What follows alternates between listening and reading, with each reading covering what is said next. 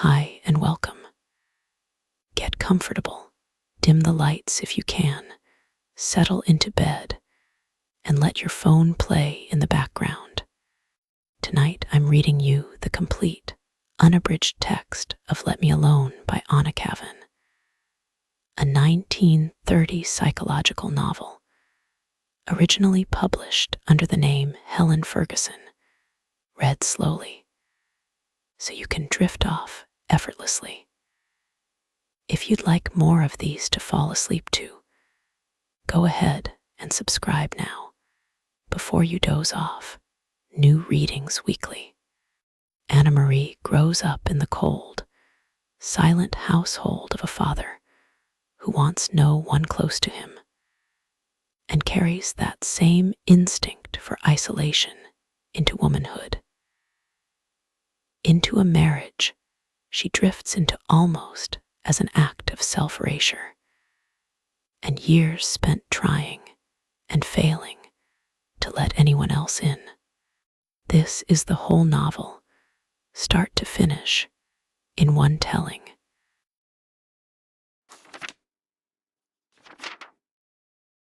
Chapter 1. James Forrester, the father of Anna Marie, was a peculiar man. He belonged to the technical hierarchy of gentlemen. That is to say that he had received a lengthy and expensive education, from which all utilitarian subjects had been carefully excluded. That he had been born into a class of people who spoke, ate, dressed, and usually thought in the same prescribed manner, who were dominated by certain fixed ideas, chief among them being the conviction of their own intrinsic superiority, and who considered most activities, physical or intellectual, not only undesirable, but disgusting. But James was disquietingly untrue to type. He would not hunt with the pack. In fact, he would not hunt at all. He had ideas. He's picked them up at Cambridge, said his father, making excuses for his son's damning departure from the gentlemanly intellectual norm. He'll grow out of them. Not that anyone knew what James's ideas really were. He never spoke of them. Indeed, he had very little to say on any subject. He was a silent young man. His father, who was proud of him, proud of his intellectual record at the university, though secretly a little disappointed that it was not a sporting one, tried to draw him out. But James would not be drawn. He was always perfectly polite to the old man, perfectly reserved and perfectly discouraging. His father began to lose heart in the face of his suave unapproachableness. Nevertheless, he tried perseveringly to interest his son in the estate, which was his own last absorbing passion.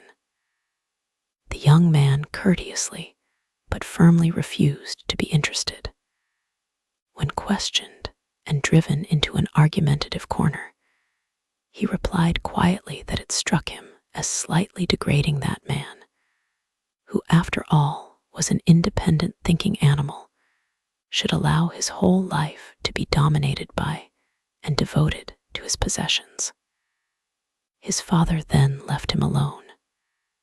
James was unsociable.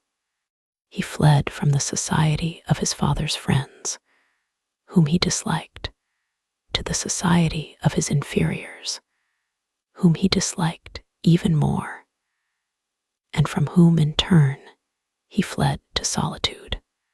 In spite of his habitual cold politeness, he was occasionally extremely rude to members of his own class, for whom he felt a curious blend of sympathy and contempt. He was essentially one of them, and he knew it. If he could not tolerate them, at least, most certainly, he could tolerate no one else, and if he despised them, he despised himself also. He was at once an aristocrat and a revolutionary, the hater and the hated. An unfortunate combination. People put up with his eccentricities remarkably well, partly on account of his prospective wealth, and partly because of his appearance, which was rather distinguished. He was always the best dressed person in the room. When he was 27, his father died, discouraged. Since he could do no more for him, he left his son a large fortune. James's first action was to sell the estate, an act that would have broken the old man's heart. He then proceeded, with a certain methodical determination, to spend his father's money. 8 years later, he had practically succeeded, when he suddenly and incomprehensibly married a penniless girl of semi-Austrian parentage. James Forrester was now 35 years old and looked considerably older. He was tall and thin, with a cold, stern, gray face and smooth gray hair. He looked like a statesman. His manner was chilly, aloof, arrogant, and repelling. He had no friends, and he disliked everyone. He liked mountains, however. He was also fond of the sea and of the earth as a whole, where every prospect pleases and every man is vile, as he sometimes misquoted. Nevertheless, he was sufficiently attracted by lies to marry her. It was almost a clandestine marriage. Liza's Austrian mother did not approve of James, but she tolerated him because of his distinguished appearance and his reputed fortune, into which, being a lady of casual temperament, she did not trouble to inquire. In point of fact, it was already practically non-existent. The couple lived opulently enough upon credit until the birth of Anna Marie, some 18 months later. Thereupon, Lies conveniently, or perhaps inconveniently, died, and it became known that James was no longer a rich man. He himself caused the news to be spread about Europe, where in the course of 9 years, extravagances, he had achieved a considerable reputation. If anything, he exaggerated the rumors of his ruin. He was a moral extremist. If he could not be a Croesus, he would be a pauper. And he derived a certain ironic satisfaction from contemplating the complete dissipation of his father's carefully nursed inheritance. The family of Lies was indignant. They consoled themselves, however, with the thought that they had never approved of the marriage, and they prepared to receive the motherless infant. But now, the aggravating eccentricity of James's character manifested itself. He refused to part with the child. To an impressive old lady of the impoverished Austrian nobility, and a very charming young one who was Liza's sister, he courteously and determinedly announced his intention of keeping the baby himself, and finally they had to go away beaten. Though anything more incongruous than the association of an infant in arms with this cold, severe, gray-faced man would be difficult to imagine. Why did he want the child? Perhaps only from the perverse desire to annoy them all, perhaps from some dubious secret feeling of responsibility, perhaps from some motive still darker and more obscure. In any case, his mind was made up. A Miss Wilson appeared, one of those inevitable middle-aged British spinsters who always seem to be at hand where a baby is concerned, ready and eager to devote to its care thankless years of unprofitable self-sacrifice. Miss Wilson was like all the rest, inconspicuous and unassertive, with timid, pale eyes in her sharp, pale face. She was terrified of James and devoted to Anna. With the last remnant of his fortune, James bought a small farm in the eastern Pyrenees. He was fond of mountains, and the district was rough, wild, unfrequented by tourists, and very far from anywhere where an old lady of the Austrian nobility would be likely to travel. The place was called Mascarat. It was very different from any of his previous residences. A strong old Spanish-looking farm with rough wood floors and whitewashed walls, and the sloping wall of the mountain bordering the small domain. At the back of the house, beyond the vineyard, grew almond and cherry trees, and there was a bright ribbon of water in the stony ravine. In front were 2 more vineyards, and a stretch of grassland running down to the little chestnut forest beyond the stream. At the far end of the valley, the mountains stood up, blue and rather unreal, fold after fold, 17 separate slopes rising one behind another, to the vast, dim, improbable peaks of snow that floated like strange white scarves upon the distant blueness.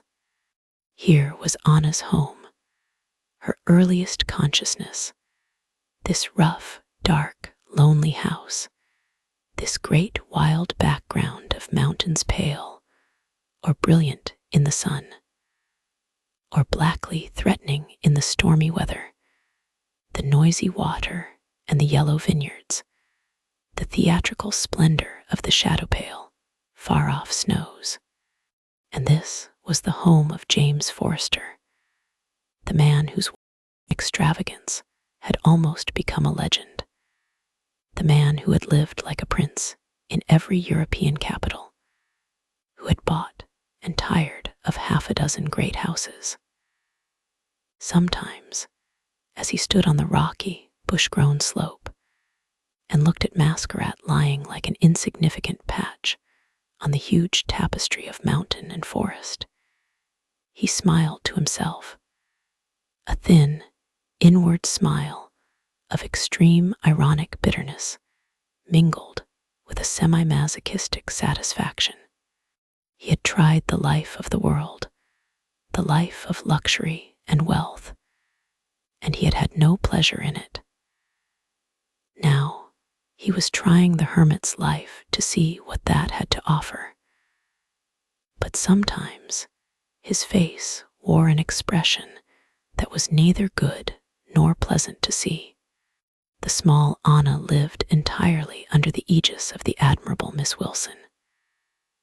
For several years her life, waking, sleeping, playing in the big, bare, dark rooms, or out in the wide stretches of brilliant sun, was governed and bounded by the pale, watchful, anxious face and the quick, nervous voice of Miss Wilson. Outside, on the fringes of her existence, moved huge, spectral, and unreal in their comings and goings, 3 other figures: her father, tall, silent, and gray-faced, rather frightening in his stern remoteness; then Sigella, the old peasant woman, black, untidy, going about with flopping, ungainly speed, like an old crow; and her son Paul, a queer, staring, animal sort of fellow who did not usually appear indoors until the evening.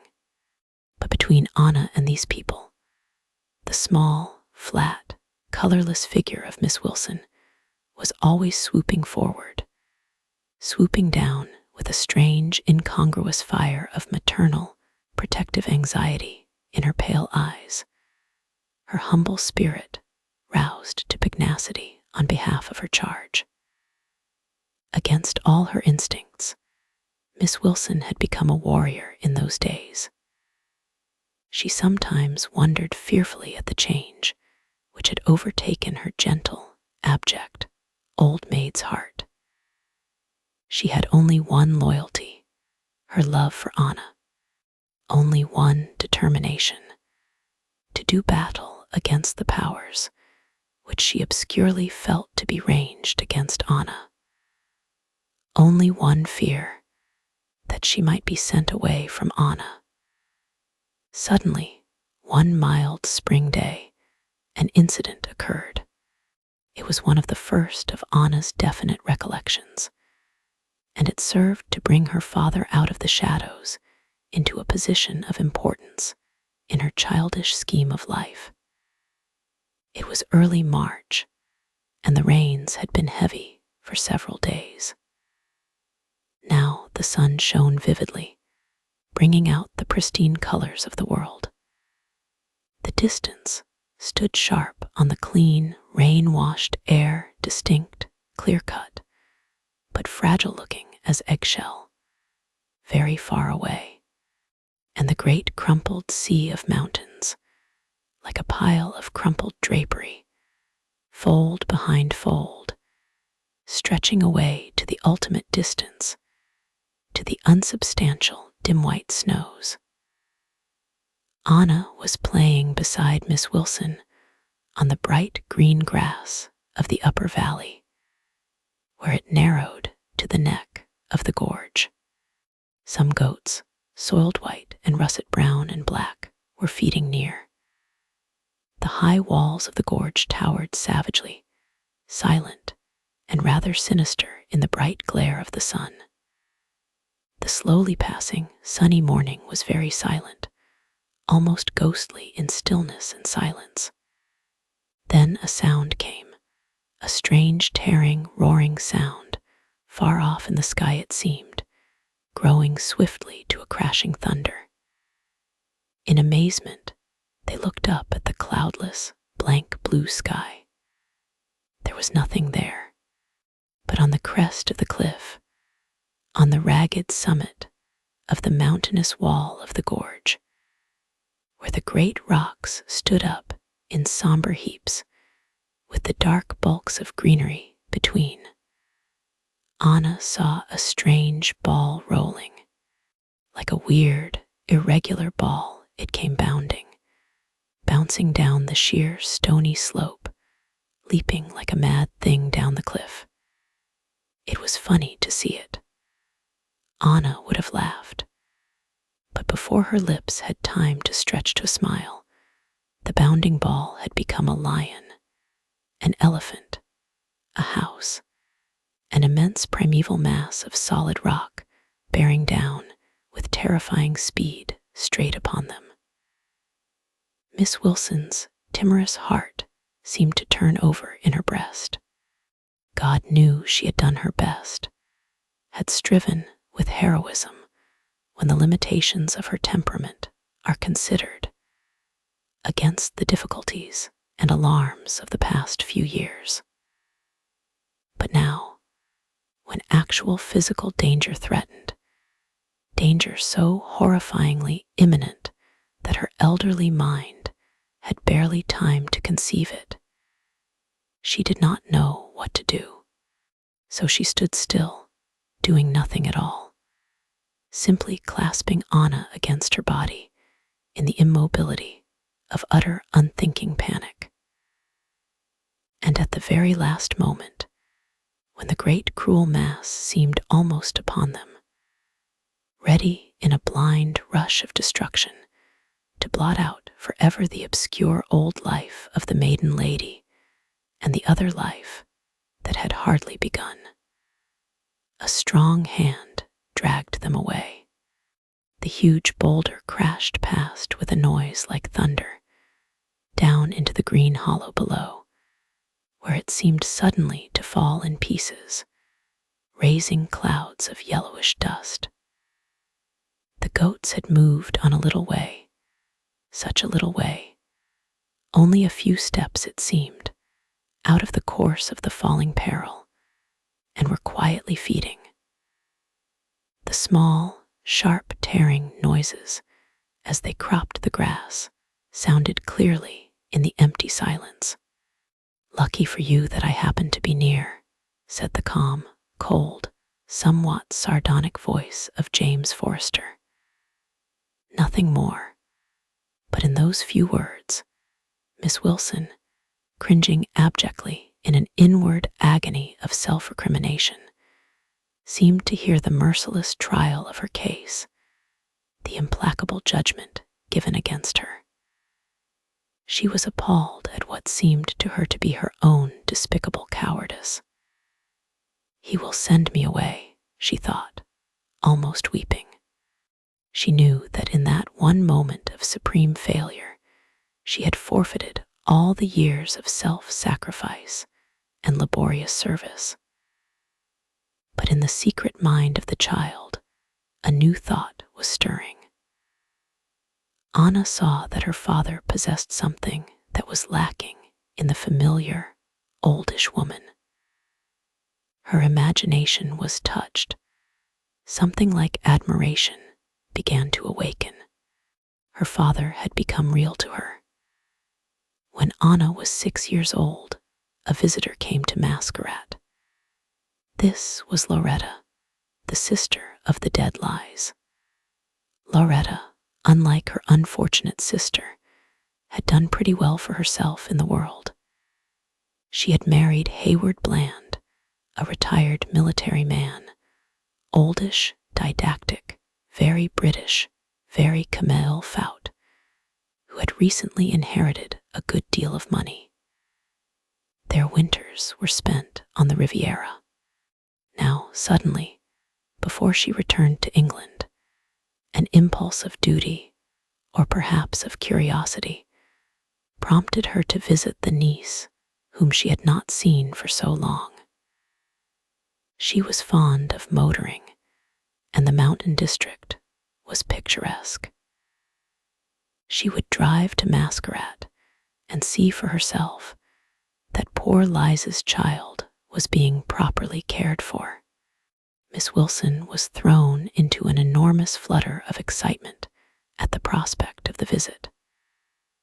At the back of her mind, a vague scheme was forming. Possibly Loretta could be persuaded to take the child away with her. Since the day of the falling boulder, Miss Wilson had felt that her own fate was sealed. She would not be allowed to stay much longer with her charge. Hence this scheming activity in her sly old brain, this desperate anxiety for Anna's future. But things did not work out well from the schemer's point of view. It was a beautiful day, warm and sunny, with the mountains seeming further away, and a soft hyacinth blue curtain over the harsh rocks. The landscape seemed softer and more mysterious. There was a smell of flowers in the air.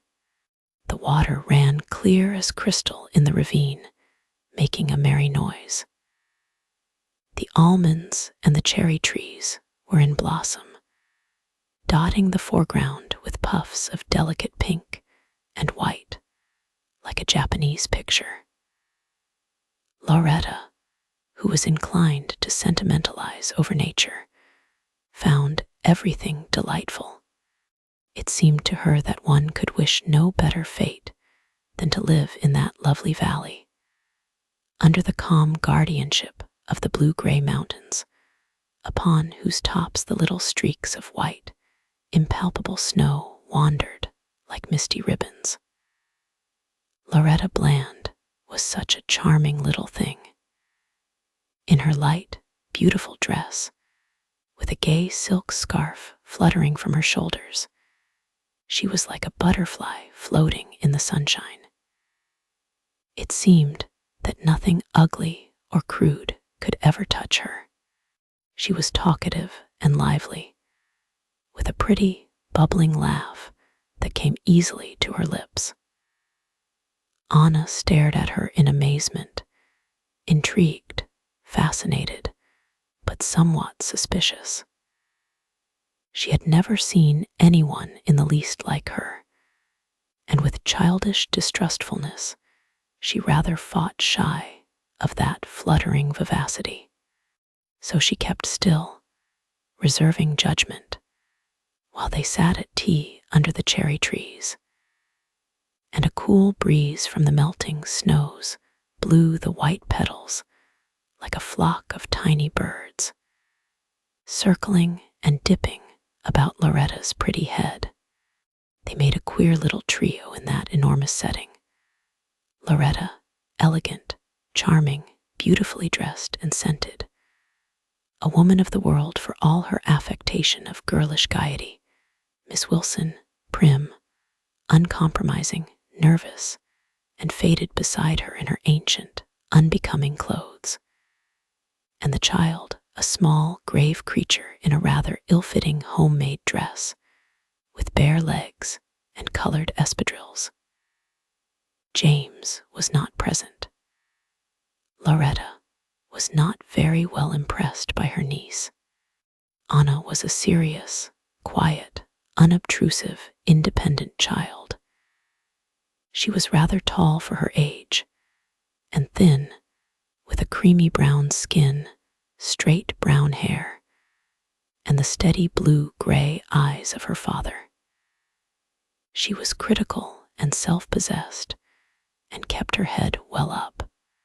She would not show off, or prattle childishly, or respond to her aunt's charming advances.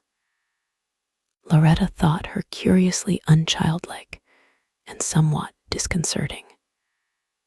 Miss Wilson realized distressfully that her charge was not making a good impression. Rather desperately, she tried to put things right, to show Anna off to her best advantage. "She really has a wonderful imagination," said Miss Wilson, and added with a little nod of nervous encouragement to Anna, "Tell your auntie one of the stories you have been telling me." Anna remained a while in uneasy silence. She was neither shy nor sulky, but something restrained her from speaking freely in the presence of this attractive stranger. Her private imaginings were precious to her. "Go along, dear," urged Miss Wilson, feverishly amiable. "Well," said Anna at last, her clear eyes seeming to stare out with a certain challenge, "there was once a boy who lived in the middle of a chestnut tree." It was not at all the way in which her stories usually began. Miss Wilson looked on nervously, fidgeting with her thin fingers. Loretta waited with a patient smile on her face, but nothing more was forthcoming. Anna shuffled with her feet and stared up with challenging gray eyes. She simply could not bring herself to say another word to this visitor, who had alighted like a strange, brilliant bird under the familiar cherry trees. This charming, bird-like creature, with her fluttering scarf and her scent and her pretty, smiling face, who seemed somehow to be an enemy.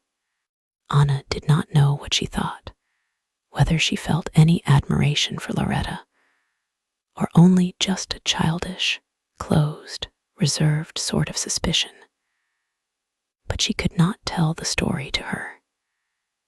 James Forrester, in his old gray suit that was as neat as on the day it had been finished, came strolling slowly under the white blossom, watching the feminine group with cold, inscrutable eyes.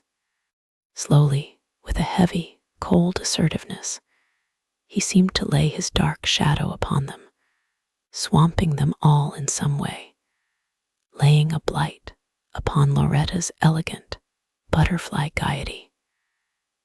It was strange how his coming seemed to crush her into insignificance, into a rather pathetic sort of flippancy. "Refusing to do your parlor tricks," he said to Anna. And though his voice was hard, she felt he was on her side. Loretta left early, tripping on ridiculous high heels down the stony path to her motor car. She was quite satisfied with her visit to Masquerade. James was more impossible than ever. But the child was all right, a queer little fish, not very attractive. She seemed healthy, though, and well cared for. That poor, plain Miss Wilson was evidently a sensible woman. Of course, the place was terribly rough, but children didn't mind things like that. Loretta gave a sigh of relief. She had salved her conscience and done her duty by poor Liza's child. Now she was free to forget her.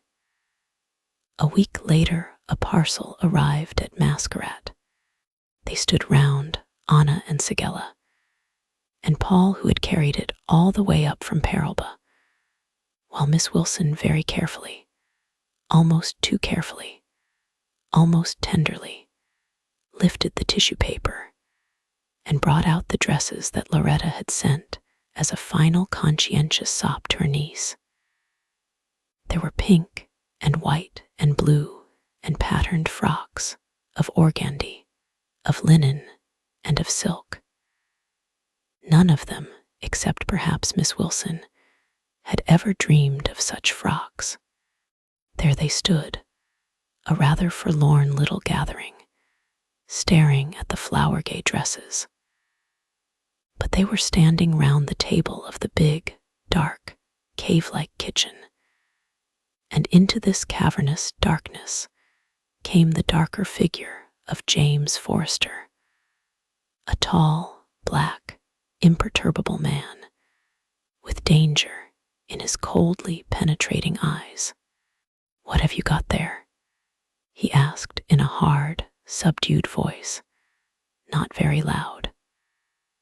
While Miss Wilson was explaining in a voice gone rather squeaky, with nervousness and a sort of wrenish defiance, he stood up close to the table in his peculiar heavy resistance, looking at the bright heap of flimsy stuffs.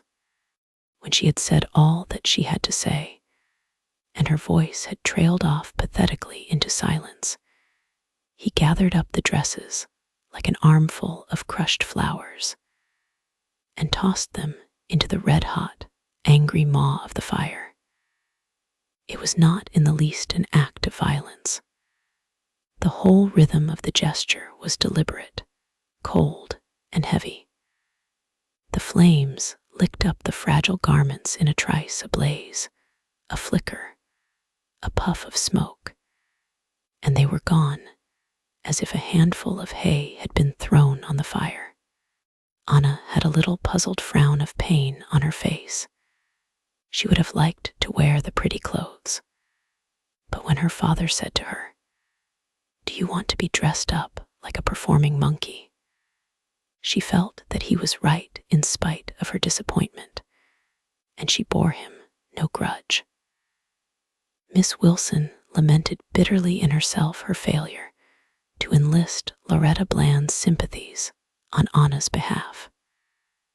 The poor woman knew that she would not be tolerated much longer at Masquerade. She crept about, unobtrusive as a careworn, timid mouse in her drab garments, avoiding James's eye, hoping by obliterating herself to gain an hour, a week, a month of respite before the blow fell. That it would fall sooner or later, she knew. Sentence had been passed on her long ago in the high valley on the day of the falling boulder. It was slow in being carried out, but she had no false illusion of security. The final execution was swift and sudden. It was evening in the bare, clean upper room that Miss Wilson called the nursery. The room was dark and uninteresting, blank in its cleanliness. The cheap, rose-patterned cotton curtains that she had hung at the window looked tawdry and out of place. Anna was saying her prayers, an odd young shoot in her white nightgown, kneeling beside the clumsy wooden bed. Suddenly, James Forrester came in. It was very unusual for him to come into that room. Miss Wilson's heart gave a rapid leap of alarm, the terrible, nerve-torturing apprehension of the dependent. Anna was peering at him through her fingers, uncertain whether to go on with her prayers. "Get up," he said quietly to her. She obeyed at once and stood looking at him with a child's curious trustfulness that is already half suspicion. He had so much power over her. "What are you doing?" he asked. "Saying my prayers," she answered, in her clear, thin voice, looking straight at him. "What are they?" She stood in confused silence, not knowing how to reply. Then she glanced round doubtfully at Miss Wilson, who had drawn near, and would have spoken had not James motioned her imperiously to remain silent. Finally, Anna flushed and said, "Prayers are talking to God." "That is nonsense," her father said calmly. "There is no such person as God, and you are only making yourself ridiculous by kneeling down there in your silly white shirt to talk to someone who doesn't exist." The child said nothing, staring with bewildered gray-blue eyes at the tall, strange man whose lips were dark and closed and angry-looking. Again, Miss Wilson tried to interfere, and again she was silenced. She stood looking on, almost in tears, her old face creased and reddened, not daring to speak a word.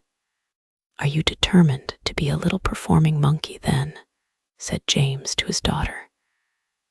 "Do you want to be a little saintly monkey this time, in a little white shirt?" "No," said Anna flatly, looking him straight in the eyes. The father seemed satisfied. "Never let me see you kneeling again," he said, and signed to Miss Wilson to follow him out of the room. That night, he told her that she must go. She dared not plead with him or protest. Her spirit was so broken, so abject, the spirit of the poor, friendless, unwanted elderly spinster who has no rights, and for whom there seems to be no place. In the silent darkness, she watched over Anna lying asleep in the high bed.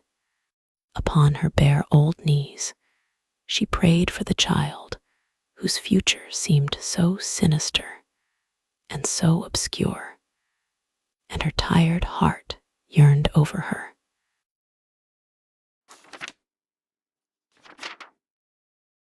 Chapter 2. Anna did not cry when Miss Wilson went away. Although the parting meant the end of all that was pleasant, familiar, safe, and normal in her unpropitious childhood, something cold and unchildlike in her almost rejoiced. She was proud to think that she was to be alone with her father, as though she were being admitted to a kind of equality with him.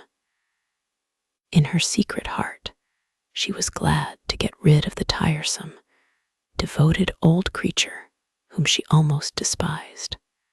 And so, when the one human being in the whole world who loved her was leaving her forever, she did not shed a single tear. Miss Wilson herself attained a certain dignity at the last. She had slept less than an hour the previous night. All through the long, dark, silent hours she had lain awake, weeping and praying for the child whom she must perforce abandon. In the night, she had become definitely an old woman. New lines had appeared upon her face, and in her eyes, dim with many tears, a dullness of despair was gathering. But in the morning, in bright, limpid sun of the mountain morning, she stood up stiff and proud to go off bravely with her flag still flying in the face of her conquering enemy. James smiled his thin, unpleasant smile when he watched her trudging down the hill. This pathetic little wisp of a woman whom he had beaten, with her head held high in its unbecoming hat, while the loutish Paul followed behind with her meager possessions. But Anna did not smile with him. Dimly, her immature mind was aware of tragedy in that comical, dwindling figure, recognized a kind of nobility in that unromantic departure, so that she almost started to run after her, to give her some sign of appreciation and affection, that she might not go away altogether uncomforted. But it was too late.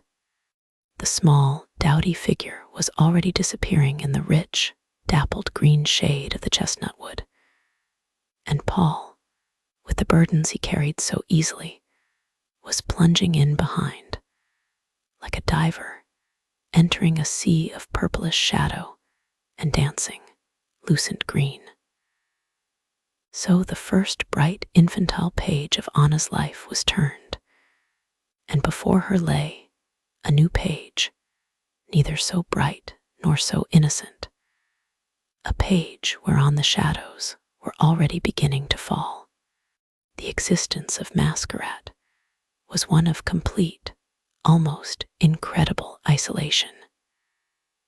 No visitor from the outside world climbed that stony and arduous path that led at length through the whispering chestnut forest. No stranger entered the grim old house where Segela, like a bundle of dingy black feathers, flopped perpetually from room to room in clumsy, corvine haste. Segela was one of those women who seem never to have been young, rather tall, but with an ugly stoop, so that on the rare occasions when she stood upright her height came as a surprise.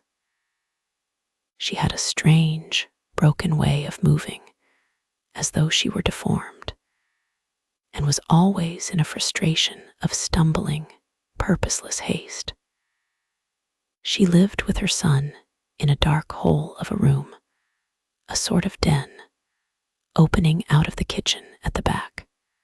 Nobody knew what Segela thought of the strange ménage. She went on with her work with an obstinate, blank indifference, taking no notice of anyone.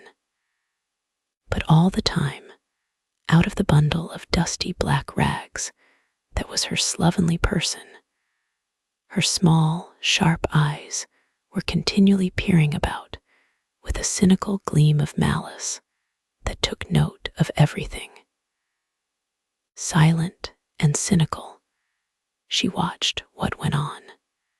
But when Miss Wilson had gone, Segela went limping about as before, busy in her stubborn, aimless, animal sort of way, seeming to have forgotten immediately that the other woman had ever existed.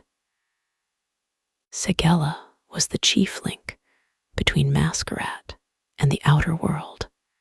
Once or twice a month on a fine afternoon, she would take off the black triangular shawl that usually covered her thick, dark, greasy hair, and put on instead a full-bottomed cap of some white material.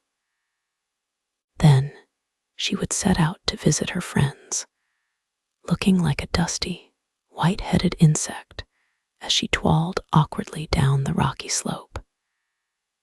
It was she who, when any communication became necessary between James Forrester and his neighbors, conveyed the messages and made the arrangements. The peasants disliked James, distrusted him as a foreigner in such circumstances must always be distrusted. But in his case, there was was something more than hostile suspicion. There was fear, and there was profound opposition. A queer, black, half-insolent fear, and a definite, immense opposition, like a mountain that could never be moved.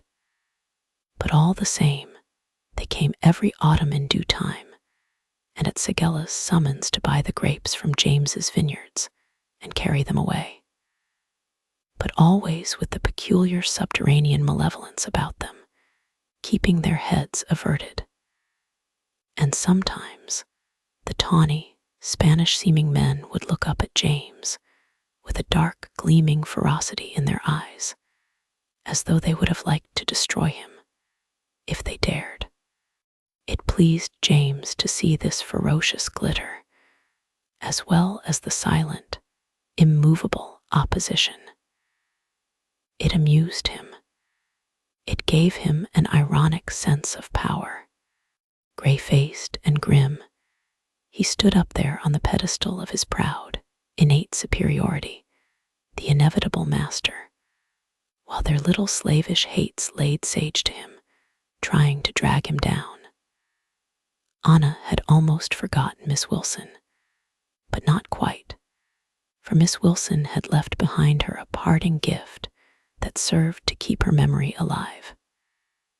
This was a little crucifix, a tiny silver Christ on a white cross. It was pretty. When the sun shone on it, the silver shone out prettily.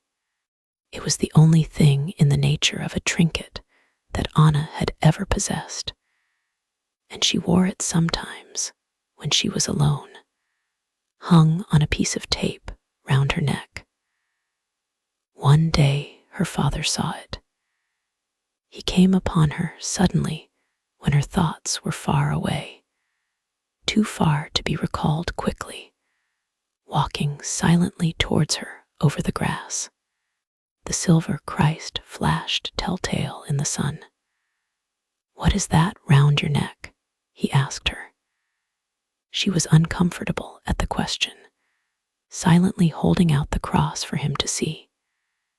He came near to her, breaking the tape, holding the crucifix in the palm of his hand. And a sinister, insulting glaze came over his face as he looked down at the little silver Christ. His face was like a gray mask of disgust. "Still this religious nonsense," he said, in his quiet, cold voice that had gentleness, too much queer gentleness in it. Anna remained silent. She did not move, although the jerking of the tape had left a red, sore streak on the brown skin of her neck. James did not seem to be thinking about her, standing there with the harmless, pretty trinket in his hand and the curious film of derision on his face, until he said, "This little toy is supposed to be the image of God, isn't it?" He spoke in so ordinary a tone that Anna was deceived. "Yes," she said. A faint smile of satisfaction started under the mask of James's face. His cold eyes had a reptilian look. Then God, if there were any such person, would not like us to insult his image, wouldn't allow it, in fact. He looked sideways at Anna in sliding, insidious mockery. She flushed, bewildered by the stealthy attack, not understanding it. "No," she said slowly, as if reluctant. He laughed sharply, with a curious sound of gloom. "But you see, there is no God, so we can insult the image with impunity." Anna watched, fascinated, as his thin lips pursed themselves together, and a little globe of spittle, shining like a ball of quicksilver in the sun, fell through the air on to the patient Christ. There was a very blank silence. The spittle elongated itself and ran down slowly over the little figure, tarnishing the sun dazzle of the silver, down towards the flat, smooth palm beneath. Anna was a little bit afraid. True, she had almost forgotten Miss Wilson's religious teaching. But her child's mind was impressed by the effrontery of the gesture, the desire to insult and wound the little Christ figure. She half expected that the heavens would fall, but nothing happened. The sky arched up, translucent and serene, above the ragged tops of the mountains. And suddenly, James threw the crucifix away. With a slight flick of his hand that was in itself an affront, he flicked the little cross up into the blue air. It cut through the blueness, a small glittering arc, and slipped down among the stalks of the coarse grass. Religion is a drug, and to take drugs is degrading, he said. You must learn to look life in the face. Throw away your cowardly drugs and see the truth, the ugly, cruel, ungodly truth, as it really is. And he went away laughing at Anna, and left the crucifix lying there.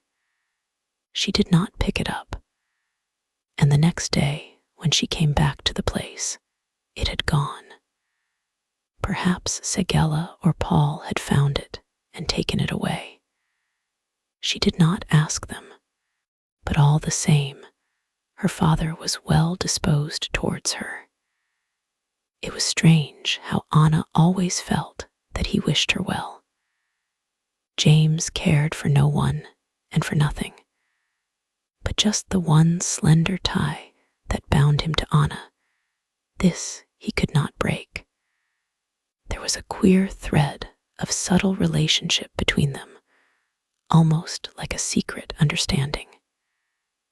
No, he couldn't throw off the sense of obligation to Anna, but at the same time, he cherished a sort of grudge against her, a grudge of profound, ironical pity that was in some way directed against himself.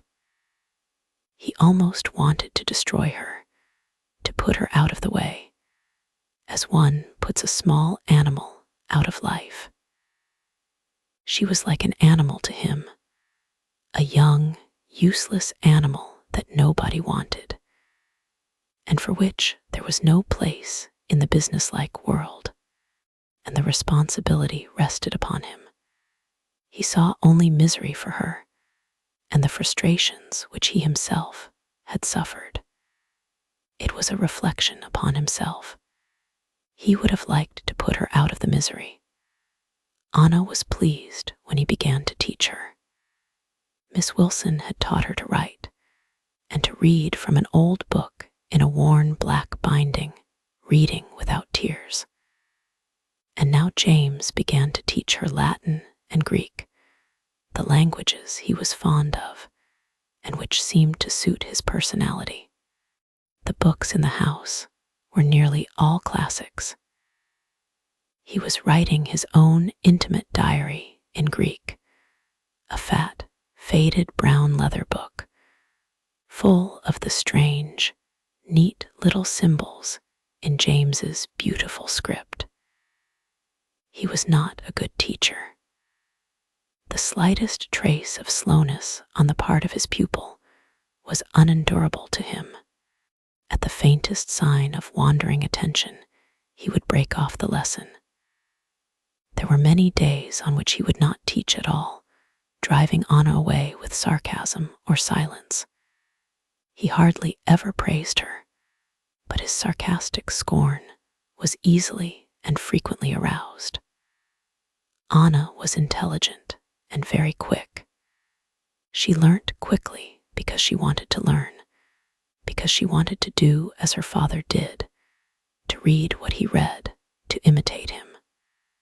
She wanted to be like him, to win his difficult approval, but also she wanted the learning for its own sake, for some subtle satisfaction it bestowed upon her. Quite soon, she was reading from the plain, brownish books that were arranged so neatly in the dark, bare room. She spoke with equal facility English, French, and the Catalan dialect used by the peasants, and she read everything she could find. Petronius and Apuleius, besides the more conventional classic authors, French and English essayists, and an occasional newspaper. There were no novels at Masquerade. Everything she met with in her reading James would discuss with her, when he was in the mood, freely, as with an equal. Her mind developed rapidly, but some innate youthful dignity combined with her isolation to save her from the monkeyish sharpness, the horrible sharp knowingness of the precocious child. Only a seriousness was added to her manner, a rather unnatural gravity, like a secret weight. And her eyes had a sort of inward look, unwavering, as though a little veil hung there. In the main, she was contented with her isolation. But occasionally, a restlessness would come upon her, a longing for the presence of other children, a sort of subconscious craving for normality. Then she would set off by tracks and gullies that she knew to join the peasant boys and girls at a mountain farm 2 miles away. Not that she liked being with them when she got there. They were uncouth and noisy and stupid, and she soon tired of their clumsy, quarrelsome games. But the restlessness seemed to drive her to them in spite of herself. She was aware that her father disapproved of these visits, although he had not forbidden them. There were no absolute vetoes in Anna's life. Still, his disapproval made itself felt and troubled her. One day James met her as she was returning, rather limp after the long climb, with a curious foiled look on her childish face. She could not understand the impulse, the restless ache, that drove her to those rough companions and sent her back again, still unsatisfied. "You have been to the farm," said James, in his still, dead voice. Anna admitted it. She knew that he disapproved, but she was too tired to make excuses. Her small brown hands hung loose at her sides, the fingers curving inwards with an unconscious air of pathos and weariness. Her father did not rebuke her. "Come with me," he said. He moved in front of her like a shadow, but a shadow that has achieved a certain solidity, the sun gleaming on his smooth gray hair. There was a shadow smoothness of movement in his limbs.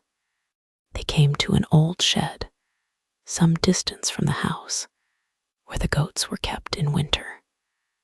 An orange tree grew at one side, bearing a few greenish oranges that no one ever troubled to pick. Hens were scratching in the dusty shade of the tree. "Stand over there," James said to her, pointing to the wooden door of the shed. She went wonderingly and stood there facing him, touching the rough, splintery boards with her hands, feeling the warmth of the wood that had been in the sun all day. The sun was low now, shining yellowish towards the sunset.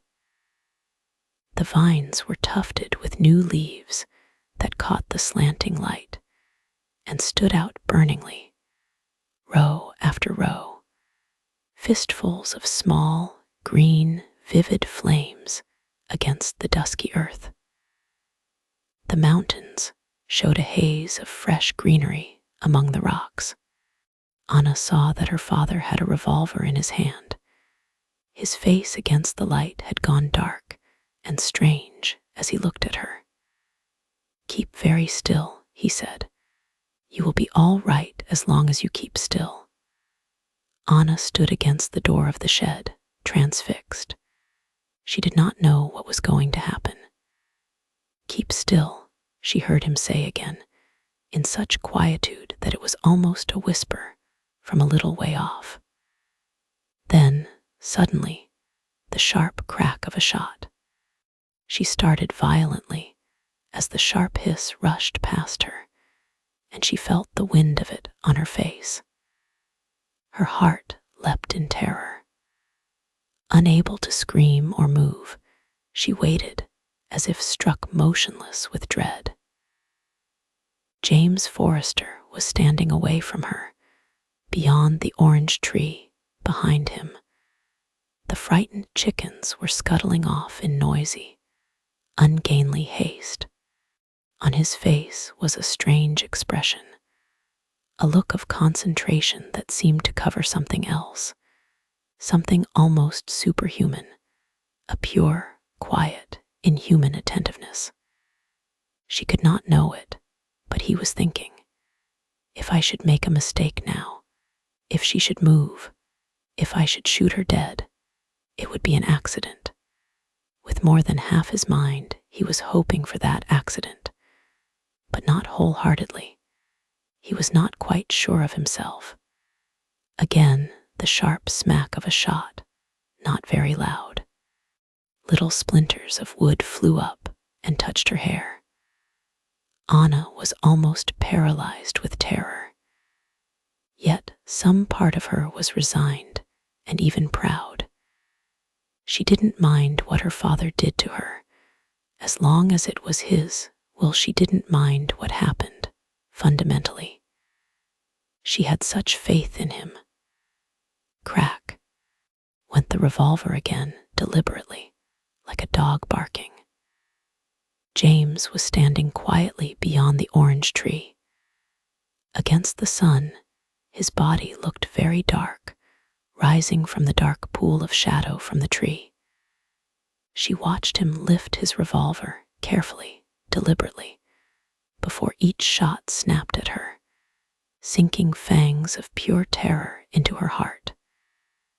She pressed her fingers tight against the palms of her hands as she stood. Finally, there was silence. The hand holding the revolver was lowered, and it did not come up again. James, with his feet in the shadow, did not stir, but stood looking at Anna. At length, however, he moved. With the revolver in his hand, he came forward and touched her, moving her away from the door. She sighed, wondering if it was all over. "Look at your silhouette," he said, smiling at her very faintly.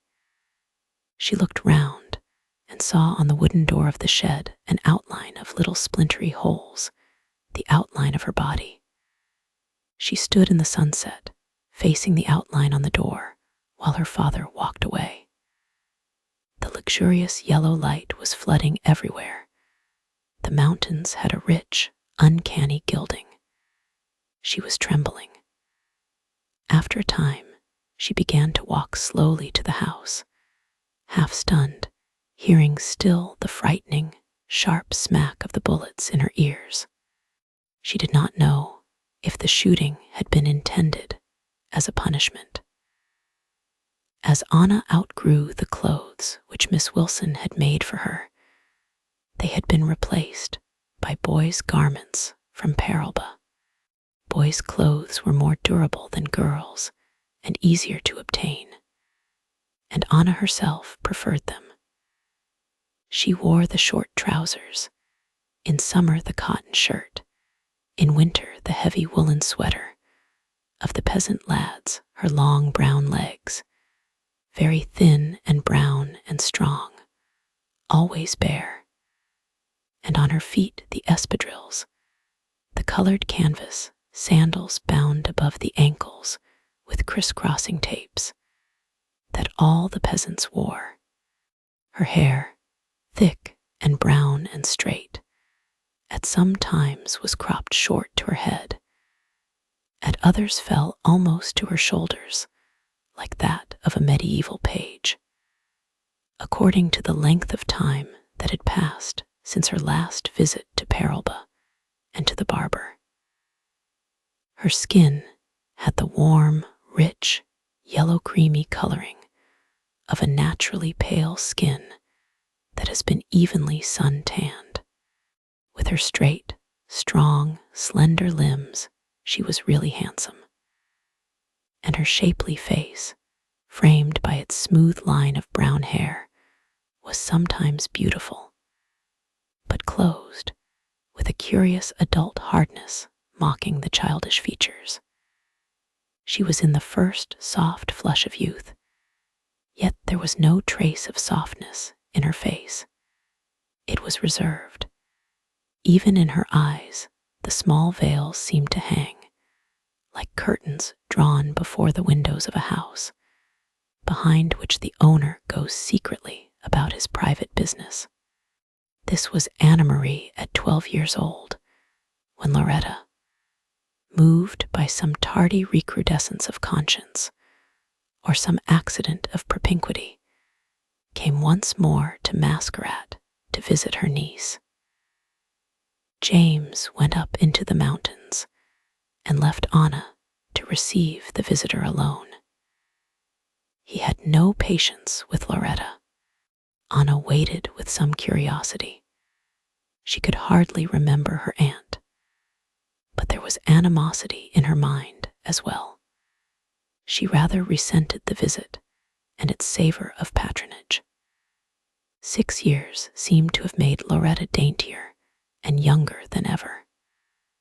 Up she came to the rough old house, fluttering along with fragile butterfly prettiness, dressed in flowery blue silk and somewhat artificial in her sophisticated girlishness. She made Anna look amazingly straight and masculine and serious, and somehow a little absurd. "Is it possible that you are Anna?" she cried in exaggerated, smiling astonishment when she first saw her. "Yes," said Anna, with her air of quiet composure that was so unchildlike. She shook hands gravely with her aunt and stood as if waiting, her gray eyes steady and changeless. She was tall for her age and looked a year or two older. "But why are you dressed like that?" Loretta cried, plaintively, amazedly. She was laughing and feigning horror, but the horror was not altogether feigned, and Anna knew it. She began to smile. "These are the only clothes I have," she answered. Loretta gave a shrill little cry as if something had hurt her. "My dear child, how too terrible," she exclaimed in exaggerated dismay, still laughing, but genuinely shocked. She put her hands on Anna's thin shoulders and held her rigid, looking at her, examining her with a slight, delicate, patronizing insolence. "She looks just like a peasant boy," she said to herself in real disapproval. But immediately she realized that it was not true. That comely, well-shaped face was most unpeasant-like. There was nothing of the yokel in the fineness of that slender body. A Greek shepherd boy is nearer the mark, she thought, an Arcadian shepherd lad. And for a moment her romanticism, her faculty of seeing everything in terms of romance, almost carried her away. Just for one moment she saw Anna as a romantic figure, caught a glimpse of something strange and rather charming about her. But then her practical worldliness came back and took the upper hand. Romance in the abstract was all very well, but in one's own family, in one's own sister's child, something more conventional was to be desired. She became definitely the disapproving superior, the condescending but critical great lady who finds the state of affairs prevailing among her inferiors very far from her liking. It was in Loretta's nature to be a sort of exacting Lady Bountiful. Anna stood quietly, submitting to the critical, disapproving regard, with her slim brown hands that were even more delicate than Loretta's hanging at her sides. She flushed slightly, resenting the criticism and the patronage. The quick blood rose under the clear, warm cream skin. A bright light, like enmity, leapt into the gray-veiled eyes. The instinctive blood recoil from an opposing nature. It was hot and airless in the house, so they went and sat at the edge of the chestnut wood where there was a breeze blowing. Anna built a seat for Loretta among the rocks, cushioning it with grass and the soft, grayish, fibrous moss from the stones. The sunshine, the wonderful, pure, rich mountain sunshine, like a flood of liquid gold, was pouring down upon the world. The wood was all in motion, restless and uneasy, the green leaves lifting and dipping and weaving in a watery way, so that an ocean of green wavelets seemed to have blown inland. Loretta sat on the rock in her flowery dress that was so unmistakably, elegantly expensive, and talked to her niece. She was trying very hard to be charming and winsome and sympathetic to the queer, uncommunicative child. Anna was reserved and rather distant. She could not help being a little nervous with this sophisticated, elegant, unfamiliar woman, this visitor from another world. Nervous and perhaps a little envious as well. She was proud. She did not want to envy, but she could not shut herself off from the strange, otherworld fascination of experienced, assertive perfection that Loretta possessed. That, and the hidden, implacable authority that lurked all the time behind her winning, smiling manner. She made Anna feel clumsy and constrained, and Anna was quite aware that in spite of all her charming kindliness, she intended it to be so. Loretta was very consciously the superior, putting Anna in her humble place with a cunning technique of apparent friendliness. She despises me, thought Anna, because I'm not beautifully dressed and because I don't live in the same way as she does. She felt hurt and resentful. At one moment, she envied Loretta, the next, she disliked her. She became silent. The occasional words fell with difficulty from her lips.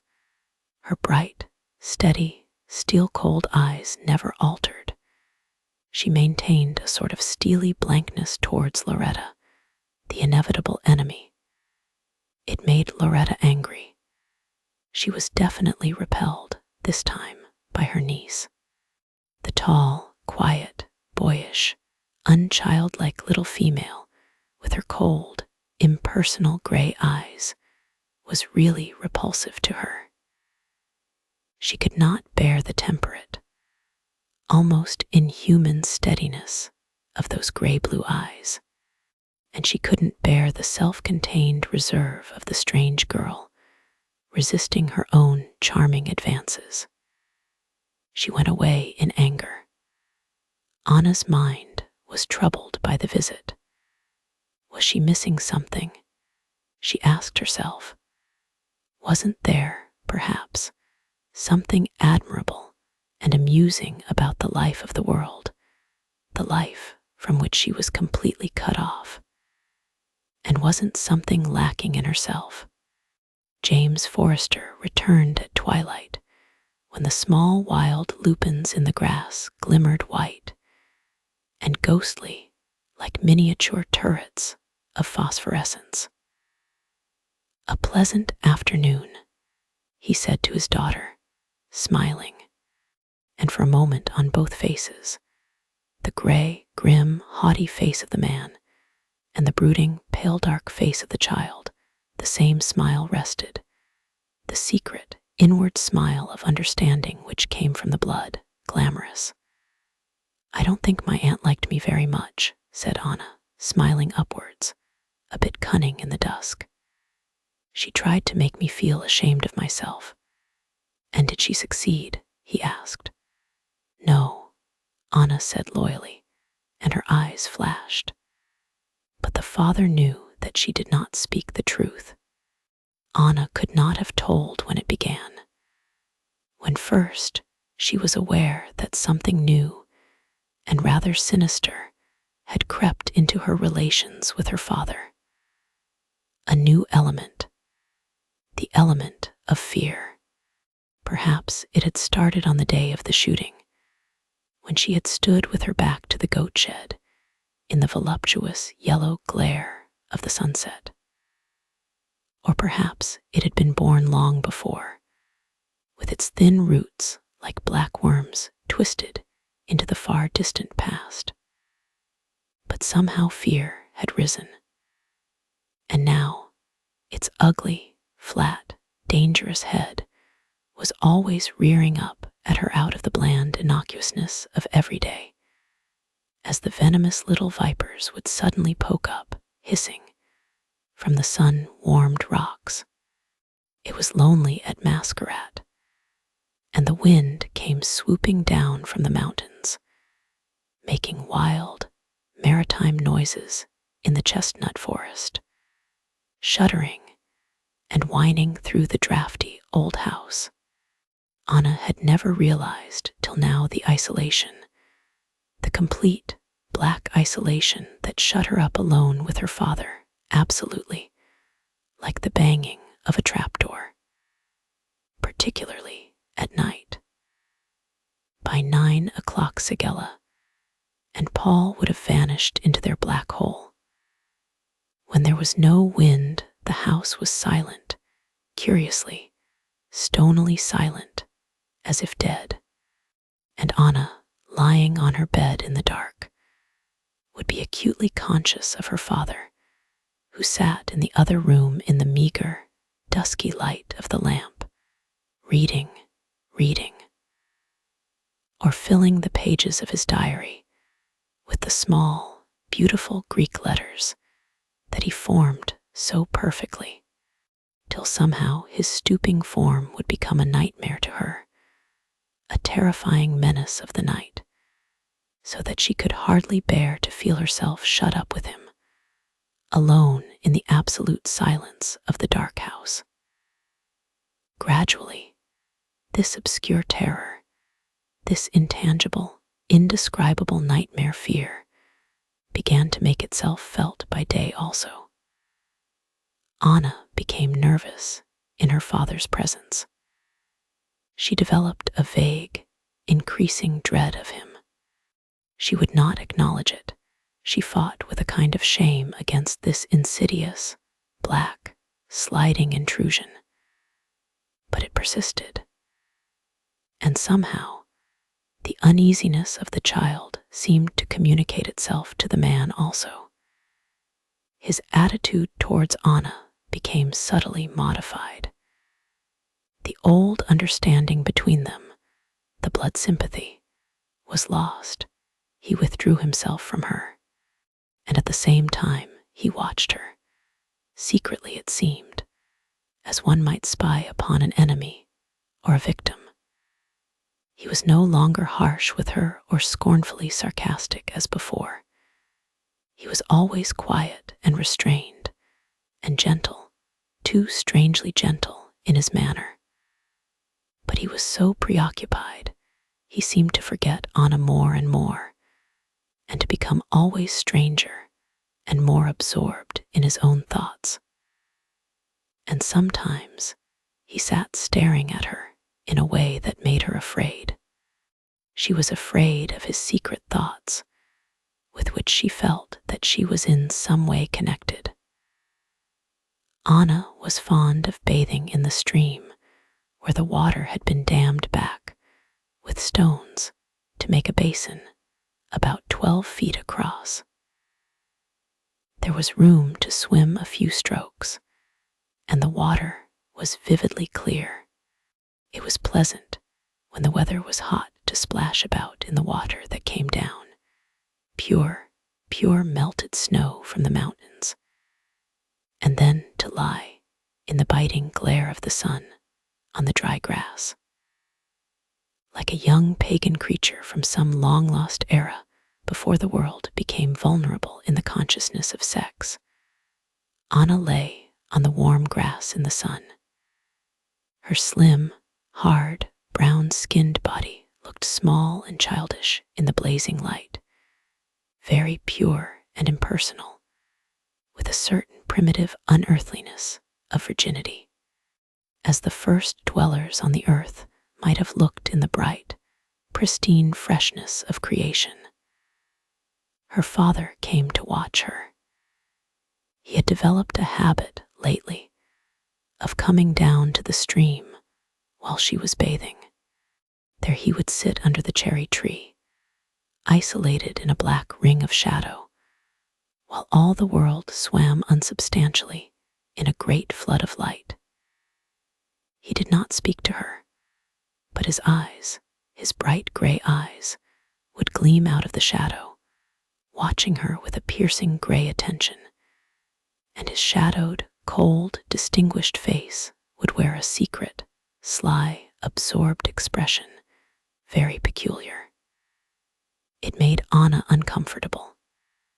She was embarrassed without knowing why, and stayed longer in the water than she would otherwise have done. But growing chilled, she had to climb out over the wet, slippery rocks to sit down in the sun. But always some distance away from her father, not close to him, near the cherry tree, as would have been natural, till one day he came to where she was sitting like a young brown nymph with her arms clasped round her knees, and touched her, just stealthily touched her wet shoulder. Anna would have liked to jump away from the stealthy touch, but she was ashamed to do that. So she sat still, very tense and uncomfortable, while James Forrester's hand moved down her arm with the strangest, softest, most disturbing touch imaginable, then raised itself and touched, just lightly touched with bent fingers, the cool curve of her neck, where tiny runnels of water were still creeping from her wet hair. This was too much for Anna. This sinister, slight touch on the sensitive skin of her neck was more than she could endure. She sprang up quickly and ran away to hide herself in the woods. She did not know what she was hiding from. But after that, she no longer wanted to bathe in the bright pool. She avoided her father as much as possible these days. The meals that they had together in the big, dark, barren room were a trial to her. She began to dislike the room, so rough and empty and severely neat, with the curtains that Miss Wilson had sewed years before, still hanging, limp and faded, at the high windows. Then the food, the endless, monotonous, hot, greasy stews and bits of boiled meat, and old Segella flopping back and forward from the kitchen in meaningless haste, like some stupid, clumsy bird. And at the other end of the table sat James, looking like a dead statesman, with his gray face blank and dead, and his thoughts very far away.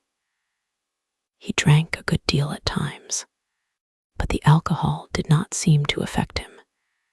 His stony expression never changed. But sometimes a strange, flashing glance from his cold eyes would rest upon Anna, full of some burning fierceness that was like hatred, and he would force her to drink with him, force her to swallow the little glassful of fiery spirit at a single gulp. "I ought to shoot you, really," he said to her once, in a dead voice. "Conscientiously, it would be the best thing for me to do." She saw from the grave concentration of his face that his conscience did actually require him to kill her. And this puzzled her, because she could not understand why her death should be a conscientious necessity. The thought of being shot did not seem to cause her any concern. "Why? Why ought you to shoot me?" she asked, looking at him with earnest, faithful, unfaltering eyes, very anxious to understand. But instead of answering her question, he stared at her for a long time, tracing with his thin fingers an imaginary circle upon the table. Then suddenly he was still, and on his face there came a fanatical, fixed look, like a possession. "There is only one thing in life of any importance, and that is complete honesty," he said. "Honesty with oneself. The truth. Complete, stark, final honesty." Anna wondered if he would kill her. And once more she realized that she didn't mind what happened to her as long as he willed it. She even didn't mind dying, if that was what he wanted. In spite of everything, the weather grew hot and thundery. Great masses of cloud banked themselves behind the mountains. The air ran hot with electricity. There was no breath of wind. Anna could not bear the threatening quiet, the threat of electric devilment in the stillness. She went down to the chestnut forest to search for a little breeze, but there was none. Only after a time came old Sigella running, flapping grotesquely down the stony path, with the staring face of some dark, disheveled prophetess of doom, calling harsh, brutal words like the cries of a distracted bird. James Forrester was dead. He had burned his private papers, reduced the closely covered pages of beautiful Greek letters to a handful of ash. Then he had shot himself. His body looked handsome and powerful, lying incongruously on the bare floor. But he was quite dead, no more important than the ashes on the hearth. He had carried honesty to its logical conclusion.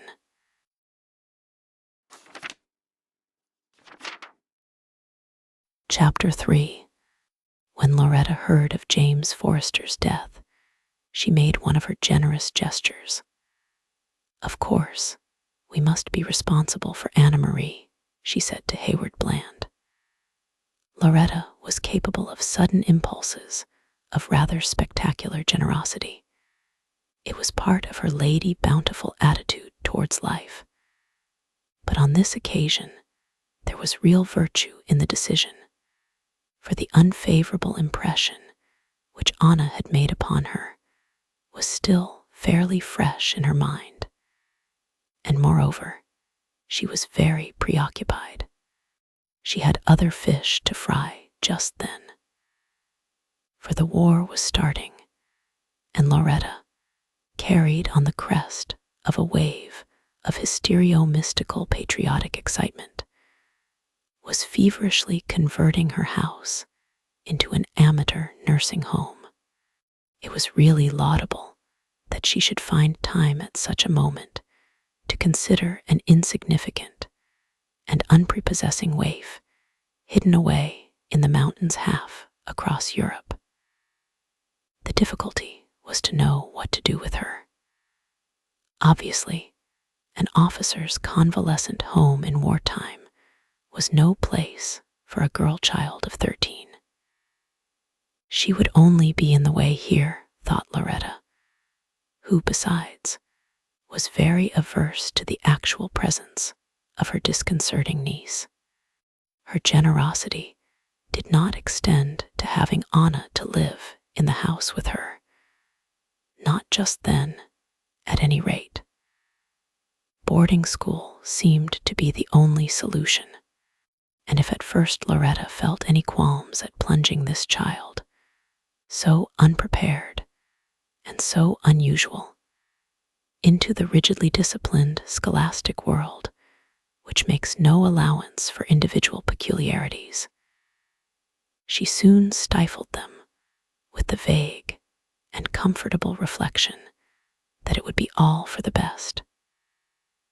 Hayward Bland, conspicuous neither for his understanding nor his humanity, lent his moral support. Let her mix with other children of her own age. That's the thing, snapped the colonel in his best military manner, rather vindictive. Get the corners rubbed off her. He had heard a good deal about Anna's angularities, so Anna was sent to a boarding school in Lausanne. Switzerland was safely neutral and safely remote. Loretta felt that she had arranged things very well for the moment. Later, on delightfully non-committal term, she could make other arrangements. For Anna, the world seemed suddenly to have become a vague and unconvincing place, minatory and yet unreal, like a species of prolonged, unacute nightmare. Her father's death affected her deeply, but not in any conventional way. She did not consciously grieve for him, or even particularly regret him. Her chief feeling was one almost of resentment against him. Why had he not told her what he was going to do? Why had he shut her out of his confidence? She felt hurt and affronted, and at the same time, her life was violently torn up by the roots. She was dragged like a seedling from the earth, where the young, sensitive tendrils of her life had taken root, and flung down harshly in a strange place which seemed barren and uncongenial. She was unhappy at school. How should it not be so? All the memories, the influences of the preceding years, protested against this abrupt immersion in an unfriendly element, this caging and chaining of rules and repressions. She felt herself alone, lost like a stranger in some fantastic country, whose language and mode of life were alike incomprehensible, surrounded by enemies in an atmosphere of suspicion, and perpetually lurking unimaginable dangers. She felt that the whole world was against her. An immense gulf separated her from her laughing, chattering companions. She was cut off from them as completely and irrevocably as from the strange, pale mistresses who moved, ghost-like, in a chilly aura of authority. Anna was alone. She stood among the crowd in a small black circle of isolation. She was different. And now into her life there came creeping an intangible depression, a spiritual malaise, a sort of daytime nightmare, very vague and unacknowledged, but threatening at any moment to overwhelm her. She resisted it with stoicism, with the unchildlike hardness that was in her character, but still it left its mark. Something frank and free and gracious in her was lost forever. Some inner flame that might have burned up strong and vivid as the sunshine was damped back to a weak, flickering gleam. Her independence, the good, firm independence of her youth, began to waver. A sullen look came often to her face. She did not know what had happened to her. She only knew obscurely, as children know these things, that outside forces, destructive and uncontrollable, had driven her life out of its proper course, that things had gone wrong with her, and she could only submit. She submitted with the profound, stoical resignation of the very young who must submit to no matter what torment or injustice, because they are in the power of others, because the forces ranged against them are too strong. But her daily life was like an uneasy dream, threatening from moment to moment to become a nightmare in good earnest, at once stupid and dangerous, meaningless and menacing. She was lonely and she was afraid. In England, where the convalescent home, now a long time in full swing, was losing some of its novelty, Loretta conscientiously read through the reports which the headmistress in Lausanne made out for her benefit. They were not very satisfactory. Anna, it appeared, was difficult and inclined to resent authority. She was not a good mixer. All the complaints came from the disciplinary side. She was perfectly satisfactory as far as scholarship went. Loretta sighed as she read these reports. "I'm afraid the child is taking after her father," she said. She could not make a more derogatory criticism. And then, as such things happen, by the purest accident, Anna's fate was altered. Loretta, spending a day in London, encountered an old friend, a certain Rachel Fielding, whom she had not seen for some time. The two women lunched together, and in the course of conversation, Miss Fielding mentioned that she had recently started a school of her own on somewhat original lines. Anna was spoken of, and the trials and difficulties of her education. The ladies of Lausanne, it seemed, were not being very successful. Would Rachel take her? Rachel, intrigued by the fragments of the story, which Loretta poured out over the coffee, her imagination caught by the curious picture of Anna's lonely, unpropitious childhood, quite emphatically would. So it was arranged. Rachel Fielding was a big woman of about 40, not at all beautiful, but with a certain vividness. It was a gift she had of intense, absorbing interest in whatever concerned her, a vital, eager enthusiasm glowing in her short-sighted hazel eyes. It made her seem youthful and attractive. Even her walk was eager.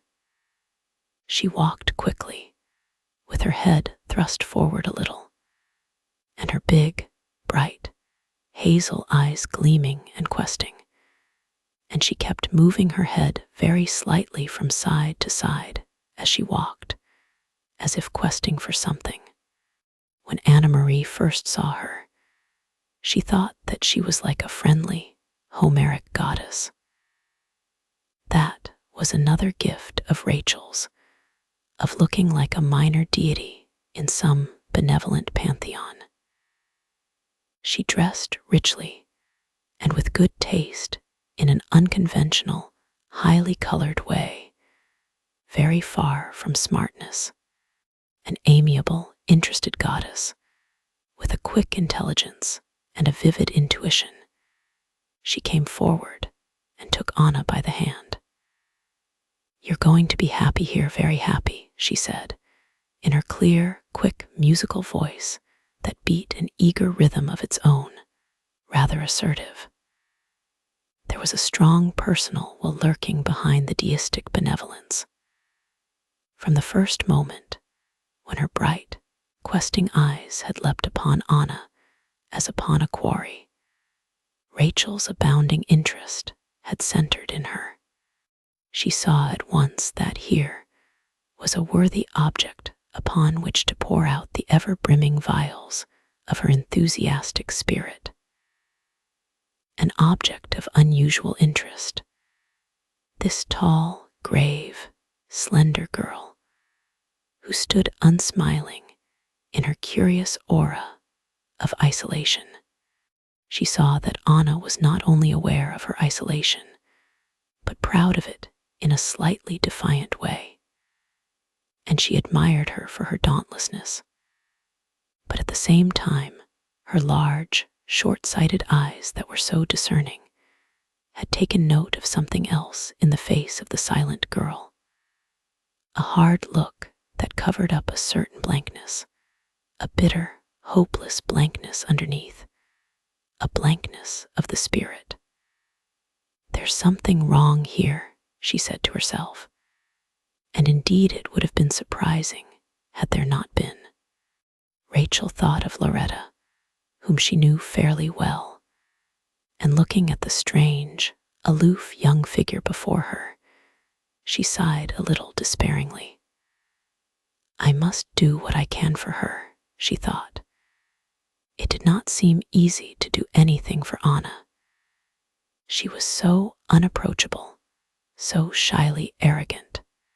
To all tentative advances, she replied so coldly, with a frigid, quiet courtesy that seemed perfectly impassable.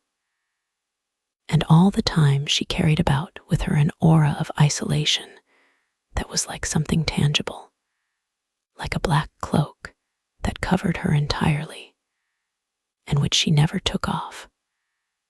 But Rachel, biding her time, ceaselessly watching from a distance, observed two things. First, that Anna had an unusual intelligence, and second, that she was afraid. For all her pride and independence and her hard-closed mouth, there was fear in her life, a certain wanness in her face, the result of fear and bitterness and helpless bewilderment. Rachel yearned to destroy that look, to restore the beauty of confidence that should have been there by right. But she had to bide her time. Her opportunity came finally on a bleak February day when the sky was gray and ugly, and a scattering of snow powdered the empty flower beds. Anna was recovering from a mild attack of influenza, and Rachel sent her into her private room to keep warm. The room was fairly large, and not in the least suggestive of school or school life. It was the room of a woman of the world, a woman of taste who was not bound by the ordinary shibboleths. Rachel had arranged the room as she wanted it, for her own self, and the result was in keeping with her personality. It was richly colored and not too tidy, pleasantly warm and smelling faintly of cigarettes and flowers. There were hyacinths growing in a bowl on the table, and on the floor, standing about 3 feet high, a scarlet azalea in full blow, a solid mass of blossom. Anna lay on the sofa, reading and looking about her. Outside, the day was cold and dreary beyond words, but she did not look out of doors. Instead, she looked at the room, at the cheerfully blazing fire, and the pure, vivid scarlet of the azalea.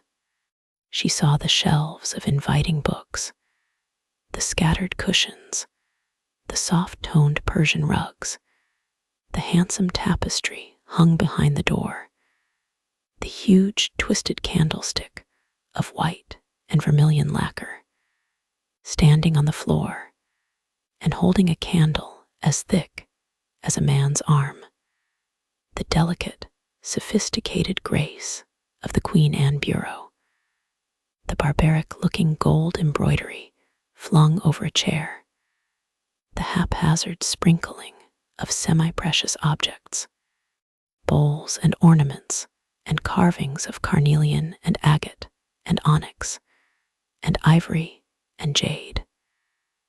She was surprised and fascinated. Some repressed craving for beauty in her began to stir towards life. "What a nice room this is," she said to Rachel Fielding. Rachel only smiled at her. Throughout the morning, she kept coming in and out, hurrying about with her quick, eager walk, leaning slightly forward as if in an excess of eagerness. A very busy goddess indeed. But after lunch, she came in and shut the door after her with a definite sneck, which seemed to shut out all the rest of the world. "There, I think I deserve a little rest now," she said, and sat down quite close to Anna. The room glowed like a jewel in the dull breast of the day. They seemed shut away there together, in absolute seclusion in the bright, warm room. Anna felt a little uneasy, rather alarmed at being shut up alone with the bright-eyed, assertive woman in her dark velvet dress, the goddess woman. She sat up on the sofa, very straight against the cushions, with her fine, slender brown hands motionless in her lap, and her head well up, on the defensive. Rachel took a cigarette from a cedarwood box and lit it. "Does it shock you to watch me smoke?" she said. "I'm afraid I'm a very unprofessional sort of schoolmarm, really." She blew out a fine stream of smoke and smiled very winningly at Anna, as at an equal. "I like it," said Anna quietly. She sat still, watching the thin, bluish feather of smoke curl upwards from the cigarette. It was blue as it left the cigarette, and grayish when Rachel blew it in a soft, cloudy stream from her red mouth. There was rather a long silence. "Well, how do you like us all?" Rachel asked suddenly, darting her quick, hazel eyes at Anna above the smoke. But she saw that Anna was confused and immediately altered the form of the question. "How do you think you will like being at Haddenham?" Anna was relieved. She could answer that all right. "I like it much better than Lausanne." "Oh, very much better," she answered, and her mouth gave a little smile. But she couldn't help wondering, rather, what it was all about, what Rachel was getting at. A sort of misgiving lurked in her gray-blue eyes, and she sat up very straight and still, such a suspicious, haughty soul in her thin girl's body. "What is it? What is the matter with you?" Rachel asked her, with her soft, Madonna fondness. She threw away her cigarette and knelt beside the sofa, taking Anna's hand caressively, covering that small, reluctant hand completely with her own large, soft, white hand. It was evident that she really loved Anna at that moment, was carried away in a muse of pitying Madonna love. She really wanted to help her. "Why are you so suspicious? Why do you want to drive me away? What is it that frightens you?" The questions dropped from her soft mouth with a gentle, crooning sound. Anna looked in wonder at the big, short-sighted hazel eyes peering close into her own. Hitherto, the world had been united to repress her, to insult and humiliate her, to make her feel ashamed and unimportant. The world had made her feel an outcast, a dweller in outer darkness. She had known what it was to sink lower and lower, till there seemed no place for her in all the universe. Now, the opposite was happening. This vivid, splendid woman was trying to raise her up, to save her from the bitterness of the insults she had received, to restore to her the pride and beauty of herself. And suddenly it seemed as though a light had fallen upon her. As sometimes in the mountains, when all the sky was threatening, and gloomy with dark cloud, a slender ray of sunshine would come through, unexpectedly, brightening the sad earth. I thought everybody must despise me because I'm different somehow. I don't know why. Her voice trailed off uncertainly. Rachel looked into her eyes for a moment, and her face seemed to go softer, warmer, melting away in a fusion of pitying love. She took Anna in her warm arms. Poor little foreigner. Poor little lost girl, she murmured, very low, as if speaking to herself. Anna relaxed against her, feeling that something new and wonderful had happened, changing the whole aspect of the world. It was the first time since the day of poor Miss Wilson, almost the first time in her life, that anyone had embraced her with real affection. Her heart grew lighter, but at the back of her mind, a faint, ironical self-consciousness would not be banished entirely, so that she was glad when Rachel released her and sat back again on her chair, a little way off.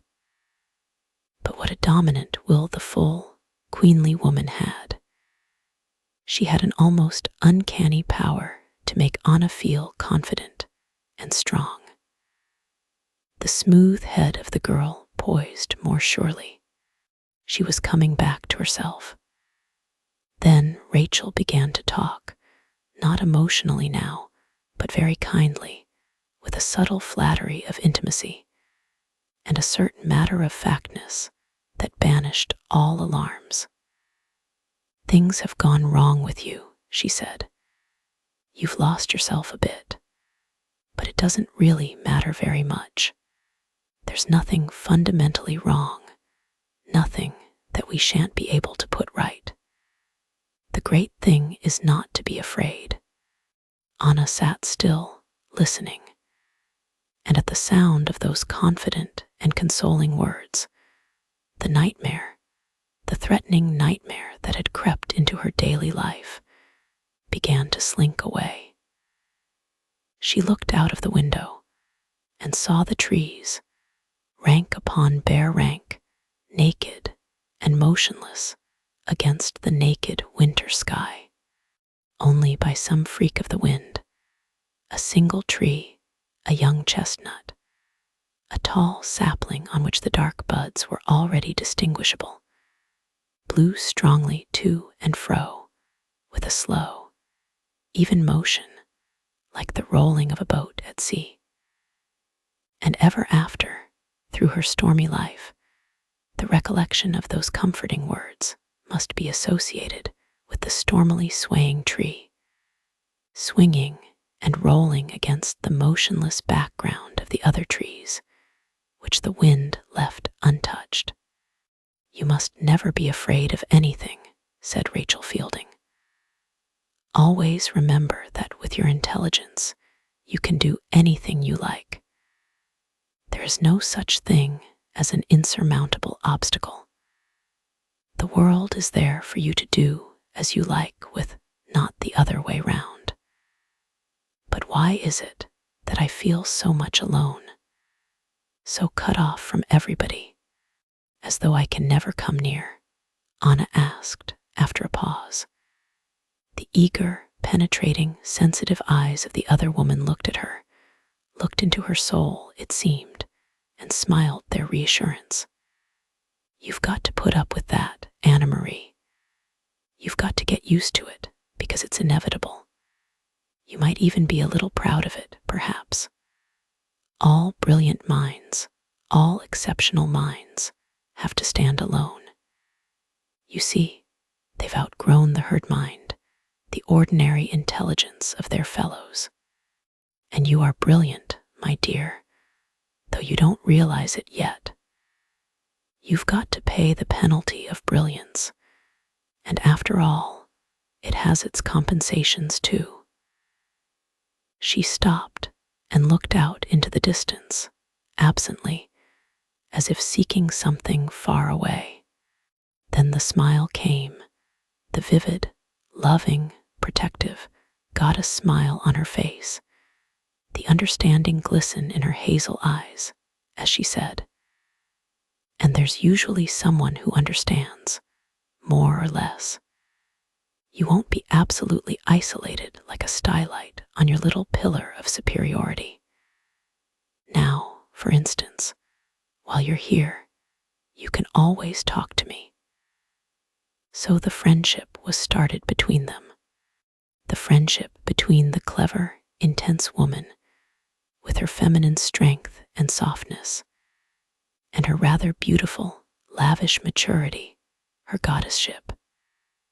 And Anna, the pale, slight girl with her quiet gravity and her masculine quality of detachment, her wild, uncaptured, virgin aloofness that turned so easily to hardness and frigidity. Anna was a little shy at first, a little doubtful. Her innate skepticism made her stand off from the proffered affection. She was somewhat suspicious, seeing the big white arms of Rachel wide open to receive her, as though it were some sort of a trap. But she had suffered fear and humiliation at the hands of the world. The world had brought the creeping nightmare into her life. And Rachel had saved her. Rachel had driven away the nightmare. So she must love Rachel in the end. She had to feel an almost passionate gratitude to this woman who had restored her pride in herself. It was in the summer that the friendship ripened. In springtime, the flat country that through the long winter had seemed bleak and dreary under the perpetual beating of the rain, or the sharp-edged dryness of the frost, became soothed and beautiful. The gentle English spring laid a softening veil over the land. The hedges burned with a long white fire of blackthorn.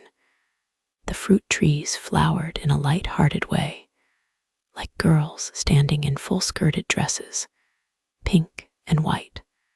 Multitudes of small, gay flowers twinkled in the grass. The sky was a pale, pale blue. And over everything the green was stealing, the very delicate, tender first green, like the softest, downy feathers on a bird's breast. Anna walked often with Rachel through the bright fields. "I'd no idea it could be so beautiful here, so soft and flowery," she said. She had thought of Haddam as a harsh, cold place, cheerless and dank. Now suddenly, a softness had come over it, a benevolence. And Anna too felt softened and comforted. Rachel was now the center of her life. Other people, the other girls who thronged the surface of her everyday life, were dim and vague, phantom-like, inconspicuous, almost invisible. She took no heed of them. Rachel was the only reality. The big, magnificent woman filled her life. They were constantly together. Whenever Rachel could get away from her busyness, from the countless preoccupations and duties of her position, she came back to Anna. It was almost as if she got something from her, as if she derived some secret strength or encouragement from the thin, proud, pale-skinned girl. And Anna was happy. For the first time in her life, she could talk openly of the things which interested her and were important to her. She had a great need of speech, of putting her thoughts into words. Otherwise, her thoughts seemed to escape her, flying about her brain in a wild confusion. It needed the power of words to put them in their places. And Rachel was full of understanding, using her sensitiveness to fan the thoughts of Anna towards coherency. She gave Anna self-confidence. This was what she wanted to do. For the moment, this was her maidier. This exaltation of the strange little creature who had come so near to losing the sense of her own value. As a goddess, she wanted to save Anna, to have her as a protégée. And as a woman, she wanted her for a friend. With her mysterious feminine, she enveloped Anna most completely. She had the most curious power in the world of making Anna feel confident and strong. She exalted her. She convinced her of her own intelligence and of the fact that as an intelligent being, she was important. This gave Anna a satisfaction, a feeling of anchorage. She felt that never again could the nightmare come creeping back into her life. She was safe, but the relations between the two of them were peculiar. On Anna's side, there was always a holding back, almost a trace of resentment. She distrusted that glorification of herself, even while it gratified her. She felt that in some way she was being made soft. She was not standing on her own feet. It was the goddesship of Rachel that was exalting her for her own ends, almost making her into the victim. She rather resented the goddess aspect of Rachel, and her actual physical aspect, so lavish in its rich maturity, like a gorgeous, soft fruit.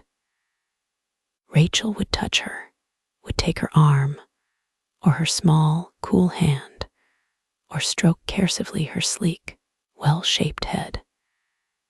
And immediately she would be made uncomfortably conscious of the full, feminine body under the bright clothes, the soft, white-fleshed limbs, the rich female luxuriousness. It was as if some part of her were repelled, disgusted even, by the proximity of so much ripe, luscious femininity. She didn't want to be touched. She sat on the grass with her back to a low brick wall, looking up at the sprays of lilac that hung down, almost touching her. Some of the florets were already wide open, like tiny purple butterflies resting there, but others were close furled in their round buds. The open flowers looked curiously voluptuous with their small, sweet-scented, widespread purple petals beside the hard, dark, virginal buds. I am like one of the buds, and Rachel is like a wide-open flower, thought Anna. And pulling off a floret, she sucked the sweet drop of honey through the tiny, delicate, silken tube. "Are you happy?" asked Rachel in her eager, musical voice. She bent over Anna, looking into her with quick, bright hazel eyes, yearning over her. And her large, well-kept hand rested caressively, possessively, on Anna's thin shoulder. Anna felt a little repugnance for her, for the big, clever woman who had altered her life, the goddess woman who had given her back the pride and beauty of herself to demand them again as a kind of sacrifice. She was determined that she would not allow herself to be made, even so very indefinably, into a victim. She would stand on her own feet, but it was not so easy. She wanted Rachel's support, and Rachel wanted something from her. They seemed bound together.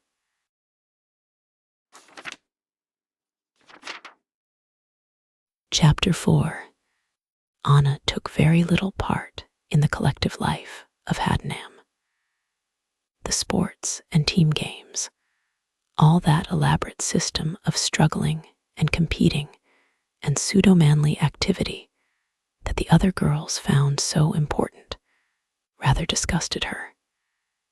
It really was rather horrible, all this ridiculous aping of masculinity, useless and absurd and unpleasant. Why should girls wear themselves out in this feverish, unnatural struggle to imitate the physical pastimes of men? To Anna, it simply wasn't worth a single effort. Let the men go on playing their silly, brutal games, if that was what they wanted. But leave them alone in their stupidities, for heaven's sake. She would not take part in the degrading, pointless struggle. She would not compete with men on their ridiculous sports ground. And Rachel, with her profound womanliness and her dignity and her deep, intuitive understanding, she really agreed with Anna and was of the same opinion. But she would not openly oppose the system. She knew better than to expose herself uselessly to the brainless malevolence of a mad, man-aping world. Anna would not join in the games. Only tennis she played, and played rather well, with a quick, erratic vigor of movement. It amused her to dash about the smooth court, swooping noiselessly on her rubber-soled shoes, lifting her arms with a sudden swoop upwards or down, violently, then careering on. She liked the sharp, clean, stinging, singing sound when the ball was well hit, squarely in the middle of the racket, and the strong forward drive of the stiffened arm from the shoulder, and the sharp, dry, downward jerks. It was amusing, but only for a little while. She soon tired of the game and got lazy and bored and wanted to wander off somewhere else. She was a good player, though, on the whole, and so she was chosen to play in a tournament that was being held in the village. 6 girls from the school were to play. It was rather an honor to be chosen. Anna knew that the others didn't want her to play. They didn't want her to have the honor. It was their queer schoolboy code that compelled them to choose her for the good of the school. She rather jeered at it in her heart, seeing all the smooth young faces set so stonily against her. For goodness' sake, play up this afternoon, the game's captain said to her. Don't get slack and lazy, as you generally do. Show a little sporting spirit for once, if you can. She frowned angrily at Anna, irritated because she didn't want her to play at all, really. But Anna smiled back, quite unconcerned, with an aggravating little air of superiority which she had acquired of late. As much as to say, of course, I shan't trouble to reply to your childish remarks. You are much too foolish a person to be taken seriously. Sporting spirit, indeed. Halfway through the afternoon, Rachel appeared in the stand to watch the tennis for a little while. Anna, who was winning at that moment, saw her and waved her racket smilingly. It was a breach of etiquette. The stern sporting laws required that every player should be absorbed in the game utterly, to the exclusion of any other thought. To take notice of onlookers was a crime. Rachel felt the chilly weight of condemnation lowered upon Anna, a strange, silent emanation of disapproval, silent hostility, so foolish, yet so profound. All the girls watching, the young, foolish figures in their flannel blazers, looking at each other quickly with angry eyes, and quiet, deep, scornful disapproval, a certain unanimous condemnation in the normal hearts, a certain instinct of rejection in the embryo little women. Their condemnation was so foolish and unimportant, but at the same time, all normality was on their side. The good manners, the clean clothes and bodies, the orderly ways of life, all that immense structure of conventional mediocrity which runs the world, so fearsome and so powerful. The impulse of their disapproval was the impulse of the world's hate, the spontaneous rejection by mediocrity of the exceptional, the horrible world determination to keep the norm, to reduce everything to an average dead level and destroy the exceptions. Rachel looked at Anna vigorously swinging her racket and running about the court. Such a fine, graceful figure, moving so swift, and as it seemed lonely in the sunlit space, with a peculiar quick beauty of physical being, and inside a strangeness, a profound, inevitable, hopeless isolation that was fatal to her and must destroy her. And Rachel could not bear to think of her destruction. She could not bear to sit there watching that sunlit, youthful figure whom she loved, and to feel the destructive effluence, the silent, relentless hostility, which came from those foolish girls whose hearts were the cruel, normal, mediocre hearts of the mediocre world. She got up and went away, back to her study, and sat down by the open window. She pondered her own love for Anna. Was she harming her, perhaps? Did she do wrong in keeping her so much to herself, away from the other girls, intensifying her singularity? Who knows? But her love constrained her, and her love was very potent. She wanted to keep Anna to herself. There was nothing to be done. Anna enjoyed herself and played better than the others. At the end of the afternoon, feeling sore, they all went off together and left her alone. She didn't mind this in the least. She was used to it, and she wasn't interested in the girls or their opinions. Their friendship would have bored her just as much as their animosity. It was all part of the same stupid, childish dreariness. She went into the pavilion to change her shoes and put her racket away. Here was another girl. "You and I seem to have been rather pointedly abandoned," she said to Anna, smiling with a hidden shyness. "Yes," said Anna, looking at her. Sydney Reeve was about her own age, strong, dark, with short curly hair like a boy. Her eyes were bright, quick, with a glassy clearness almost amber-colored, like the eyes of an animal. There was altogether a rather animal suggestion about her pointed face, but pleasant, the face of a very intelligent and sensitive animal. She was certainly no fool, and the irregularities of her face were rather pleasing. The curious slant of her black eyebrows and the upward lift of her mouth. It gave her an air of detachment, as though she watched everything with a quizzical, slightly mocking expression. "How is it you're not with the others?" Anna was moved to ask. "You haven't got quite the monopoly of unpopularity," Sydney answered, with the flicker of a one-sided smile. There was something sharp and cool, refreshing about her.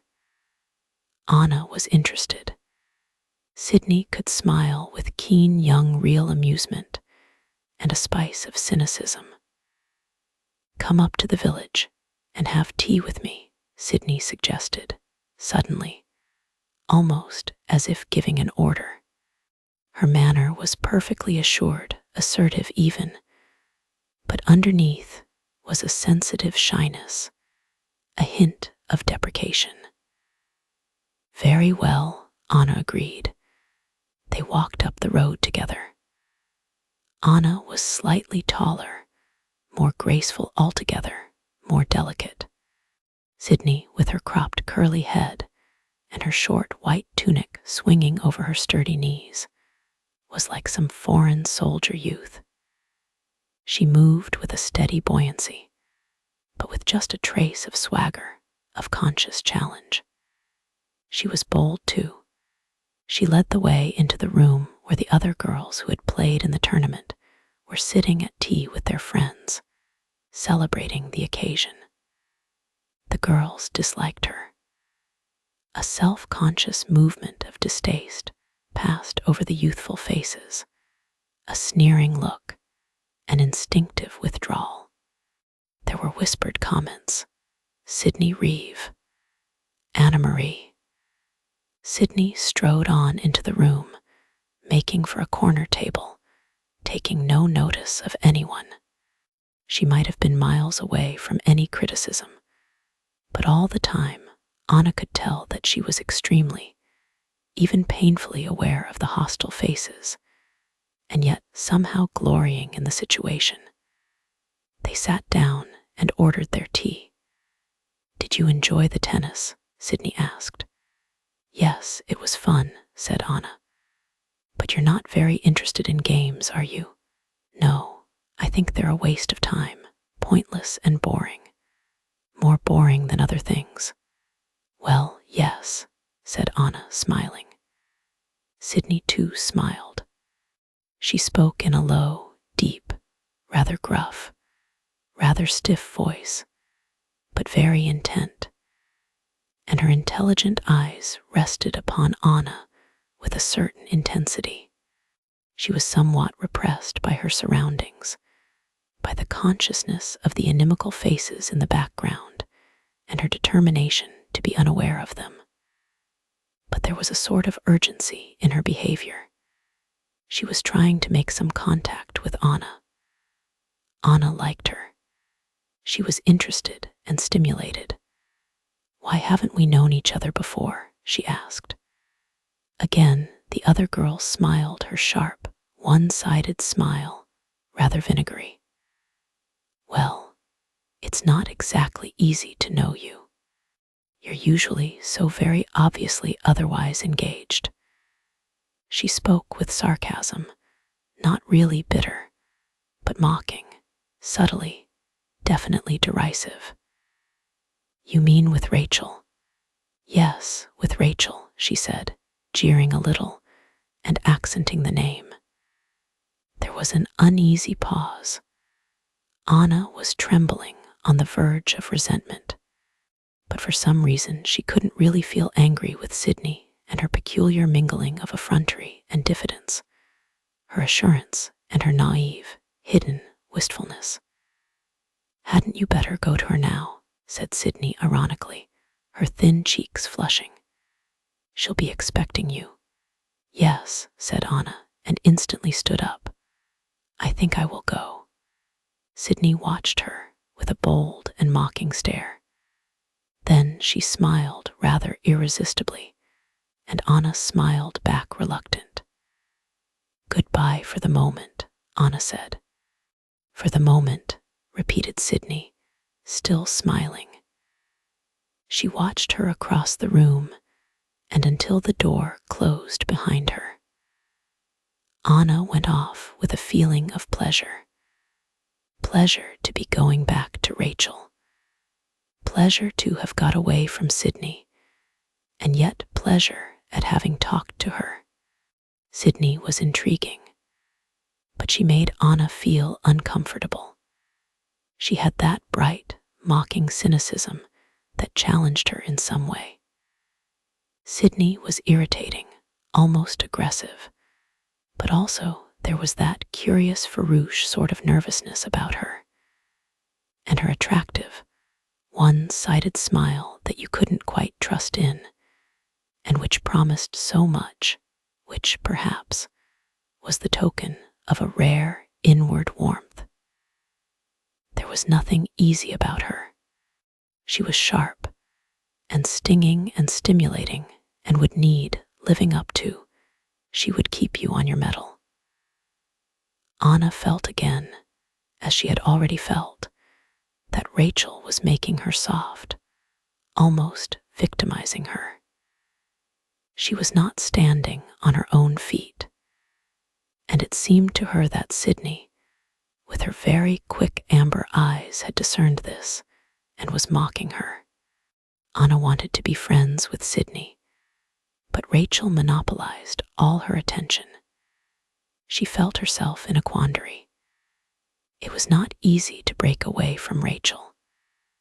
She did not really want to lose that warm, glorifying passion of tenderness the big, vivid woman was capable of.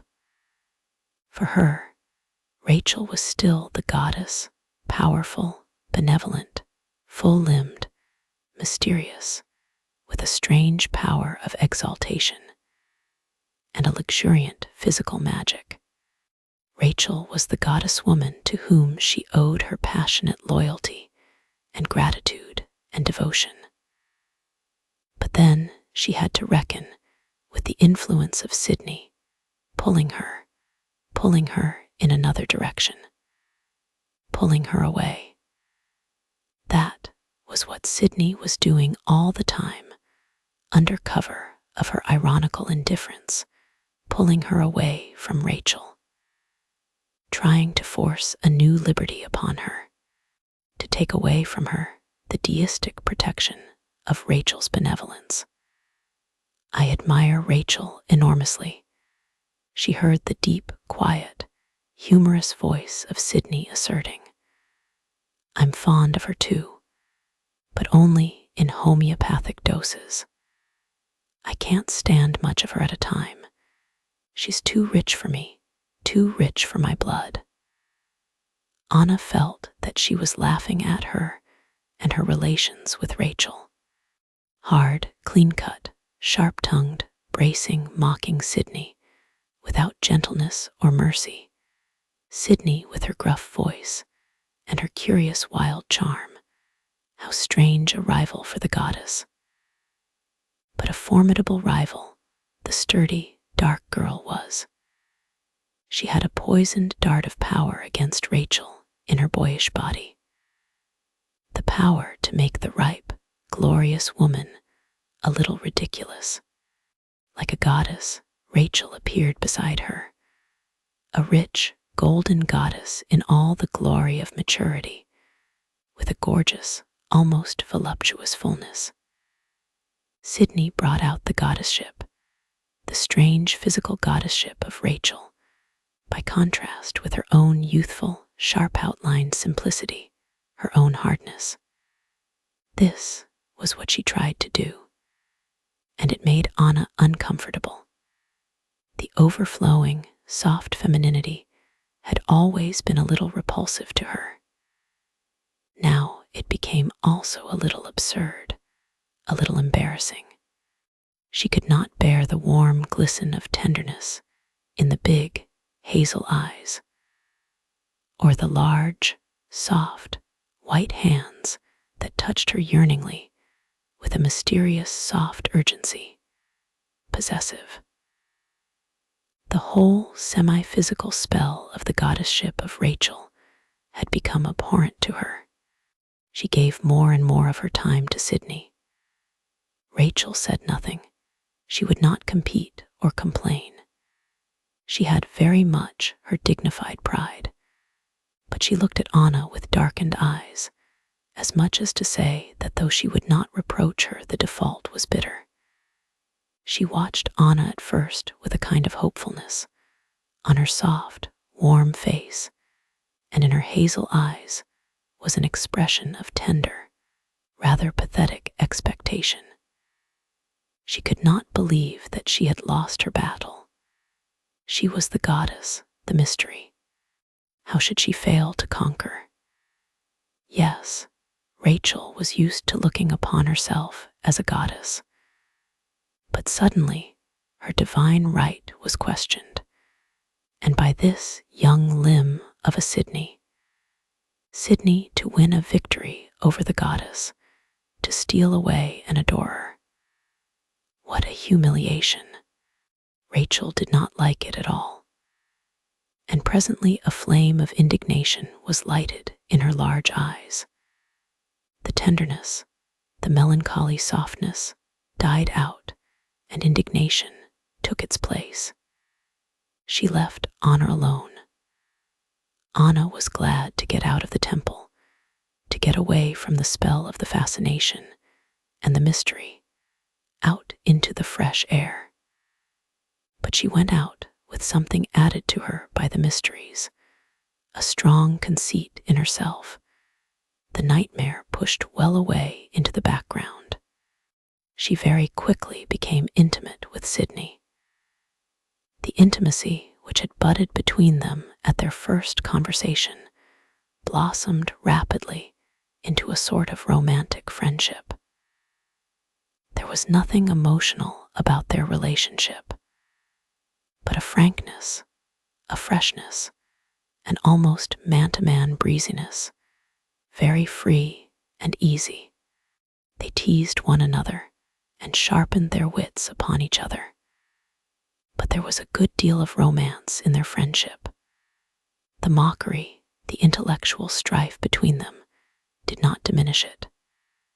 The romance surrounded them like a force generated between them, so that the world around them seemed brighter and gayer and fuller, so that whatever they did together was interesting and amusing. Sometimes they played childishly fantastic little games with the surface of life, and sometimes they talked seriously and with a sense of importance. "I'm sorry we've missed the war," Sydney said to Anna soon after the armistice had been signed. Anna was surprised. The war had not meant anything to her except an excuse for tedious restrictions. Ever since she had left Masquerade, Europe had been at war. She knew no other world. "Why?" she asked, her clear eyes watching her friend. "It's been a horribly unpleasant business." "But how exciting," said Sydney. "Don't you realize what a wonderful atmosphere there's been in England all these 4 years? The change and excitement, and all the old things coming to an end. I should have loved to have been in the thick of it all. And instead of that, we've missed it by about 2 years." That was like Sydney, that energetic interest in events, that desire for experience. Anna was different. She wanted to appreciate things, to understand them, but all in the abstract, so to speak, without actually experiencing them. And for that reason, she was more interested in Sydney as an intelligence than as a personality. Sometimes that militant quality in Sydney, that aggressiveness, alienated her. It jarred upon her. But Sydney, for all her assertiveness, looked upon Anna with a kind of fascination. In spite of the teasing and the mockery and the man-to-man attitude, Sydney had subtly, but definitely put herself in the humbler role. There was that curious hint of deprecation in her manner, even while she mocked and swaggered, and a disguised, faithful devotion in her bright, clever animal eyes. "You really are extremely intelligent," she said to Anna. "Far more intelligent than I am." She was all devotion as she said it, and under the black, tilted eyebrows, the amber-colored eyes looked out soft, with a peculiar romantic affection. But the next moment she was laughing again, laughing her sharp, ironic laugh, and swaggering off with the same derisive, detached expression as before, mocking herself and Anna and the whole world. Proud and diffident Sydney, with her protective aggressiveness and her cynicism and her admiration for the other girl, which must always be hidden away. She had a burning attachment to Anna, and yet she was not quite sure that at the same time, in some portion of her brain, she didn't despise her a little. or perhaps pity her, which was much the same thing. Anna was going to Oxford in the autumn, to Somerville. She and Rachel had decided it between them, and Loretta had been persuaded to agree. At the end of the Easter term, Anna had already passed the necessary examinations and was eager to go, but she had to wait till the autumn. So a restlessness came upon her, a feeling of suspense. The summer months lay before her like an empty interval, pleasant enough, but without much significance. She was restless. Spring was already well on the way. A clear sky, with blue shadows on the low hills that had taken the place of mountains in her life. A few bright leaves poking up, and mauve and yellow heads of crocus in the grass. Anna was in her bedroom, trying on a hat that had just come by post. Loretta was generous with presents of this kind. Casually, Anna stood in front of the mirror, looking at the hat, which was made of fine straw with an uneven brim and a little fringe of softly curling leaves. She was not very interested. "Pull it down more at the side," said a voice from the door. Anna looked up in surprise and saw, leaning against the door which she had left slightly ajar, a handsome, large-eyed girl of about 18, smartly dressed and somewhat haughty in her sophisticated assurance. Catherine Howard. Anna did not care for her, but of late she had been vaguely aware of her, coming and going on the outskirts of her daily life. A sort of mutual, subterranean recognition had passed between them. And now, on this spring morning, Catherine stood at the door of her room as she was trying on the hat. As usual, Anna rather resented her. She wanted to send her away. But Catherine came in calmly, as if by right, and as if by right, she touched the hat with her long, firm fingers, adjusting it over Anna's smooth hair. "There, that's better," she said, and she made Anna look again at her reflection. "Yes," said Anna grudgingly. She glanced from her own mirrored face to the face of the other girl. Catherine might have had southern blood in her. Her big brown eyes were liquid with the soft haughtiness of the South. She was very confident and superior. Yet she followed Anna about a good deal, seeking her out. She even came to her room like this, unwelcomed, as if wanting something from her. She was proud and superior. But even so, she followed Anna about. "You have nice clothes, but you don't know how to wear them. You don't take enough trouble over your appearance," she said. Then she went away, leaving Anna faintly irritated, faintly amused, and with a just perceptible stirring of interest in her mind. She was beginning to be interested in Catherine, but she thought very little about her, being so preoccupied with Sydney. They had become something more than friends, these two, so that they were only happy when they were together. If one went out of the room, the other was always impatiently waiting for a chance of going after her. It seemed that they only lived to be together. Nevertheless, it was with Catherine that Anna went to the dance. It was really the most foolish affair. A dance was being held at one of the big houses in the neighborhood, and some of the elder girls had been given leave to go.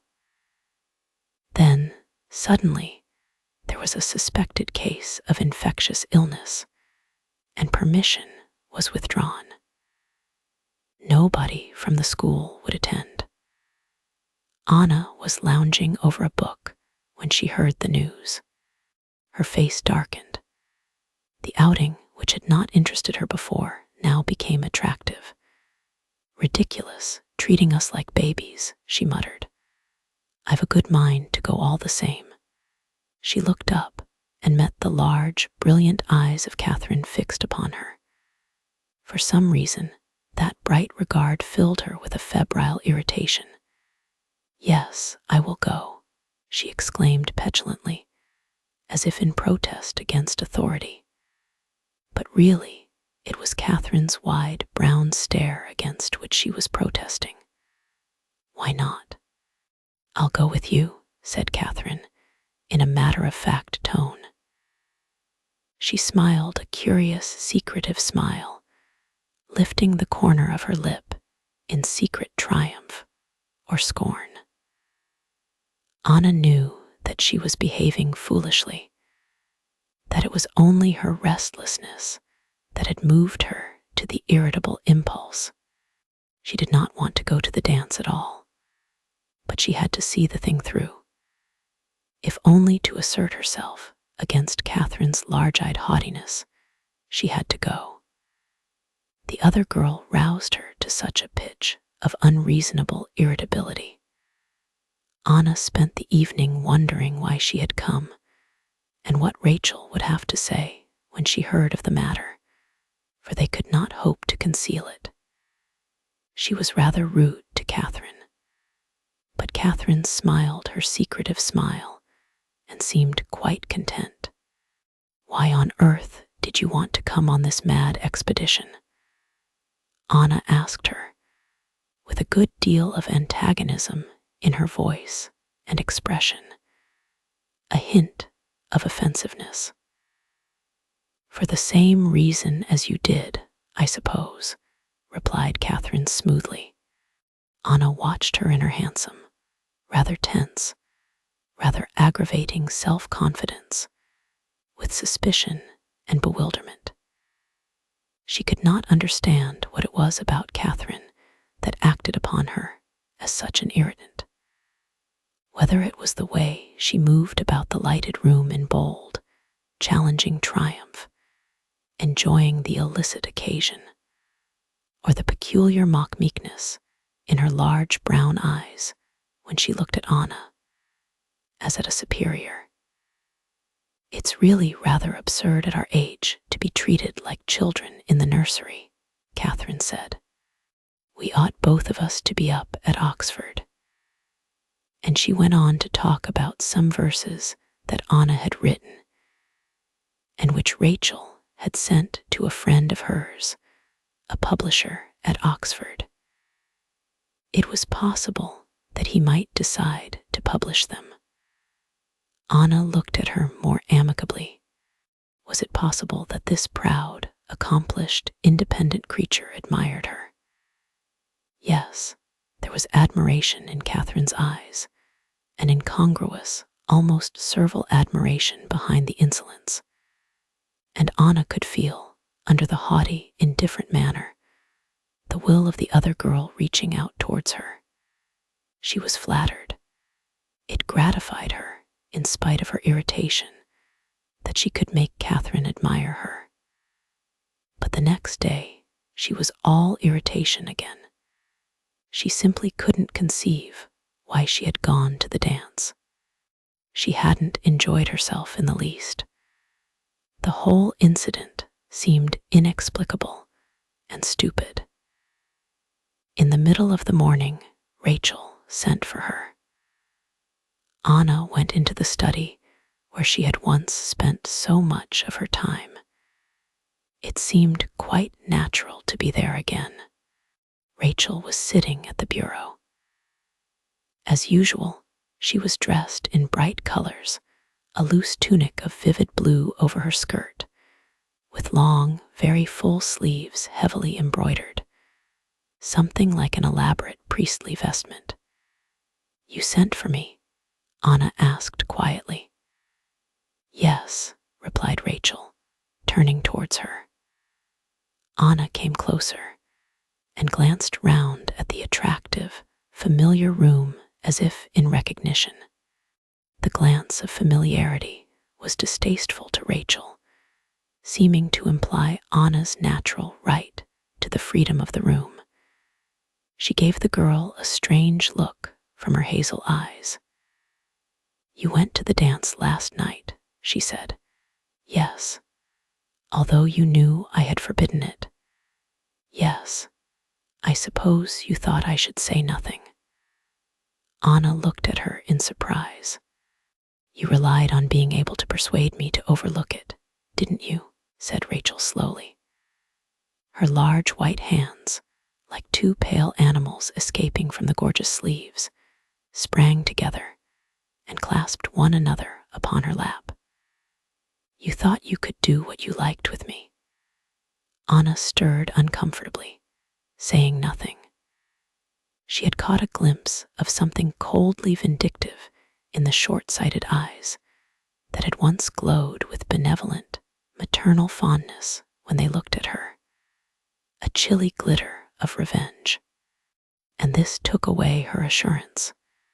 She did not know what to say. Rachel seemed to be gloating in her revengeful triumph, and yet, at the same time, she was struggling against herself. It was curious that though Anna could see her satisfaction, she could also see that Rachel was ashamed of it, trying to beat it down. "Why did you go?" Rachel asked suddenly, and as it were threateningly. Anna paused a moment before she answered truthfully, "I don't know."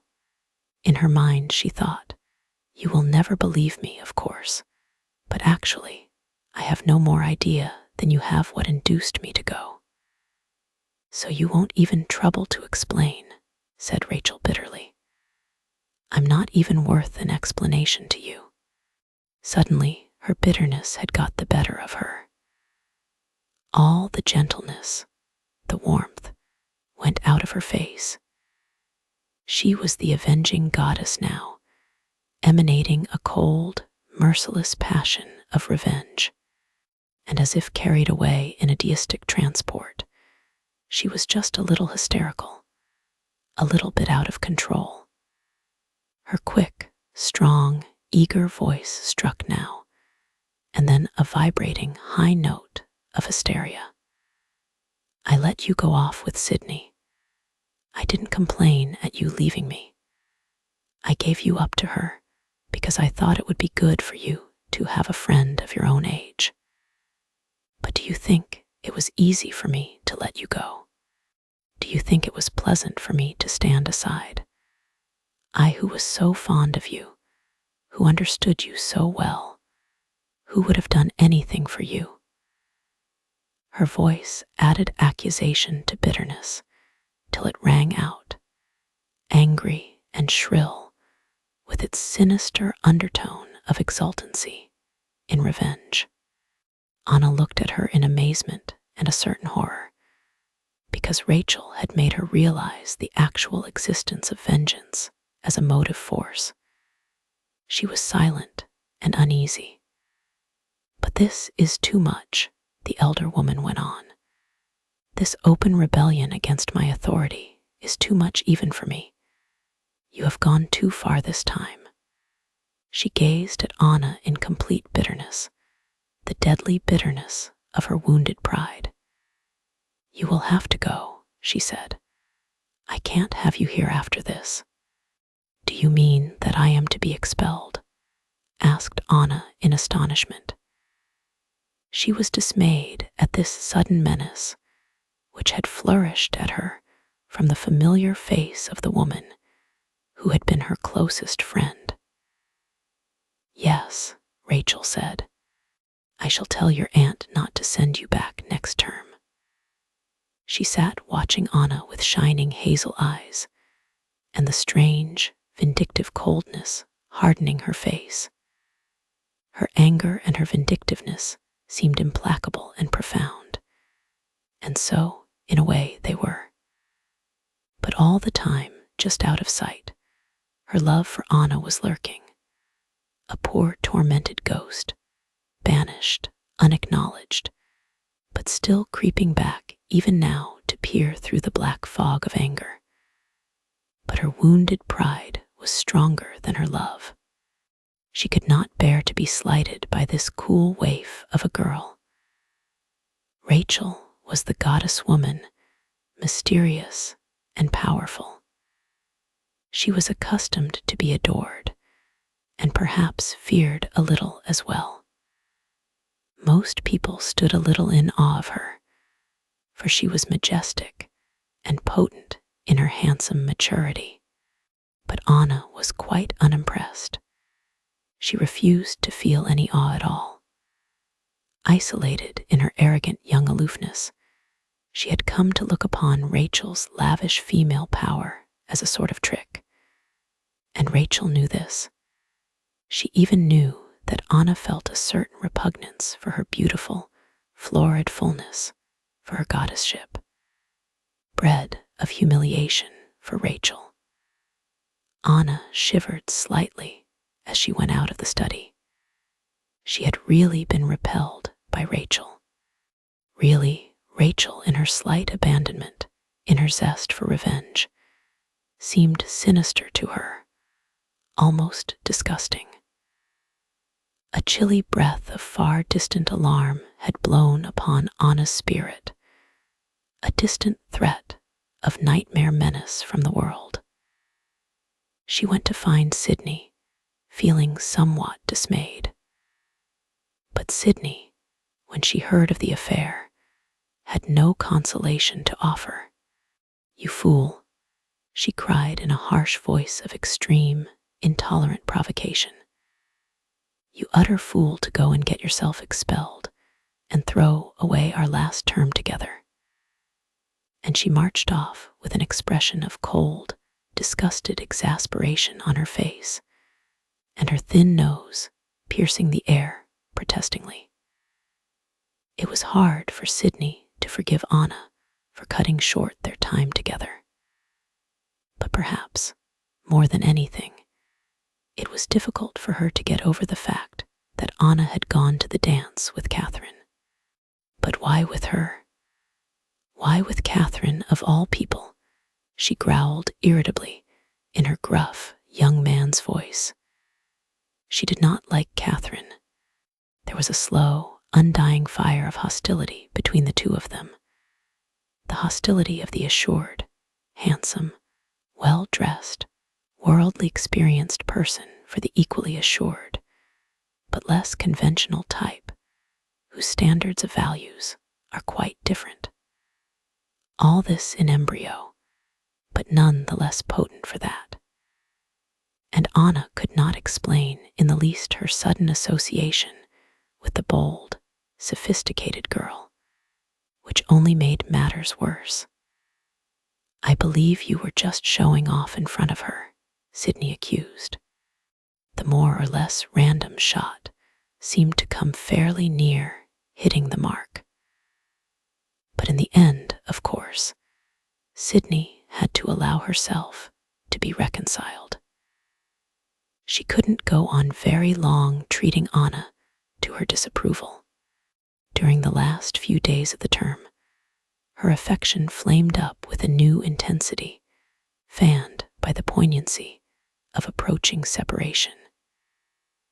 She enveloped Anna in a clear, bright light of love, and from time to time, her amber-colored eyes would flash at her under the tilted brows, and her mouth would give a little wry smile of pure, bottomless devotion. Anna was very happy in this aura of affection. She became serene and assured, a little conceited in the knowledge of Sydney's appreciation, yet at the same time naive and good-natured, something lovable in her confidence of being loved. Only in such an atmosphere did she really seem to come to fulfillment. Her nature required this assurance for its perfecting. The two were always together during these last days. Even at night, they could not be divided, but spent dark hours that passed as swiftly as a dream, talking in low voices in the sleeping house. The last night of all was cloudy, with a faint grayish gleam on the horizon. It was rather warm for the time of year. Anna sat up in bed, leaning against the pillow and looking out of the wide-open window which faced the low line of hills. There was no light in the room. In the dim, even pallor which came from outside, she could see Sydney sitting at the bottom of the bed, a colorless, indistinct shape in her dark dressing gown.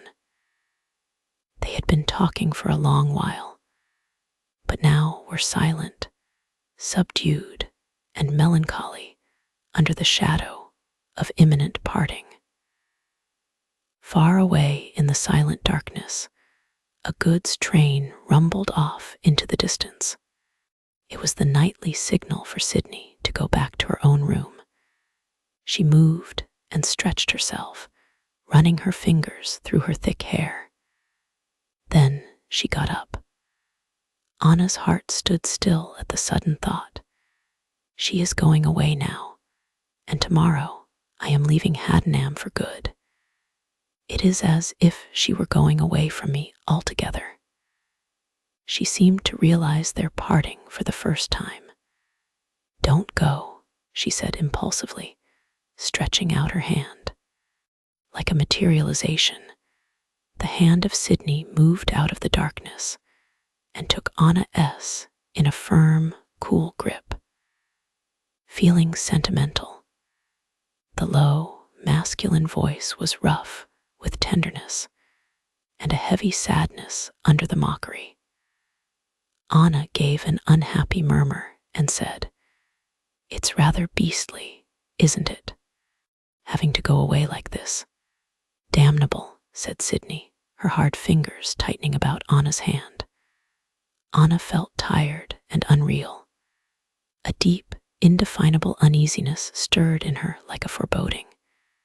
Sydney seemed to have become remote. The clasp of her hand was chilly and detached as a spectral grip. There was no longer any comfort in it.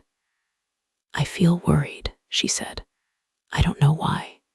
As if something horrible were going to happen." Her face was a troubled blur in the dimness. "What could happen?" Sydney said, "Things aren't so bad, really. It will be pleasant for you to have a lazy summer at home. You like your aunt, don't you?" "I don't dislike her," Anna replied.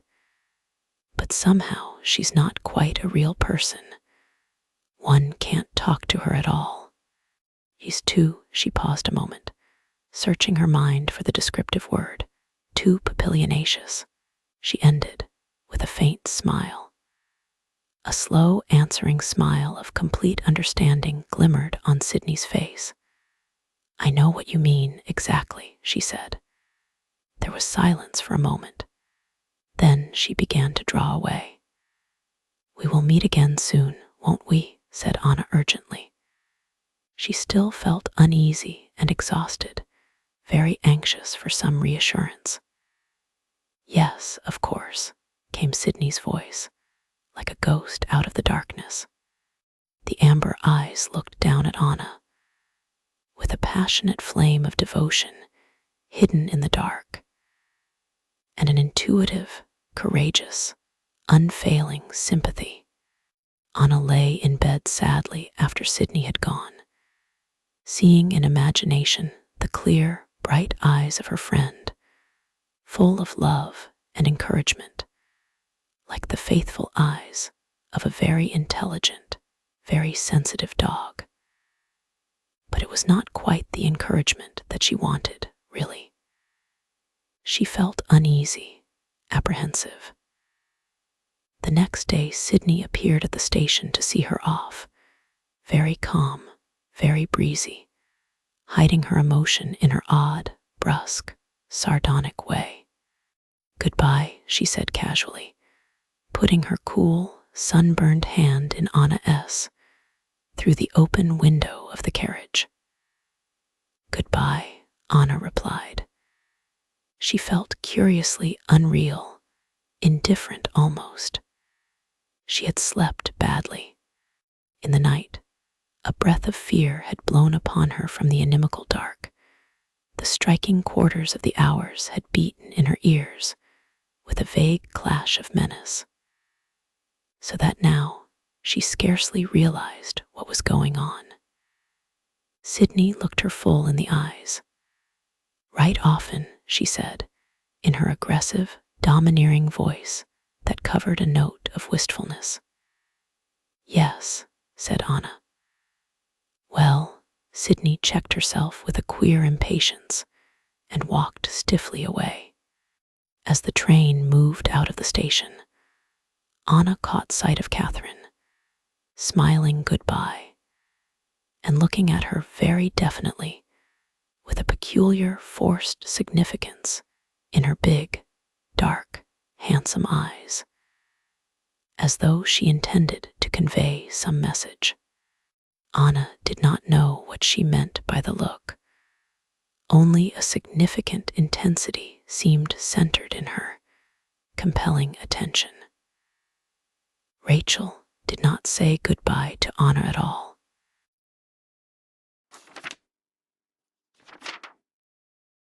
Chapter 5. Blue Hills, the home of Loretta and Hayward Bland, was a small, beautifully kept-up estate near Wycombe. From the road, one could see a flattish stretch of parkland, and then the house on a little knoll, appearing through the tall bulk of the elms. It was a white two-story house with a sweep of gravel for carriages, and a careful flower garden between it and the park. Among the trees, away from the house, some sheep were usually grazing. Anna did not feel at home there. She had not spent much time at Blue Hills. Loretta always traveled a good deal, and Anna's holidays had been passed in different places. Up till the end of the war, the house had been a convalescent home for officers, and Anna, on her visits there, had always felt herself to be an outsider, outside the life of the place. She had kept well in the background. Now, for the first time, it became real to her. Freed from the transient, wartime atmosphere of slightly artificial busyness, its own individual atmosphere, the proper spirit of the place itself began to emerge. Hayward Bland was now living at home, returned from his patriotic labors at the War Office. The colonel was a lean, spruce, elderly man with a rather fierce expression and a bald, longish head. His manner was didactic and irritable and overbearing, except towards Loretta, to whom he was always politely attentive. But he had a genial, patronizing way of talking to inferiors that made him popular with old-style members of the lower classes. With the younger people, it did not go down very well. Anna understood him thoroughly and was a little contemptuous. Hayward Bland was conceited and pompous, like a scraggy old cockerel, and with the same bullying stupidity. She felt she had never met anyone so entirely imperceptive. But he wasn't a bad old stick, really. According to his lights, inside his own narrow limitations, he was a good man and wanted to do his duty as he conceived it. He even wanted to be amiable and strictly fair towards Anna, whom he disliked. Anna knew at once that he disliked her, and that he disliked all young people. He had a profound suspicion of youth, as though the young people of the world were secretly in league against him to make him appear ridiculous. And he hated everything to which the word modern could possibly be applied. But Loretta kept him in his place. She had very decidedly got the upper hand in spite of the colonel's barnyard, male domineeringness. He was rather muted in her proximity, rather subdued. His fierce expression turned a little foolish, his eyes anxiously on the watch, his whole cocksureness slightly gone off, like milk that is just beginning to turn sour on a thundery day. It was rather pathetic to see him so diminished. But once outside the sphere of Loretta's sedative influence, he perked up again at once, fluffed out his feathers, and strutted off, crowing shrilly again. Anna was worried as to how Loretta would take her expulsion. She did not know what Rachel Fielding had written to her aunt, so she was nervous when Loretta suddenly said to her, "I've had an extraordinary letter from Rachel. She seems to think you had better not go back to Haddenham for your last term, after all." "She talked to me about it," Anna said, rather uneasy. Loretta darted a quick glance at her out of her bright, suspicious eyes. "But I thought you were so happy there," she said, in a surprised voice. "Why shouldn't you go back?" "Well, there's nothing much for me to do, really. I'm simply waiting to go up to Oxford now, you see." Loretta was looking at her shrewdly, summing up the situation. She didn't particularly want to have Anna at home all the summer, but perhaps it wasn't a bad thing really. The girl was growing up, and she ought to see more of her. Anna had improved lately, too. In appearance, she was quite presentable. If only she would pay a little more attention to her clothes, she would be even attractive. "Yes, I think it's best that you should be here," she said, with the quick, flickering smile that never got beyond the corners of her mouth. Anna felt that she had been let off lightly, and she saw that Loretta had experienced a friendly impulse towards her. "Yes, we must get to know each other better," said Loretta. "Now that you are older, we must be great friends." And she took Anna's arm and pressed it, smiling with that affected girlish simplicity of hers that never deceived Anna for a moment. "Yes," Anna replied, but she very much doubted whether the friendship would ever materialize. She wondered what Loretta was playing at. How did Loretta want her to behave? Anna stayed at Blue Hills, and almost before she knew it, she had settled down into a sort of routine there. Loretta led rather a gay life for the country. Plenty of lunches, and teas, and dinners, and dances, and bridge and tennis parties that filled up the days and made them pass quickly. She lived for her social amusements, and for herself, for her own body, its clothing and feeding and bathing and scenting and beautifying and preserving. She was proud of the knowledge that she was the most fascinating woman within a 30-mile range, in spite of her age. Anna saw more of this social life than she had ever done before. She went out often with Loretta to different parties.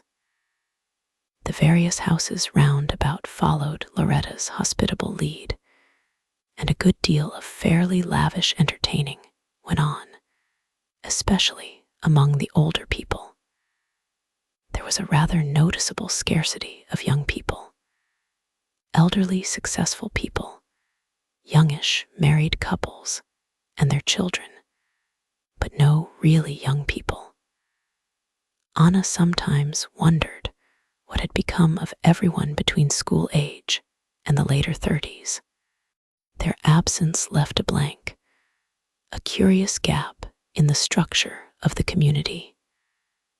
Loretta went everywhere, and Anna with her, Whether it was a formal dinner in one of the big houses, or an impromptu affair devised to fill some unexpectedly vacant evening, or a tea party, or tennis, or a picnic, or a dance, or cards to be played with all the accessories of coffee cups and glasses and ashtrays, and gold-painted, silk-tasseled pencils and velvet-covered tables. She took part in it with Loretta. She did not enjoy herself, and she was not much of a success. But she went everywhere and watched everything with her clear, blue-gray eyes that were so steady and in many ways so impersonal. She was astonished at the enormous, persistent determination behind it all. All these parties and frivolities were the outcome of a sustained, deliberate effort of will, a universal will to gaiety, a sort of tyrannical, unquestioned law that gaiety was essential and must be maintained. Nothing spontaneous, ever. She felt that if once the revelers honestly considered the matter, they would find that they did not really enjoy the parties or want them at all, and the whole system would collapse. It was just determination that made them keep on, determination and habit. But then, supposing they abandoned their amusements, what were they to do? They did not seem to have or to be capable of having any other interests. Anna, who had been through a socialistic phase at Haddenham, disapproved of their existence.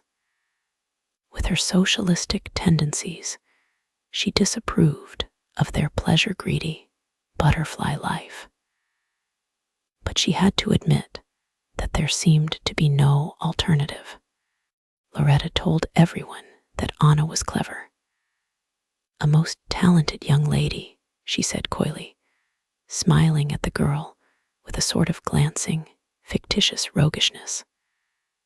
I'd have you know that she's a fully fledged authoress already. A book of her poems is coming out soon.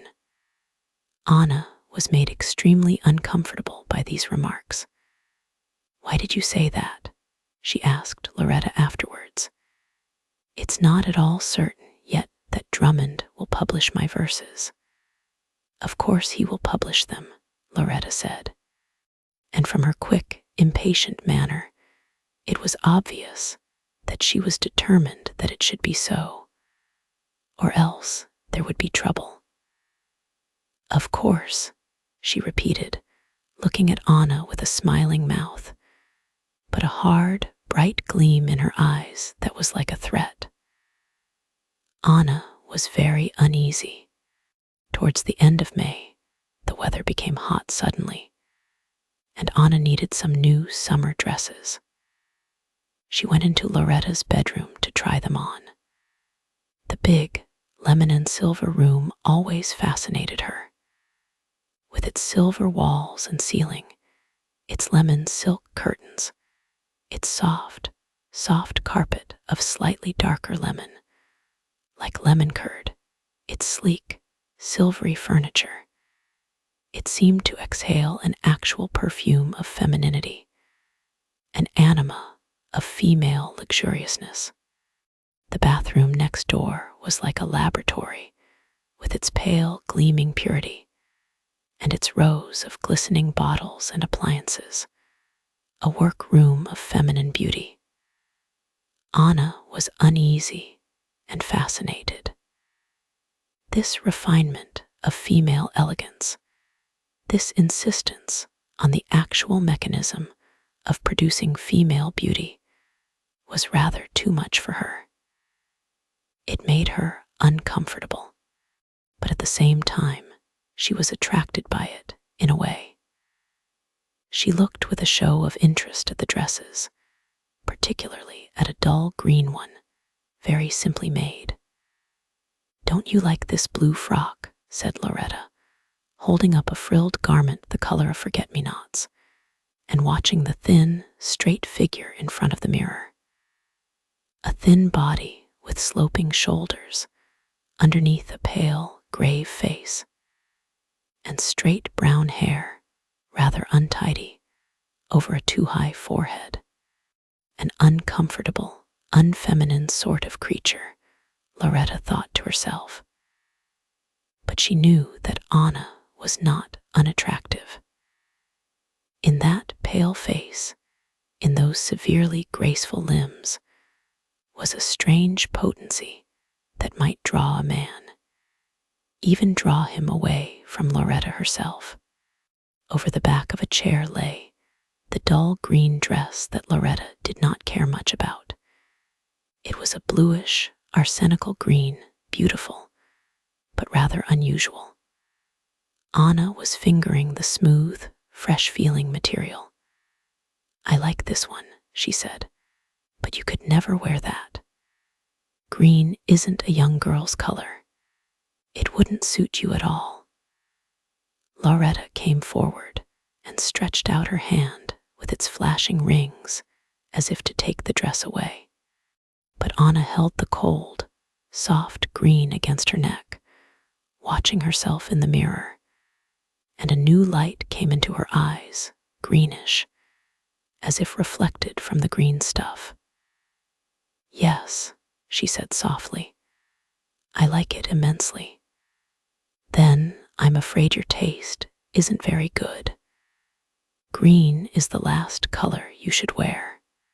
Why, with your sallow skin, it makes you look like a suet pudding."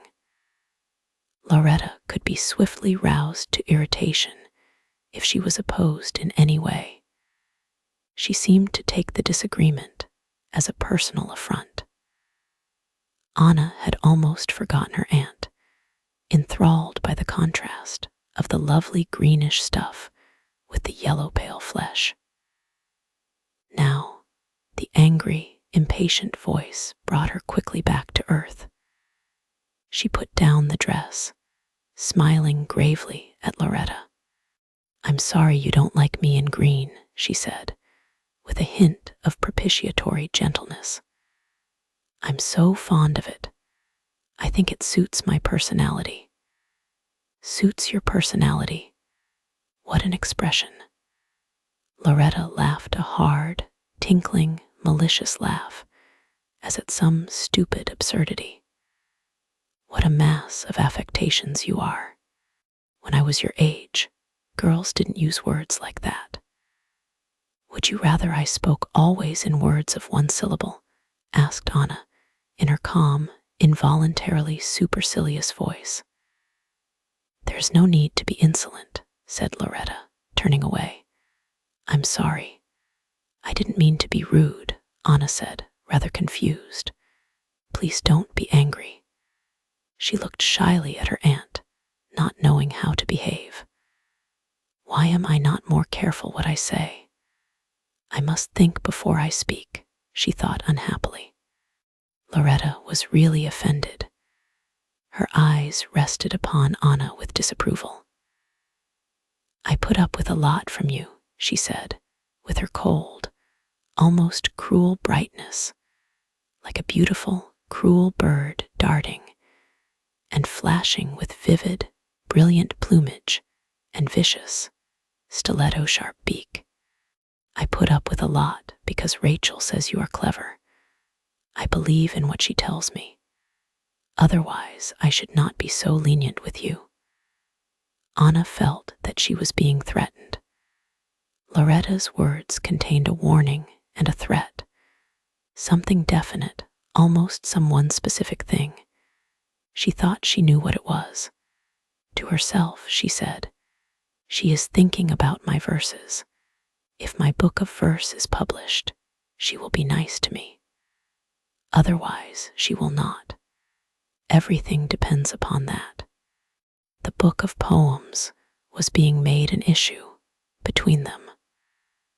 Anna sighed, thinking of the future. She began to make a definite effort to please Loretta. She felt that after the long security of her Haddenham life, her existence was again becoming precarious. and that if she were not careful, some disaster would overtake her. It was the end of security, and the beginning of something dangerous and uncertain, a new life, new dangers. It was Loretta, the hard, bright, beautiful Loretta, with her brittle, tinkling laugh, who threatened her. Loretta had the power in her delicate, fluttering, beringed hands to call down disaster upon Anna's head. So Anna had to try and please her, to placate her, and avert the disasters. She had her hair waved, and wore the dress with the blue frills that made her feel clumsy and uncomfortable, and she tried to make herself pleasant to everyone, to the complacent young old people, and the rather febrile old young people with their curious bright faces that seemed strained in an effort to be always smiling, to everybody she met. She made a tremendous effort, but it was not much good, really. She might just as well have spared herself the pains. She simply could not get on with them, any more than they could get on with her. There seemed to be no possible point of contact between them. Anna would dance with them and play games with them with the best will in the world. But as soon as she tried to talk to them, an invisible, impassable barrier seemed to slip into place, like a glass dome over an old-fashioned clock, shutting her off, absolutely, on her own little pedestal of isolation. It was at the same time dreary and discouraging, a tedious round of discouragement. After the congenial fullness, the completeness of her life at Haddenham, this futile pursuit of amusements which failed to amuse was both irritating and distressing. Only the thought of going to Oxford in the autumn helped her through the days. That, and her correspondence with Sydney. Now that Anna found herself in an unsympathetic atmosphere, she relied more and more on the consciousness of Sydney's affection. From day to day, she was made to feel that the atmosphere of Blue Hills was one of covert, undeclared, but growing hostility towards herself. She was, in some way, in complete, basic, involuntary opposition to the whole life of the place. And in some way, everyone seemed instinctively to be aware of her opposition, though she tried hard to conceal it. Anna knew that Loretta was aware of the distaste, the slight, involuntary contempt, which she felt for this empty, aimless existence, of the sort of faint horror which it inspired in her. She knew that Loretta bitterly resented her attitude, that she thought of her as conceited, supercilious, and affected. But for the life of her, she could not conceal her feelings. By her silences, by her expressions, by the very inflections of her voice, she seemed, against her will, to reveal the truth. And the hostility mounted against her day by day. So that now, for her consolation and support, she had only her letters from Sydney, and those which she wrote in reply.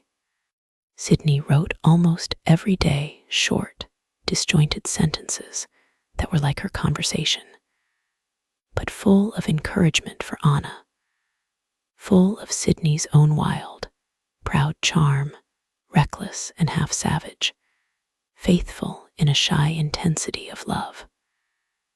A sort of wild strength of devotion behind the abrupt phrases.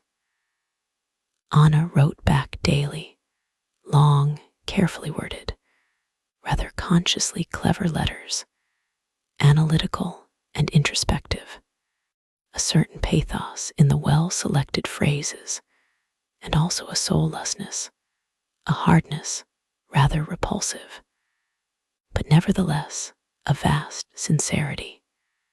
She was always writing or reading.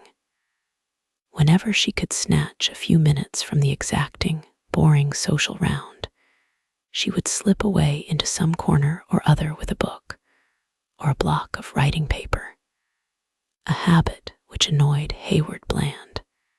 He couldn't bear it. It made him indignant, and immediately he had to swoop down upon her when he saw her sitting quietly somewhere, furious that she should be quiet. "What are you up to now?" he snapped, snarling at Anna's book as if it had been a deadly insult offered to him personally. "Always reading and lounging about. Why can't you behave like other girls of your age? Be a bit more coltish instead of going about with your nose in the air all day." And Anna, quietly but definitely, would walk away to escape the old man's bullying rudeness, eyeing him contemptuously with gray, stone-like eyes, not saying a word.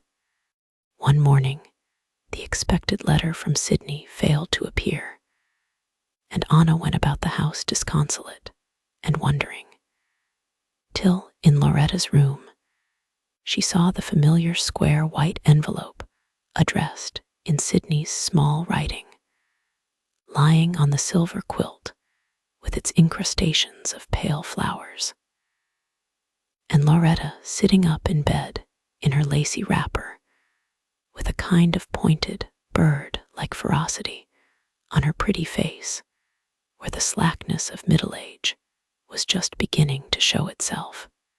Queer the sharp, bright malevolence on Loretta's face as she sat and looked at her niece. A cruel, tormenting look, with something ugly behind jealousy, perhaps. "My letter," Anna began, and put out her hand to pick it up. But Loretta was quicker. With a pouncing, darting movement, her hand with its small, sharp, pink-tinted nails flashed out and took the letter away. Anna's arm dropped to her side. She stood quite motionless, as if paralyzed. On Loretta's face a slight smirk of ferocity came as she touched the letter. "Yes, your letter," she said, with a peculiar sharp insolence, like the jab of a bird's beak. "Your letter," she repeated, and paused. "What about it?" said Anna, suddenly angry. "Give it to me, please." Loretta's eyes gleamed with malevolent ridicule, watching her. "I have read it," she said, not making any move, but watching, her eyes fixed mockingly on Anna's face, with a kind of satisfaction. "Why did you read it?" asked Anna coldly. "What right have you to read my letters? As your guardian, I have the right to watch over your morals. More than a right, it is a duty." The subtle gleam of satisfaction lurked in Loretta's eyes as she spoke. She was doing her best to get her own back, to trample over Anna. Anna was very quiet. She would not show her anger. She knew how to stand very still, isolating herself from the woman in the bed.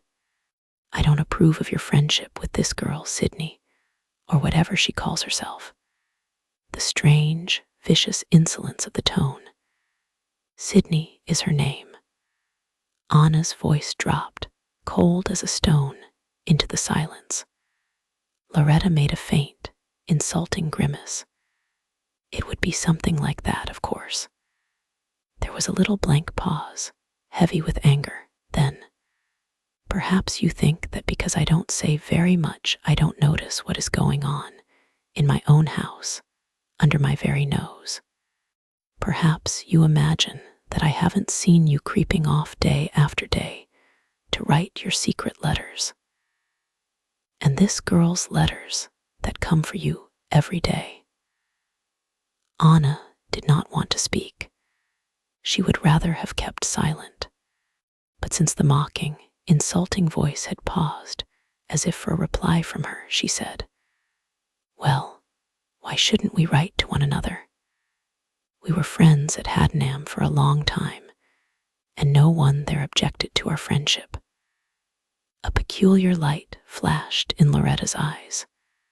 Her whole face assumed a secret and somewhat blenched expression, a sly look of wicked, secret cunning and knowingness, like an evil little bird. "I'm beginning to think that Haddenham was not a very desirable place. It seems to have had a remarkably bad effect upon you." Anna felt herself beginning to tremble inwardly. An irritable disgust had fallen upon her, so that she wanted to make some violent gesture, to smash something, and to run out of the room. But outwardly, she remained perfectly calm. "I don't know what you mean," she said. "I hope for your sake that is true, that you don't understand me." It was perfectly clear that Loretta was enjoying herself. She rejoiced because she had been able to bring that pale, disgusted look to Anna's face. Her eyes were bright points of malice in her soft face. "But anyhow, your friendship with this Sydney must stop. It's unhealthy, and I won't allow it to continue." "Unhealthy?" cried Anna, in a voice quivering with anger. "Sydney's the healthiest person alive." Loretta gave a little triumphant smirk. Her desire to wound and insult Anna was gratified. She had touched her on the raw. "I think not," she said. "This is an unhealthy letter. It is not at all a normal, harmless letter from one girl to another. It's a love letter, neither more nor less." Sitting up against her pillows, she was staring at Anna with a sharp, evil enjoyment of knowledge, like a bird that had just picked a tasty morsel out of the dustbin. Anna shrank from the bright, detestable knowingness of her gaze. She resented it furiously, and yet she had to stand quietly beside the bed. And still Loretta stared at her with the sharp, unspeakable look of secret evil knowledge that seemed to smear her heart. She looked aside at the window, which had a patterned chintz blind. A quivering blankness had come upon her, as though she were going out of her mind. "You will not write to her, or receive any more letters from her," Loretta said. Anna could hear the insolent satisfaction in the voice, the vicious delight in hurting and humiliating. She did not turn to her at once. It was horrible to her to see the slightly sagging face, on which was a tormenting, ugly look. She hated to see the cruel smirk of triumph on the relaxed mouth, and the bright eyes watching her like a wicked, predatory bird, with a sly gleam of ferocity, sinister. Anna went to her own room, sat there silent, trembling, with the ugly smear on her heart, and a numbness also. She who was so independent and so strong. She knew the sneaking, covert horror, which is the world's horror of evil. She knew that Loretta had stabbed a venomous point of knowledge into her soul, and she had lost Sydney. The loneliness of being cut off from Sydney, the blank loneliness of isolation in a hostile camp, the self-reproach, the regret, the reproach of Sydney's faithful, amber-colored eyes, hurt and loyal and bewildered, left without explanation. Anna was bitterly defiant under her stubborn calmness. Only she knew that it was useless to fight against Loretta. Loretta had her in her power, utterly. She was forced to submit, but underneath surged such a tide of bitterness and revolt that she felt her heart almost burst. "I shall never forgive her," she said to herself, looking at Loretta in her hard way, with a distraught, inward shudder of too much enmity. It was not only the loss of Sydney that she had suffered at her hands. It was some sort of horror that Loretta had inflicted upon her, the loathsome, creeping horror of the world's evil. For the poisonous point of evil knowledge had really stabbed her to the heart. There was a horrible smear now, unalterable, upon her heart, and an uncertainty, a nightmare creeping back into her life. Her self-confidence had been undermined. When she spoke to Loretta, there was a new reserve in her cool voice, the reservation of sheer enmity. Loretta herself didn't care a bit that she had done these things to Anna. She felt no responsibility. She was rather disappointed that Anna was not more obviously distressed by the loss of her friend. "I don't believe she really cared for the girl at all," she thought. "She seems incapable of any feeling whatever." At which her indignation and resentment increased. The life of Blue Hills ran on, but for Anna it had lost all interest and reality. She was waiting now, just waiting to get away, waiting for her real life to begin. She was conscious all the time of a sense of impermanence, and the three of them, herself and Loretta and Hayward Bland, were no more than specters moving in the house until such time as she could make her escape. "Oxford, Oxford," she said to herself, thinking of the autumn. The summer, the present, was no more. Blank and restless, she waited for the days to pass, like someone on the eve of a long voyage. Drummond, the Oxford publisher, was taking an interest in Anna. He had written to her once or twice about her poems. He seemed to think they had merit in them. Then, for a long time, she heard nothing more. It looked as if she had been forgotten, but the manuscripts were not returned. She persuaded herself that this was a good sign. Suddenly, a letter came. Drummond wanted to see her, to talk to her. In a drift of hidden excitement, she started for Oxford. She would not let anyone see her excitement. Instead, she went in an offhand way, deliberately casual, albeit somewhat unnatural. There was an eager, intent look at the back of her eyes, a look of concentrated anxiety. She did not know it was there, but she was aware that much more than the personal literary issue was at stake. Drummond received her in his private room. She was not quite at ease with him. She felt that he was supercilious. He was a man of about 30, bright-eyed, and rather suavely dressed, with nimble, restless hands that seemed always on the move. He was very polite, talking a good deal in his careful, demure voice. It was his voice that made Anna uneasy. She seemed to hear in it a note of arrogance, of soft, haughty superiority, as though he had superior blood in his veins and was slightly contemptuous, and would never admit anyone to equality with him. All the same, she found him quite attractive. The two of them sat together in the little room which had a tiny balcony hanging over the street. They talked for some time and laughed often, but Anna began to wonder when he would mention her work. It was a mystery why he should find so much to say to her, and in the light from the window, she saw his very bright eyes gleaming upon her, and his nostrils slightly dilating, almost as though he wanted to make love to her, although they were strangers to one another.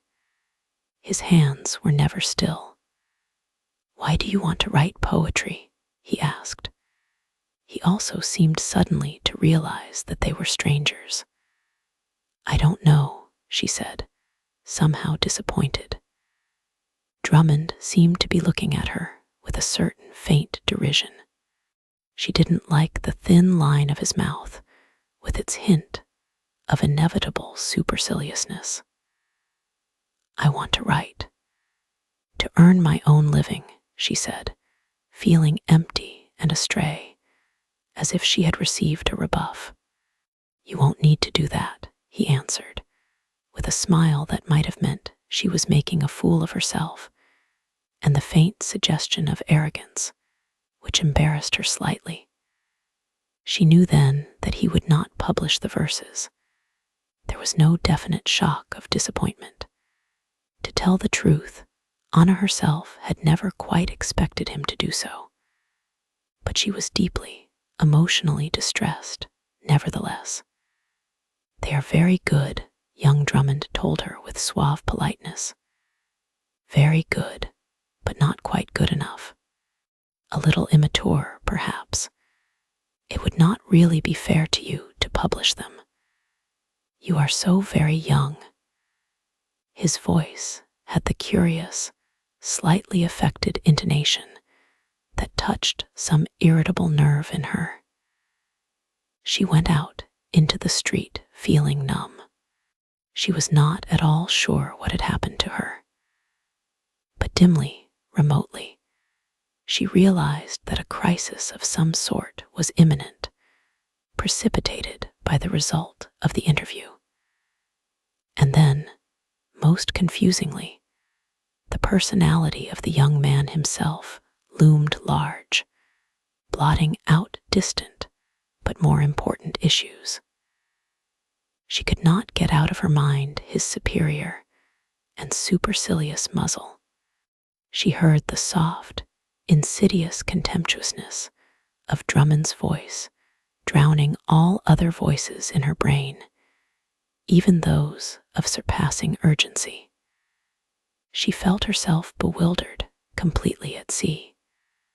For she could not think. A call out of the blue came to astonish her. Anna Marie. At first, she hardly recognized the vivid, high-colored face steering so unexpectedly into her preoccupation, Catherine Howard, flashing a brilliant smile at her under her smart black hat. This sudden apparition from the past gave Anna the strangest feeling imaginable. All in a breath, she was snatched out of the turmoil of present embarrassments and plunged back into the already half-forgotten surge of Haddenham life. Strange to find that she was no longer capable of recalling the emotions of those days. But she was not. Just for 1 second, a shade of the old resentment fell across her heart at the sight of the girl who had cost her the loss of Sydney and the summer happiness they might have enjoyed together. A flicker of ancient emotion stirred, but very dim and unimportant, very far away, dead before it was fully awake. And then she was quite extraordinarily glad to see Catherine. It was an enormous relief to meet someone of her own period, someone who was interested in her as an individual human being, someone understanding. A vast relief came over her, making her talkative and almost expansive, an intoxication of relief. She really enjoyed talking to the bold, bright girl, and Catherine seemed to grasp the situation in her comprehending, dashing, worldly way that took everything in its stride. She was ready with a laugh and the right word, and though she did not say very much, she had an amazing faculty for appearing sympathetic and understanding beyond words, opening her fine eyes wide and turning her head in a certain way, encouraging Anna to talk. There seemed to be no end to her interest and admiration and sympathy. Yet really, she had given no proof of them at all. Anna felt happier. Amazing what a relief it was to talk to Catherine. She didn't care how much she outraged her fundamental reticences and reserves. It was as though she took a deliberate delight in going against all her truest instincts. A little black dog of perversity sat on her shoulder and kept her unnaturally gay, a wild, febrile sort of hilarity, half pathetic, half harsh. Not at all her real self. Catherine was a home student and had rooms in Beaumont Street. Anna floated off there with her and sat on the edge of a chair while the other girl made coffee in a glass apparatus like a retort. A gay, hard look was on Anna's face, but her heart was wounded. A blank unhappiness underlay her defiant gaiety, but she had to keep on laughing and talking. The little black dog on her shoulder saw to that. It rather amazed her that she should be behaving in this way. She waited for her old proud, silent, somewhat secretive self to come back. But the black dog sat firm. Perhaps the soft, ingratiating voice of Drummond had put him there. Anyway, there he sat, steadily. She felt a little uneasy, as though her independence, her quiet self-sufficiency might suffer an affront. Catherine liked the new, lively Anna. "You're beautiful, you know, today," she said, smiling rather enigmatic, but looking into Anna's eyes with a curious, definite look of specific meaning. She seemed almost entranced. Anna was pleased. The compliment deeply encouraged her. It had a deep significance, somehow, in her development, which she did not understand. But she stored it up carefully, feeling its importance, and was grateful to Catherine. She laughed and looked out of the corners of her eyes in a way that was strange to her. She expected the strange brightness to vanish as she drew near to Blue Hills. And yes, to a certain extent it did leave her. But something hard and reckless still remained, almost a sort of braggadocio. She walked into the house sprightly and boldly, swinging her arms a little. She didn't care. And yet, all the time, her heart was sore. Loretta was angry when she heard that the poems would not be published. It seemed as though Anna were deliberately trying her. Her pretty, soft face went blank with exasperation. "You have made us both look ridiculous," she declared, staring at Anna with hard, contracted eyes of extreme irritation. "Everybody has heard about the poems. What am I to tell them now?" "I asked you not to talk to people about me," Anna said.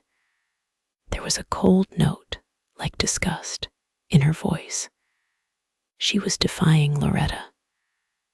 "So all this talk of your cleverness has been so much ado about nothing," taunted Loretta, her nostrils quivering in a sneer. Anna did not reply. She made a slight motion with her shoulders, as if to turn away. It was so irritating that Loretta almost struck her. "I don't believe you are clever at all," she cried with a shrill laugh. "I've only got Rachel Fielding's word for it, after all. I've seen no sign of it.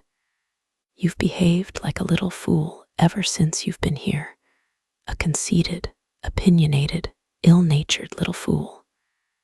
She was rather ashamed of her rudeness, her lack of restraint. But the curious, calm insolence which had suddenly come out in the girl, was quite intolerable to her. It provoked her beyond all reason.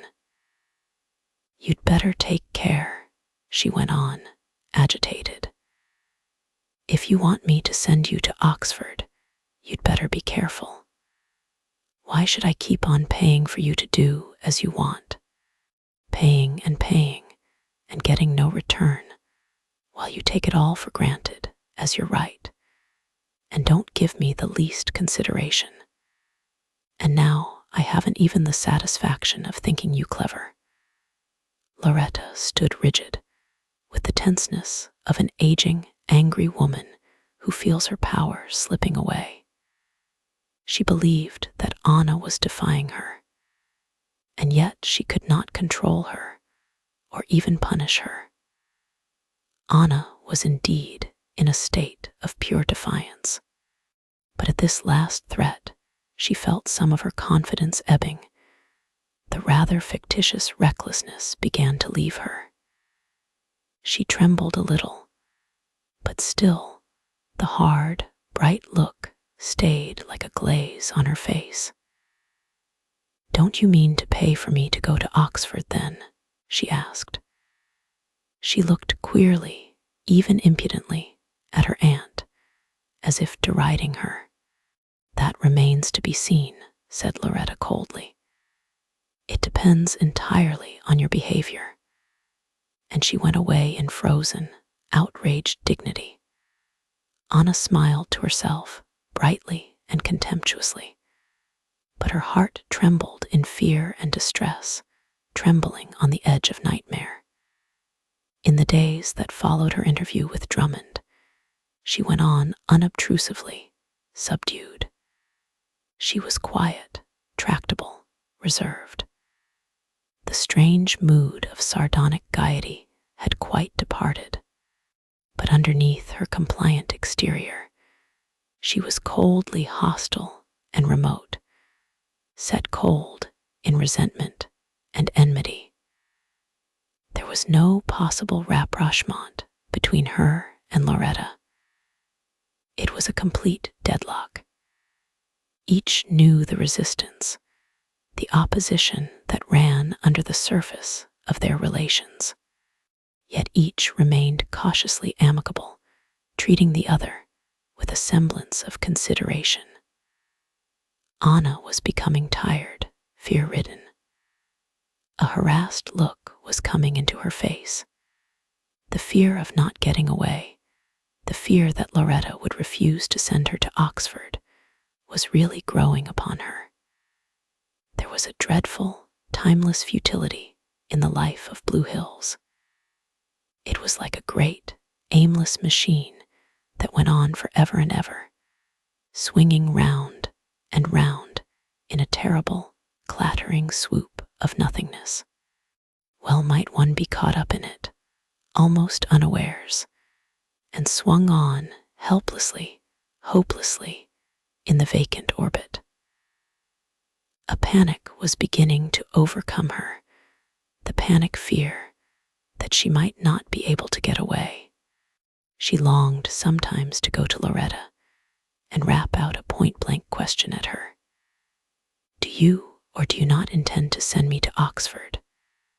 But when she saw her aunt fluttering across the room, or smiling her insincere little flicker of a smile, fluttering and flickering in her butterfly unapproachableness, away at the other end of the world from Anna, then the girl was arrested by the sheer impossibility of communicating with her. Like a pretty, bright bird or a butterfly, Loretta fluttered about and set a barrier of alienation between them. Anna gave it up. As the summer advanced, she became more and more depressed. If she was not to go to Oxford, she had nothing at all to look forward to. Not a word was spoken. Not a hint was given one way or the other. But she knew that she and Loretta would never forgive one another. And silently, suffocatingly, she felt hostility piling up against her. In July, a visitor came to stay at Blue Hills. This was Matthew Kavan, a friend of Hayward Bland S. They had met at the War Office, had worked together for some time. Then Kavan had gone out east to the Shan States and occupied a post in one of the government departments there, forestry, or something of that sort. The two men had corresponded. Now Kavan was in England on leave and was invited to Blue Hills. Loretta was slightly disapproving. For some reason, although she was hospitable and fond of society, she disliked having people to stay in the house unless she knew them well. Rather to her own surprise, she gave in to her husband for once and wrote the letter of invitation.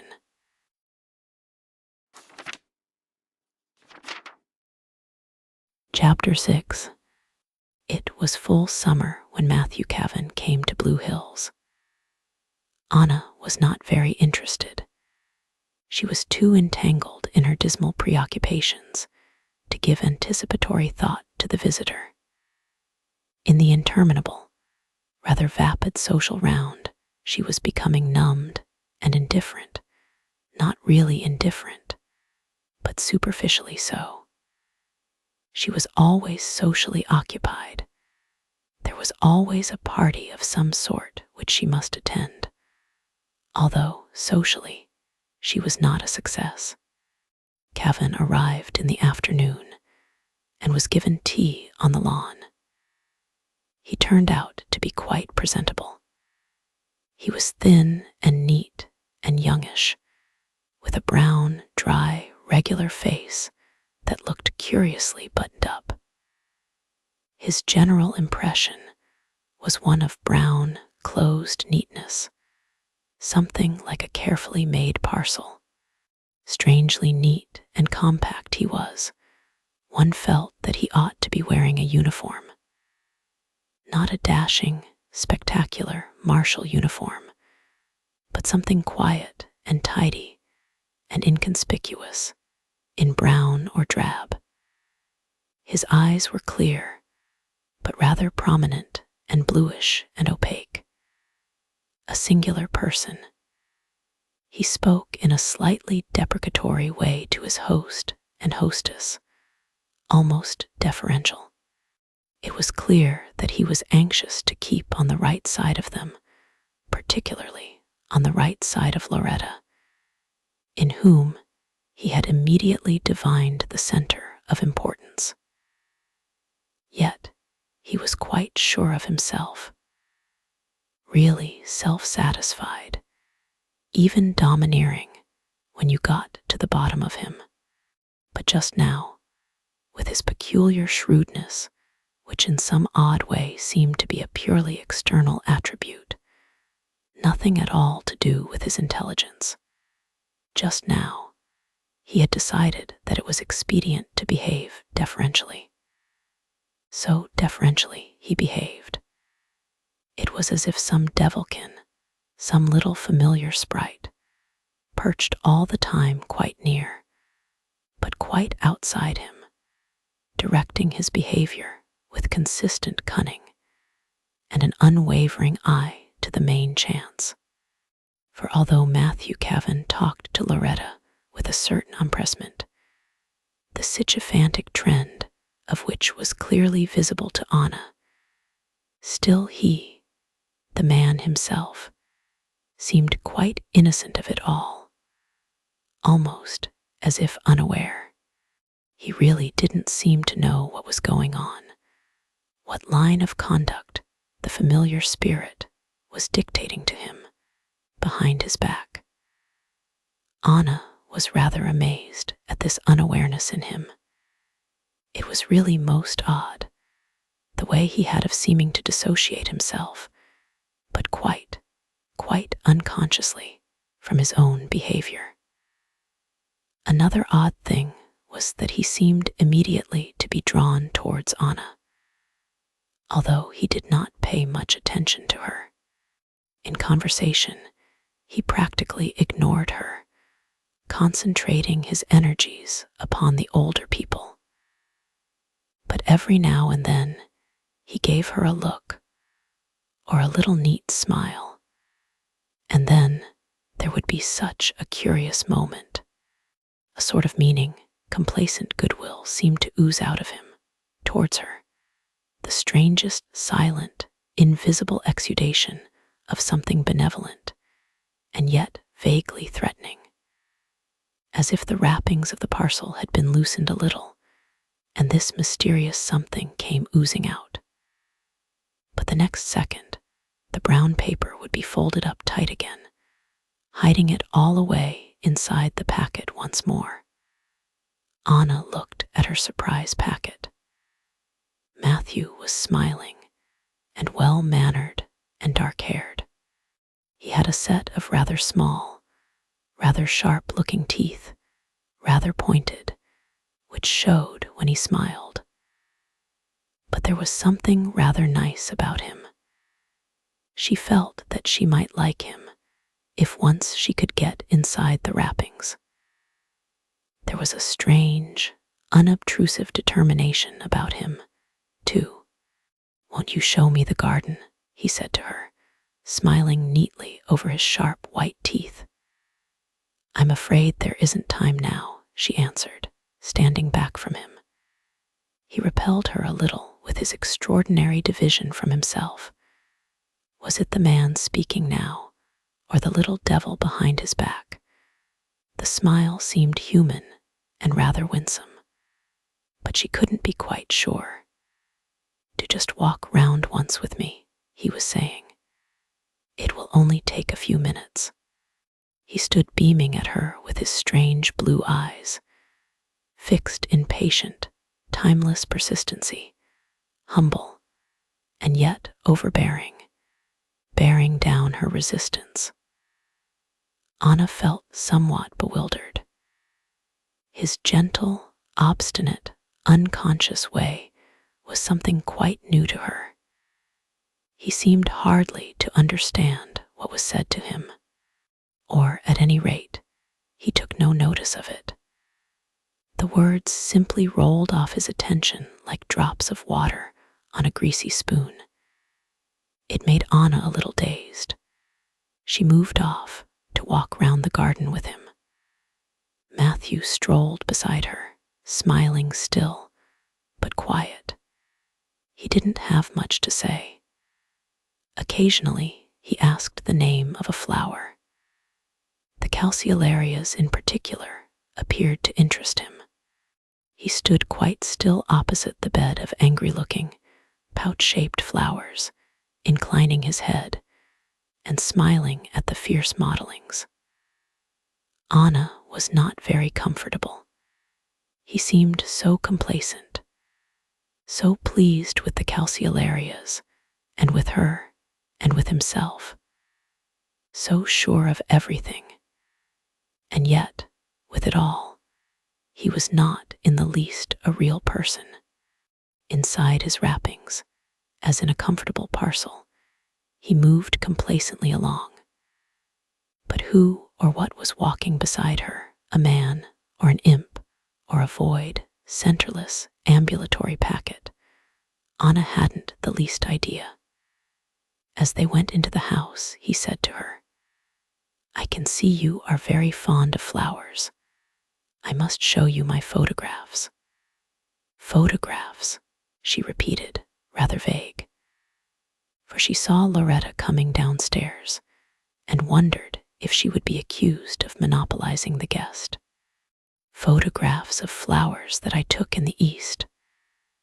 I've made rather a hobby of it," said Matthew, with a certain complacency, speaking to Loretta as she came up. "How interesting," said Loretta, taking no notice of Anna and steering him off. Anna escaped to her own room, away from the bewildering influence of Matthew. He made her feel all at sea, as though she were living in a queer dream. She couldn't understand him, she couldn't make him understand her. It was like trying to communicate with a bag of feathers. You might mouth and smile forever and ever, but all that happened was that the feathers flew up in an uncomprehending, incomprehensible cloud and stifled you. She was afraid of being stifled, but still, there might be something nice about him underneath the wrappings. The following days, she saw a good deal of Kavan.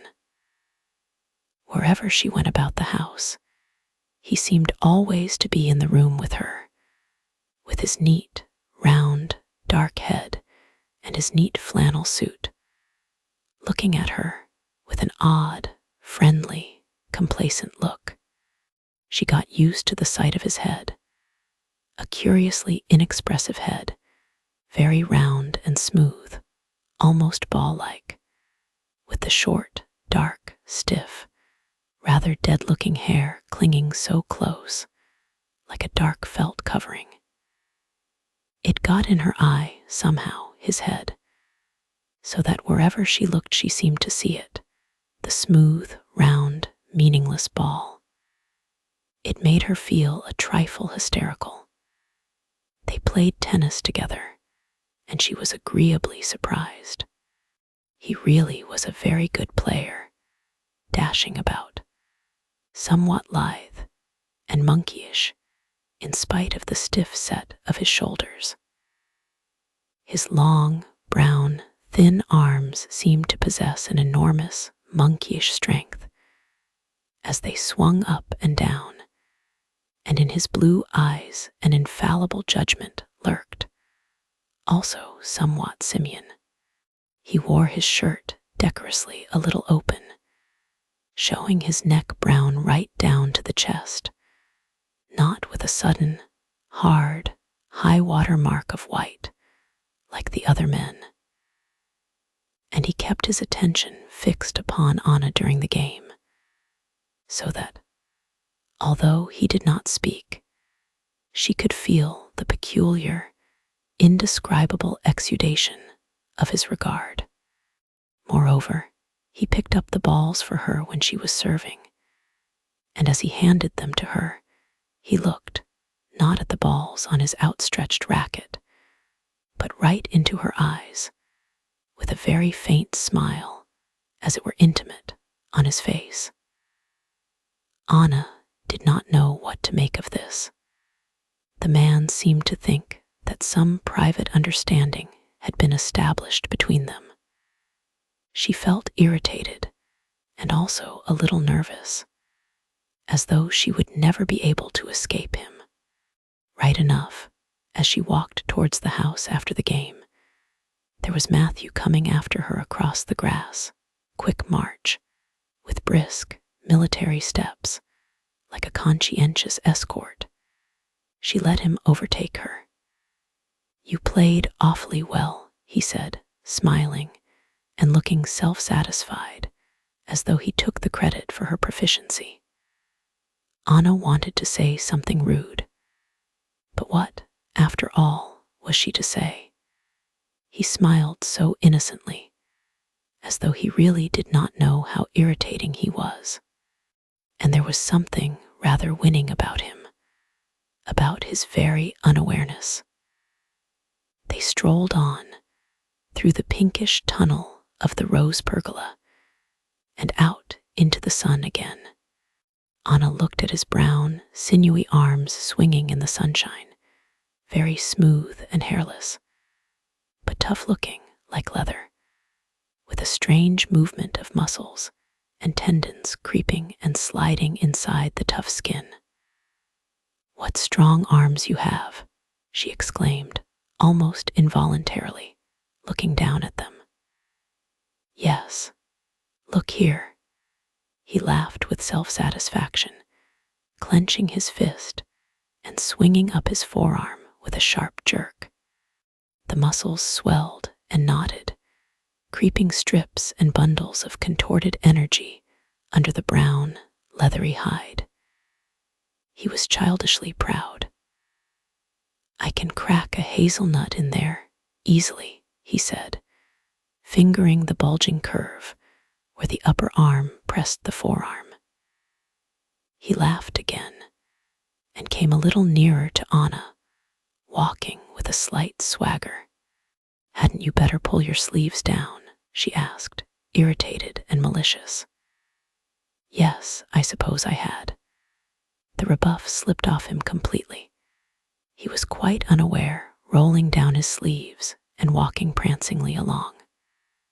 Again, she felt that faint, nervous sinking of the heart. He was so inhuman somehow. It was quite impossible to reach him. And glancing at the smooth brown skin, so oddly hairless, blemishless, so like a strong, neat paper wrapping, she shuddered inwardly. But what was inside the parcel? And was there any way of getting in? That was her problem for the moment. When they got to the bed of calceolarias, he stopped again. "But really, they are extraordinary, aren't they?" he said, allowing his arm to rest against her for the tiniest fraction of time. The flowers seemed to fascinate him in some way. "They say that witches use them in the practice of lycanthropy," she remarked, rather distant and superior. He gave her a sharp, sideways look. "Lycanthropy, what is that?" he asked. "You've heard of werewolves." Her voice was supercilious and mocking.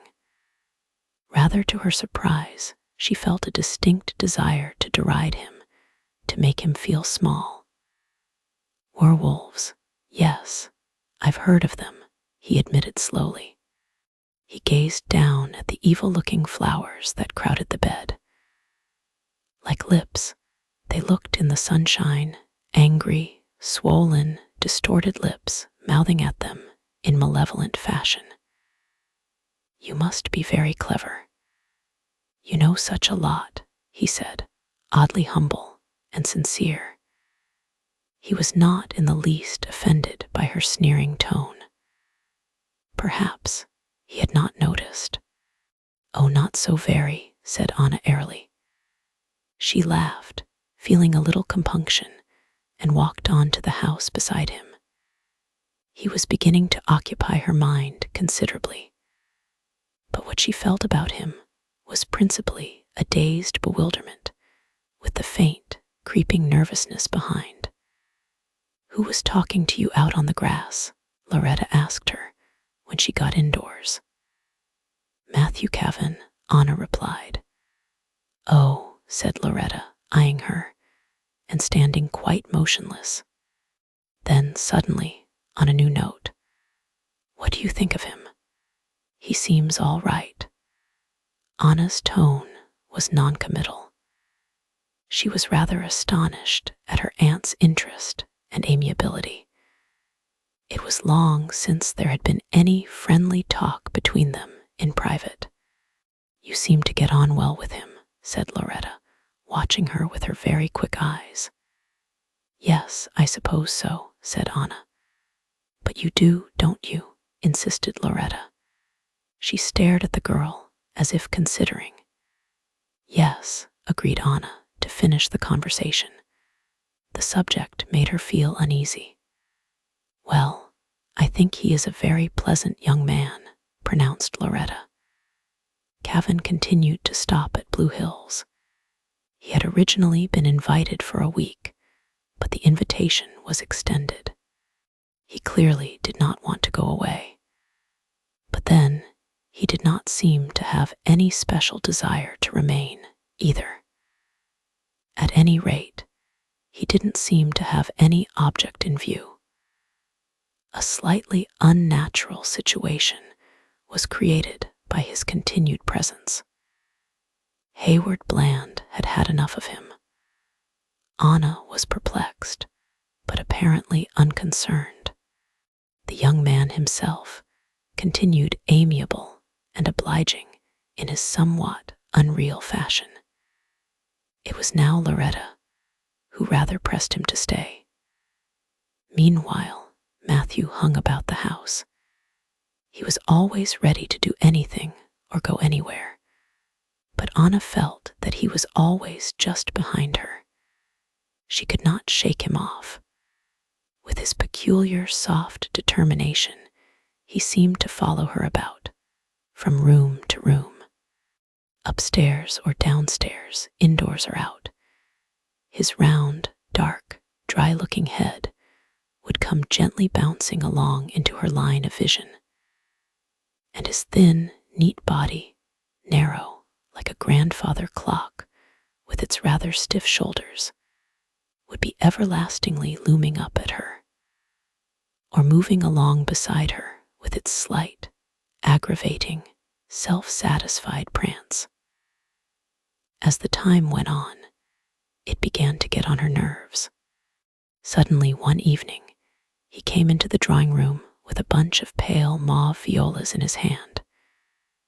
It was rather late, and the rest of the household was preparing for dinner. The complacent, but rather winning smile brightened his face when he saw that Anna was alone, a neat, winsome, significant sort of smile.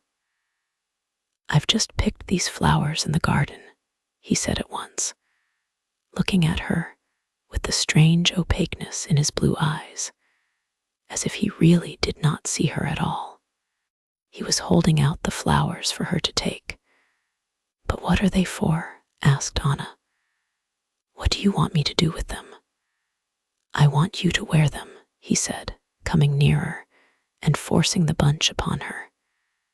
"Pin them in your dress tonight." Feeling irritated, she took the flowers, very unwillingly. The incongruity of his behavior made her uncomfortable. "I never wear flowers. And anyway, they're the wrong color," she protested. "Do you know, there's something about pansies that makes me think of you," he said, entirely ignoring her remark and smiling at her, his neat, pleased, expectant smile. "Pansies, pensées, that means thoughts, doesn't it?" He was very pleased at having made the connection with the French word. "But they're not pansies. They're violas," snapped Anna, nervous and exasperated. She held the flowers in her hand, not knowing what to do with them. Again, Matthew ignored her. It was as if she had not spoken. Perhaps he really did possess some faculty for not hearing what was said to him, unless he wanted to hear. "You will wear them, won't you? To please me. I have a special reason for asking." He gazed with his strange, smiling gaze at Anna, rather glassy. She could see that he was coming out with a direct attack upon her at last.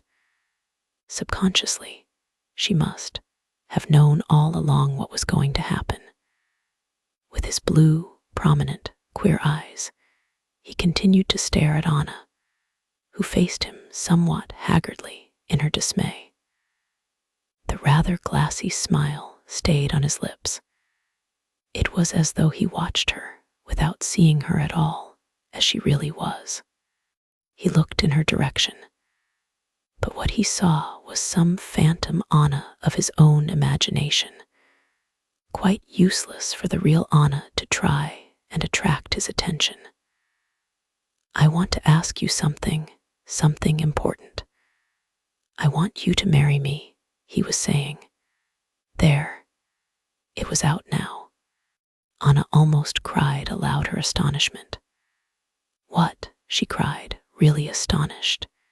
He seemed rather taken aback. "Will you marry me?" he said, still with the set, queer smile. There was a pause. Matthew, rather embarrassed, waited behind his smile for her to speak. "But it's absurd. Quite absurd," exclaimed Anna, sighing indignantly at him. She felt both astounded and indignant, as though he had in some unexpected way made her ridiculous. She had never even thought of marriage. She didn't in the least want to marry anybody. She wanted to go through life alone, in her own independent, detached fashion. The idea of being bound up with another person in such a relationship as marriage was hateful to her. And then, to marry a person like Matthew Kavan. Her very heart shuddered. "Why is it absurd?" asked Matthew, smiling patiently down at her, with his odd, genuine humility. "Oh," cried Anna in confusion, "I don't want to marry at all. Besides, I hardly know you." "You will soon know me better," he persisted, swinging his thin, stiff shoulders towards her, shadowily obstinate. His soft, shadowy insistence made her feel that she would die of exasperation and a kind of alarm. It seemed so useless to oppose him, to talk to him. The words simply slipped off his smooth, brown, papery skin. His very blankness as he stood up there, so stiff and erect and compact, like a long, neat parcel, was a kind of threat. She began to laugh nervously. "No, I can't. It's kind of you to ask me, but please don't think of it anymore. It's really not to be thought of," she said. "Very well," said Matthew. "We won't say any more about it now." Anna began to feel rather afraid. His shadowy, overbearing insentience was more than she could cope with. He simply did not seem to hear her refusal. She felt she had not made any progress against his determination. Her words conveyed nothing to him. How on earth was she to make him understand? She moved, saying that it was time to dress. Matthew moved also, walking across the room with his complacent tread. His complacency was strangely discomforting to her. At the door he said, "You haven't told me whether you are going to wear my flowers tonight." "I'll wear them," said Anna. He opened the door, and she went out quickly, up to her own room. Loretta continually made opportunities for airing her good opinion of the young man. "Well," she would say decidedly, and even challengingly to her niece, "I like him very much indeed." And she would look at Anna intently, with a falsely smiling persuasion in her eyes, and behind it a sort of a threat. Anna told her that Kavan had proposed. She did not want to speak of it, but something, bravado perhaps, made her confide in Loretta. She was not going to acknowledge her nervousness, even to herself. "Well, I'm not surprised," said Loretta, eyeing her intently. "I've seen all along that he was very much attracted." Her little bird's eye cocked up coldly speculative at Anna as she said, "I'm sure he'd make an excellent husband." "I'm sure he would," agreed Anna, with a sneer. Loretta became offended at once. She couldn't put up with that hard, mocking attitude of Anna's. She stiffened in chilly, offended resentment, turning away. "I should think it over carefully, if I were you," she advised stiffly. "It's an opportunity for you, you know." And once more the threat peeped out, uglily, in her voice. Loretta, of course, was all in favor of the match. It was such a splendid chance of getting Anna permanently off her hands. She didn't want the expense of sending the girl to Oxford. Neither did she want her uncomfortable presence hanging about Blue Hills. Kavan's offer was simply providential from her point of view, all of which was naturally quite obvious to Anna. But whether Loretta's anxiety to be rid of her fortified her against Matthew, or impelled her in his direction, she really didn't know. Kavan remained in abeyance for a few days, but he had not abandoned the attack. Anna was sure. Oh, no, not by any manner of means. His brown, closed face was so satisfied, almost smug, and he kept looking at her all through the day with an apparently intimate smile and a protective, proprietary expression. A sort of I understand everything sympathetic look, faintly patronizing, although humble. And he continued to bombard her with the mauve violas. Anna began to hate the sight of the pale, blank, rather anemic, rather perky little flower faces staring up at her every time she went to her room. They seemed to wear a bright, insipid, foolishly questioning look, a sugar and watery, Mary Pickfordish air of aggravating brightness.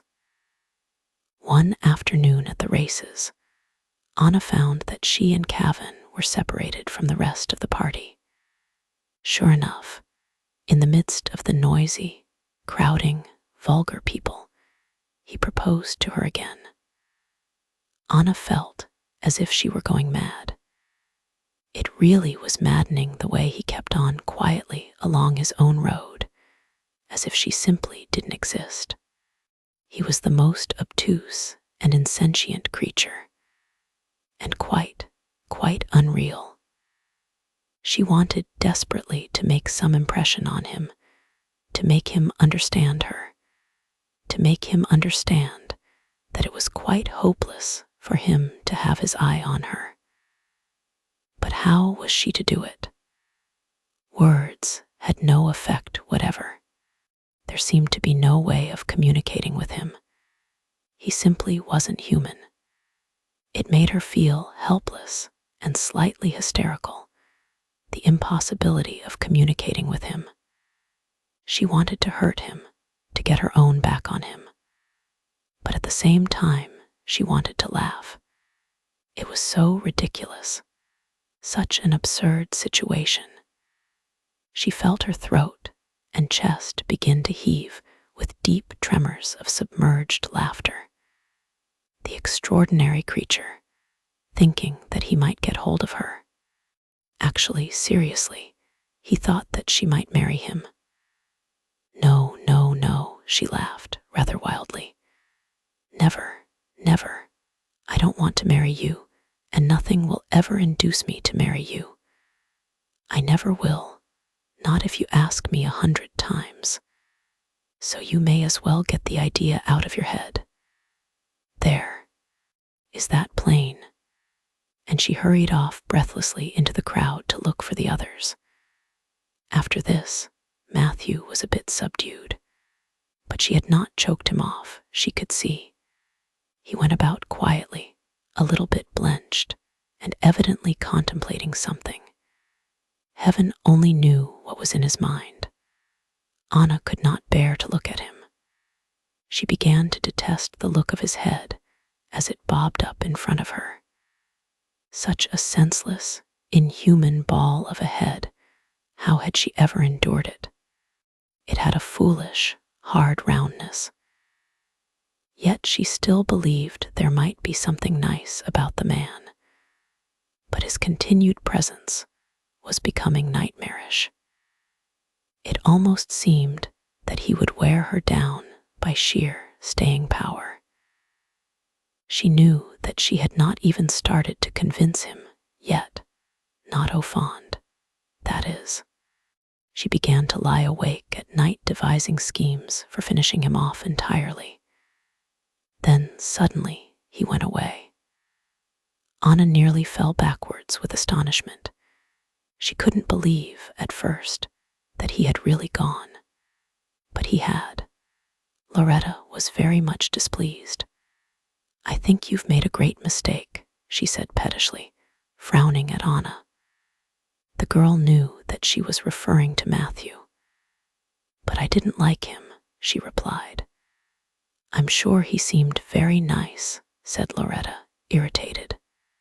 I didn't like him, Anna repeated, falling into her sullen manner. Of course, nobody ever would be good enough for you. sneered Loretta bitingly. She fluttered out of the room, leaving Anna with a nasty taste in her mouth. Fastidious look of disgust came upon Anna's face, partly because of Matthew, partly because of Loretta, and partly because of her own position. It was not at all pleasant for her at Blue Hills in an atmosphere of Loretta's permanent displeasure. Things seemed to get worse and worse.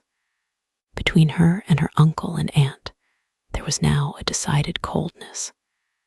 They did not try to keep up even a superficial friendliness with her, or she with them. She went about in silence. It was really very disagreeable. As August came on, Anna's heart failed her. She began to feel nervous and distracted. For day after day passed, and nothing was said about Oxford. She had not advanced a step in that direction. In fact, it seemed highly improbable that Loretta, in her present mood, would allow her to go. And then, what sort of a life remained to her? To live on at Blue Hills, hurrying out to parties, playing games and attending dances, trailing after Loretta, who would grow older and sharper and more exacting as time went on. Anna began to think seriously about Matthew Kavan. Perhaps she really had made a mistake in not marrying him. At any rate, it would have been an adventure, a way out, an escape from the horrible empty rush of the Blue Hills social existence, and the horrible, vicious, fluttering persecution of Loretta. And surely with him, she would have had some sort of an independence. In his absence, she found it difficult to recall what it was about Kavan that was so distasteful to her.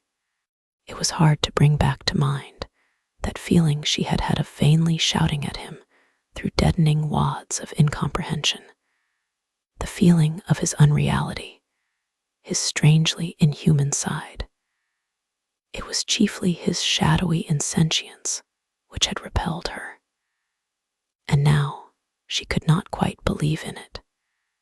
It seemed that she must have exaggerated it to herself. He had not written to her, but she had received one parcel, a neat little packet not much larger than an ordinary envelope. She knew at once that it was from Matthew.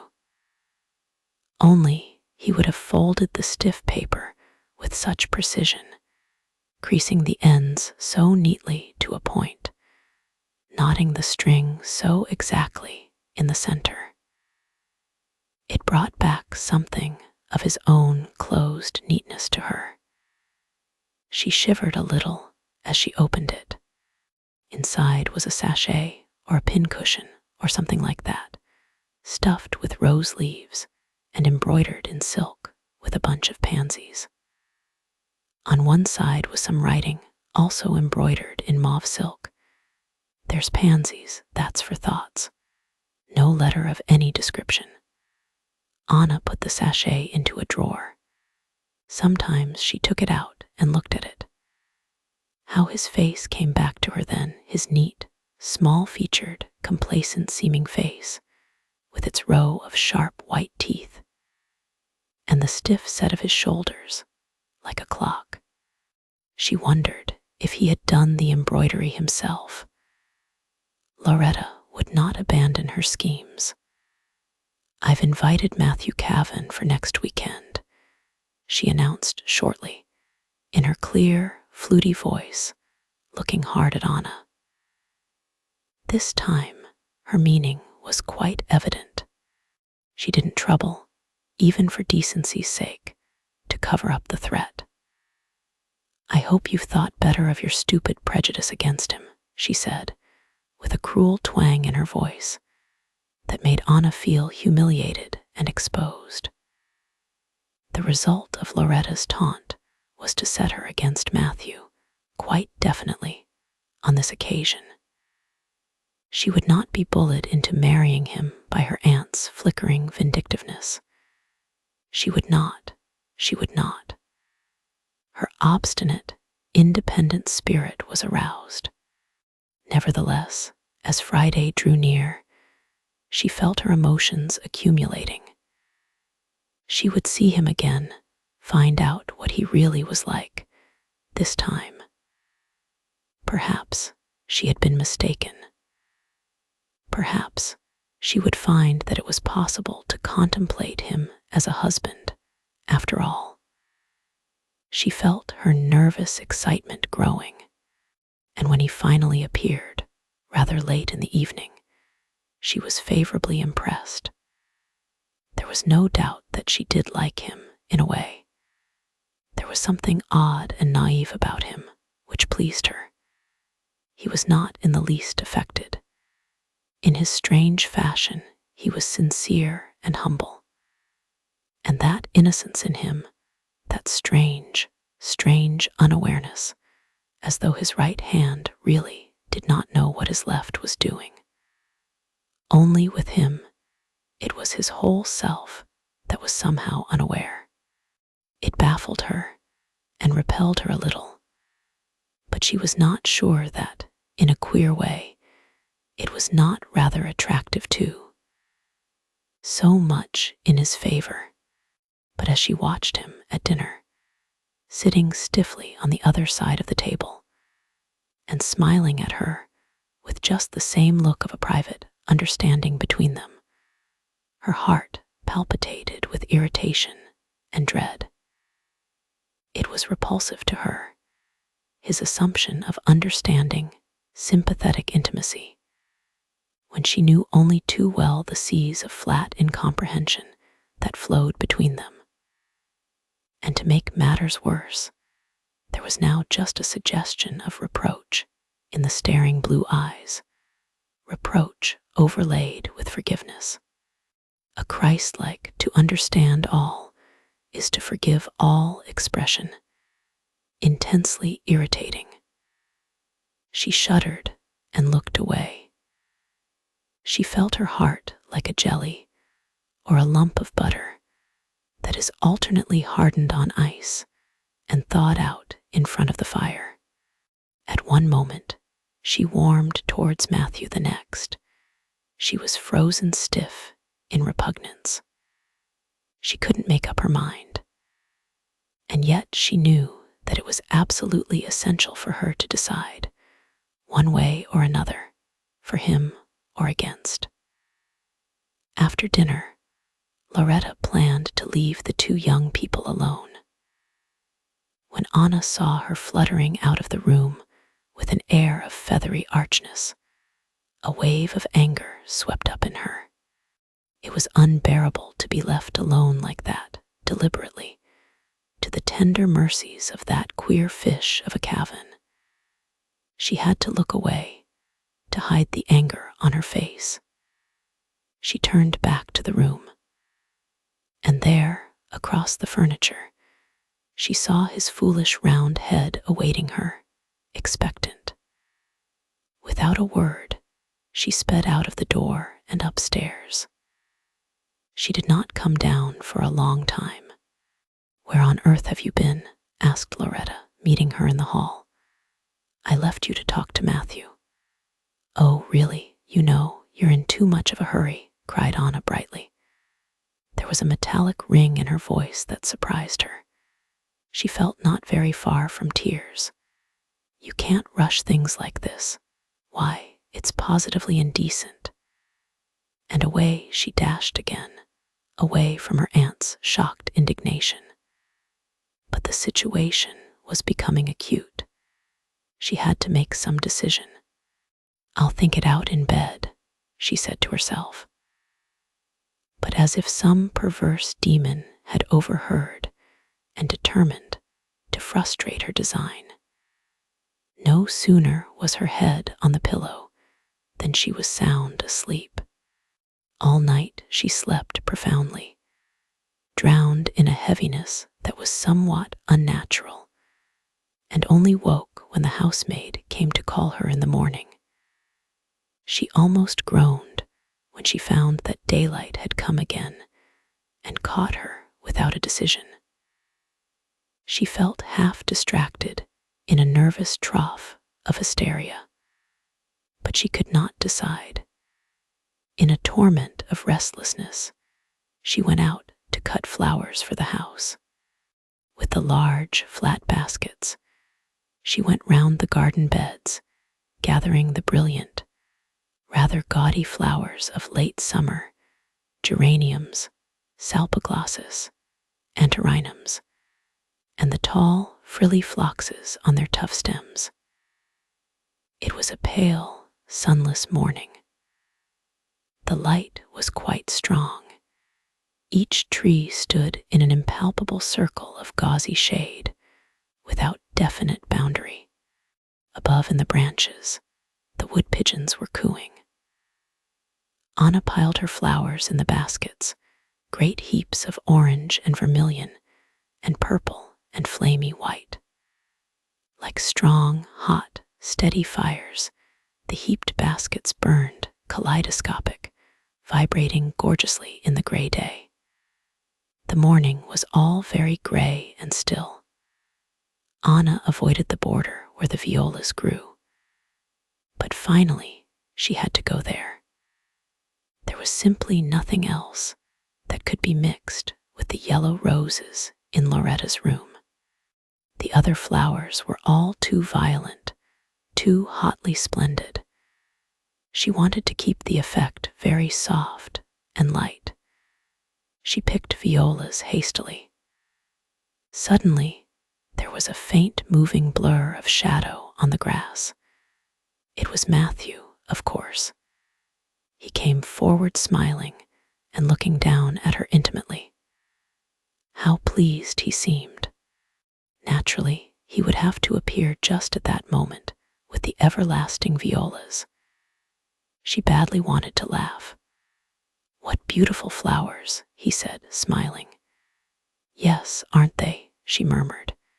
He remained standing silently beside her, staring down at her.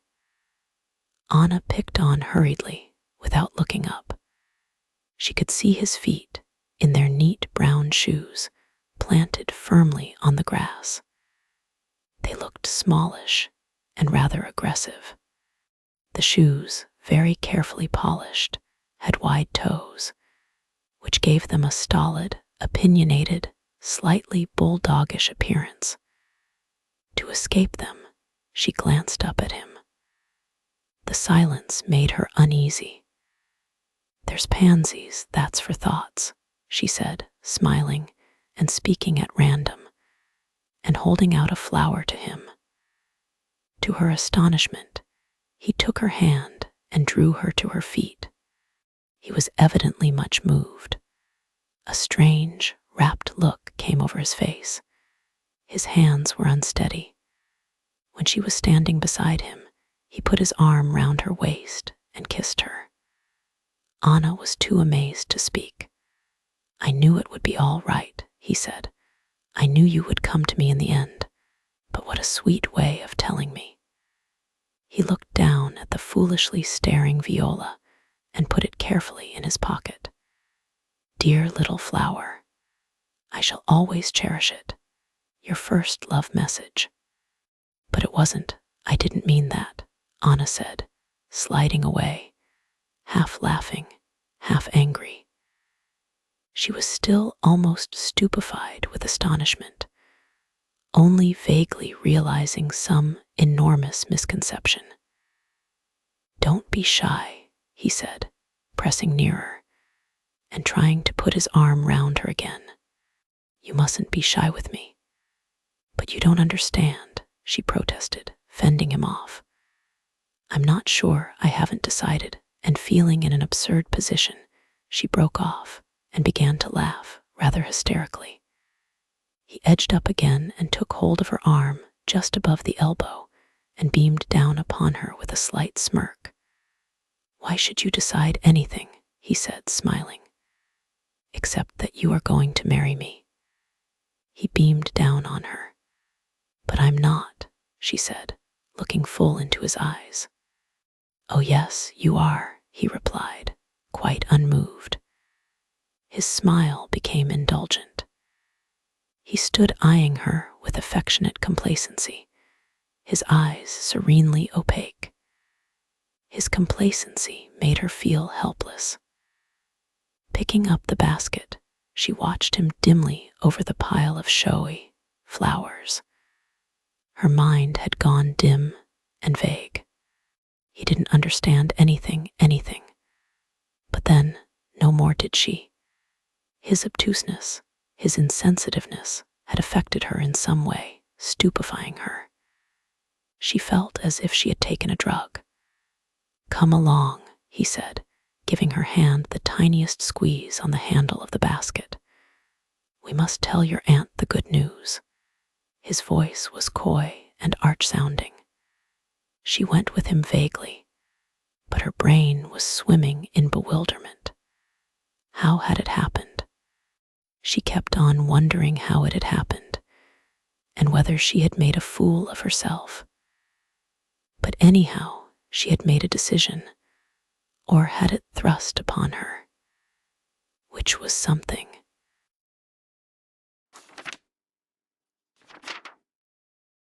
Chapter 7.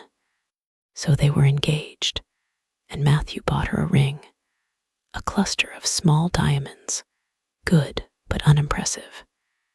He was not well off. Anna did not care much for the ring. The small, bright stones had a way of arranging themselves into an impudent little face that winked up at her questioningly, rather reminiscent of the viola faces. Fortunately, the violas themselves had stopped flowering for that year. However, she wore the ring and soon got accustomed to seeing it winking there on the third finger of her hand. It was as if she had always worn it. It meant nothing particular to her. Matthew was not an exacting lover. He was away most of the time, appearing at Blue Hills for weekends. It was understood that he devoted himself a great deal to his mother. When he was with Anna, he was not exigent. He made no demands upon her. Curious, the way he asked for nothing from her. He seemed quite content just to follow her about and to see her wearing his ring on her finger. He made no physical advances. She often wondered what she would do if he showed signs of becoming passionate. But nothing of the kind occurred, beyond an occasional, rather inept embrace, and even that seemed curiously vague, almost abstract. And he would go on so calmly afterwards, so exactly as if nothing had happened, that Anna sometimes felt uncertain as to whether she had been kissed at all.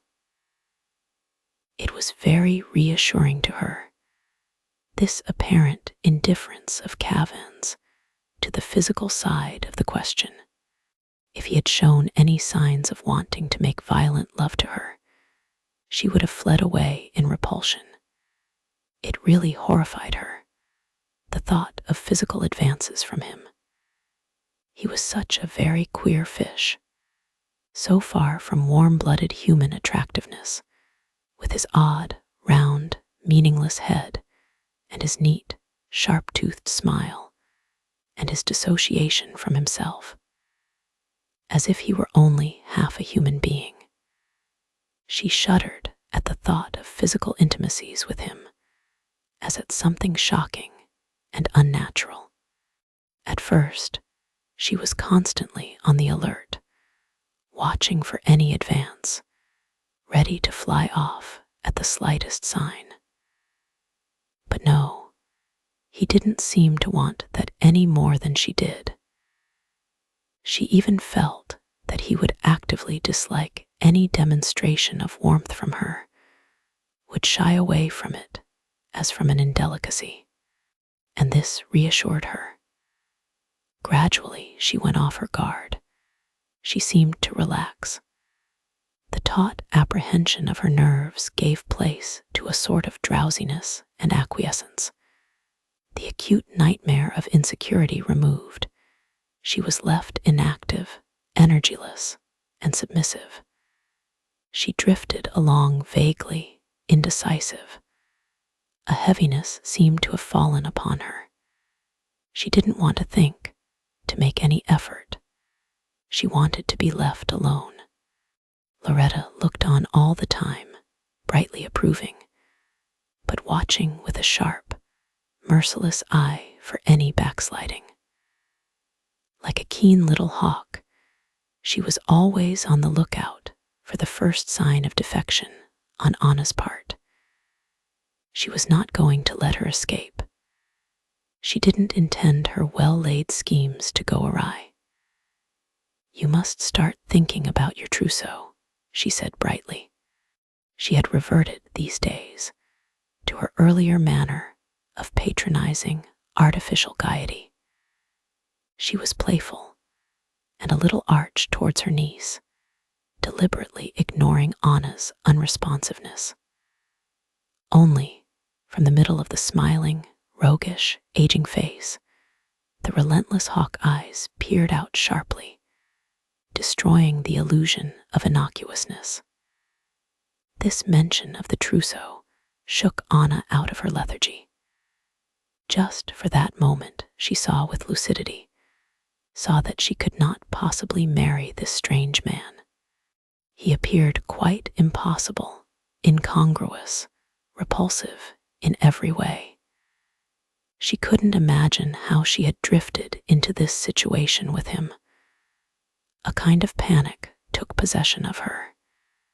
She must escape. But then, most deadeningly, her old heaviness came back. She simply hadn't the energy to fight. She looked at her aunt's smiling, implacable face with its faint network of lines, and its faintly sagging, thin mouth, and her spirit quivered and died. It was so easy to let the engagement drift on, so hard, so desperately hard to open battle with Loretta. And there was still plenty of time. Later on, she could make a stand. But just one effort that lucid moment was able to prompt in her. She went off by herself and wrote a long letter to Sydney, telling her all that had happened. When she had finished it and dropped it herself into the letterbox, she gave a sigh, half reckless, half relieved. For she felt that in some obscure fashion she had shifted the responsibility of her fate, transferred it in some occult way to Sydney. Sydney should decide now. Sydney could save her from Matthew if she wished, and if not, then let be. She shrugged her shoulders with unconscious fatalism. The reply came in due course and proved disappointing. Sydney seemed distant, not unfriendly, but immensely remote. Over this letter, Anna suffered bitterly. After their old precious intimacy, their complete understanding of one another, it sounded harsh and unsympathetic. Sydney seemed entirely out of touch with her, incredibly far away. All she did was to urge Anna to come and see her. No sympathy, no understanding at all. Just a few abrupt sentences, ending up, "For God's sake, don't marry this man without seeing me first." A hard, heartless creature Sydney seemed to have become, forgetting so soon the wonderful romantic affection that had united them so closely and so long. Of course, it was quite impossible for Anna to visit her. She tore up the letter, but it had served its purpose. It had sufficed, somehow, to absolve Anna from the responsibility of herself. She had given Sydney the opportunity of holding her back from Matthew, and Sydney had not held her. Hence, the fatalistic attitude on Anna's part, mingled with a faint, unexplained, childish feeling of resentment. She was disappointed in Sydney, disappointed and hurt. Sydney's apparent coldness and her remoteness and the absence of sympathetic phrasing in her letter made Anna feel injured. She was almost inclined to throw herself upon Matthew immediately, just to spite Sydney. And it was such a relief to escape the perpetual goading pricks of Loretta's enmity, the horrible pricking irritation of her malicious displeasure. It was a blissful relief to have established even a temporary truce, like the end of a long illness. Later on, Anna could fight it out, if necessary. There was plenty of time. She would let things slide for a bit. But after all, there wasn't so very much time. Kavan only had 4 months in England. About the middle of November, he had to sail for Rangoon. They were to marry before he sailed. At first, the marriage was planned for the very last moment, a day, or perhaps 2 days, before the boat left. But then Loretta began to urge an earlier date. In her frivolous, charming, girlish manner was concealed an inflexible purpose. She made no direct suggestion, but half a dozen times a day, by subtle insinuation of voice and gesture, she would hint at the inadvisability of delay. To tell the truth, she was a little doubtful of her hold over Anna, should the girl prove recalcitrant. Finally, Loretta took a definite line. She announced that she would be leaving for the Riviera earlier than usual. Her husband's health was made the excuse. He was to be got away to the south as early as possible. By the beginning of November, the house would be shut up. Anna knew that pressure was being put upon her. She felt herself being borne down by the hidden, cold determination of Loretta and the strangely soft, stupefying obstinacy of Matthew Kavan. And she was allowing herself to be borne down. She even almost welcomed the pressure. With half her mind, she wanted to be persuaded. She seemed to cling to the security of the world's approval, to the things which represented familiar security to her. She wanted to marry Matthew because that was the safe thing, the normal thing, the thing that was expected of her, and which promised security and approbation. She was frightened of the other side, the unknown streak in her. It was the old craving for normality coming out again. She found herself in a bustle of shopping, dresses to be tried and chosen, presents coming, letters to answer. Loretta always close, terribly close, watchful and important, and Matthew rather distant and unreal, but also watchful, also important in his strange fashion. Sydney had faded to nothingness. There was no longer any world outside Blue Hills, only this close world of Loretta and Matthew, and the half-intriguing, half-wearisome business of choosing and buying.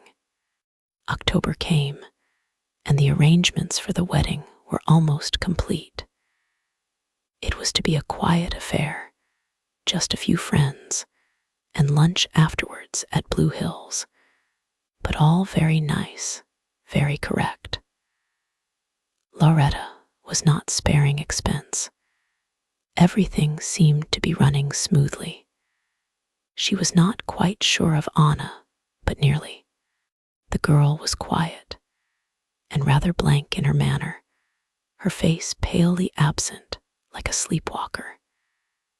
It was as if her face went about independently, doing duty for her spirit while it was away somewhere upon its own affairs. Always the pale blankness in her face. Loretta was rather nervous of what might happen if the spirit suddenly returned and found out what had been going on. The wedding preparations ran into their final stages. Everyone was busy and excited, but there was a peculiar lack of enthusiasm evident. Even the excitement seemed artificial. There was an undercurrent of cold-bloodedness in it all that was rather disheartening. Only Matthew seemed perfectly happy in his queer complacency, sitting about, rather silent, and watching Anna. Socially, he was not very adept.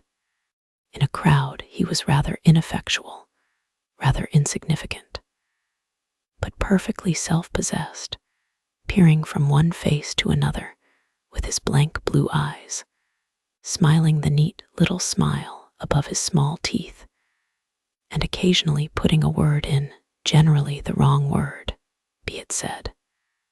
And yet, he was not noticeably inadequate. He was just sufficiently personable to carry off his conversational deficiencies. He was always quite nicely dressed, even rather smart, in the satisfactorily conventional way. And he sat about, looking agreeable and ready for anything, with the winsome little smile covering his silence. So he got away with it.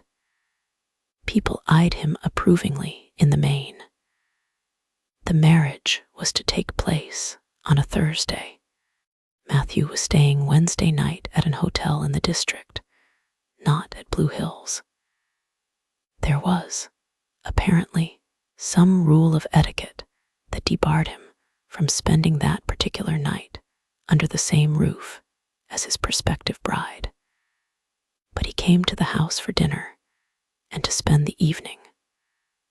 Anna watched him attentively when he appeared. She wanted to see what it was she was letting herself in for so calmly. The man was presentable enough in his dinner jacket and his impeccably white shirt front. He looked quite a gentleman. Yet the way he moved, keeping his shoulders stiff, and the way he listened and smiled attentively, even rather assiduously, to the person to whom he was talking, was all a little uncomfortable and odd. She wished that his head were not quite so round, not quite so much like a smooth, dark ball bobbing up and down. It had, she could not help thinking it, a foolish and somehow unnerving look. The covering of hair appeared so very dry and dead and insentient, so much more like a stiff covering than a living, growing part of a human body. And when he came over to speak to her, she was conscious of a slight shrinking. He was such a very peculiar creature, such a surprise packet still, after all. And she was going to marry him. She was going to spend the rest of her life with that strange round head, those blue, glass-bright eyes. It seemed ridiculous. She wanted to laugh at the idea. "What a lovely frock," Matthew said to her. She was wearing a new dress of heavy silk stuff with a small, intricate pattern running across. The rich, darkish material made her face, and her bare arms and shoulders, appear somewhat fragile and immature. The contrast between the sophisticated, opulent stuff and the straight, slight, virginal body had the effect of emphasizing a certain defenselessness, a vulnerability in the pale girl. She looked younger than her 19 years, almost like a little girl dressed up in somebody else's evening clothes.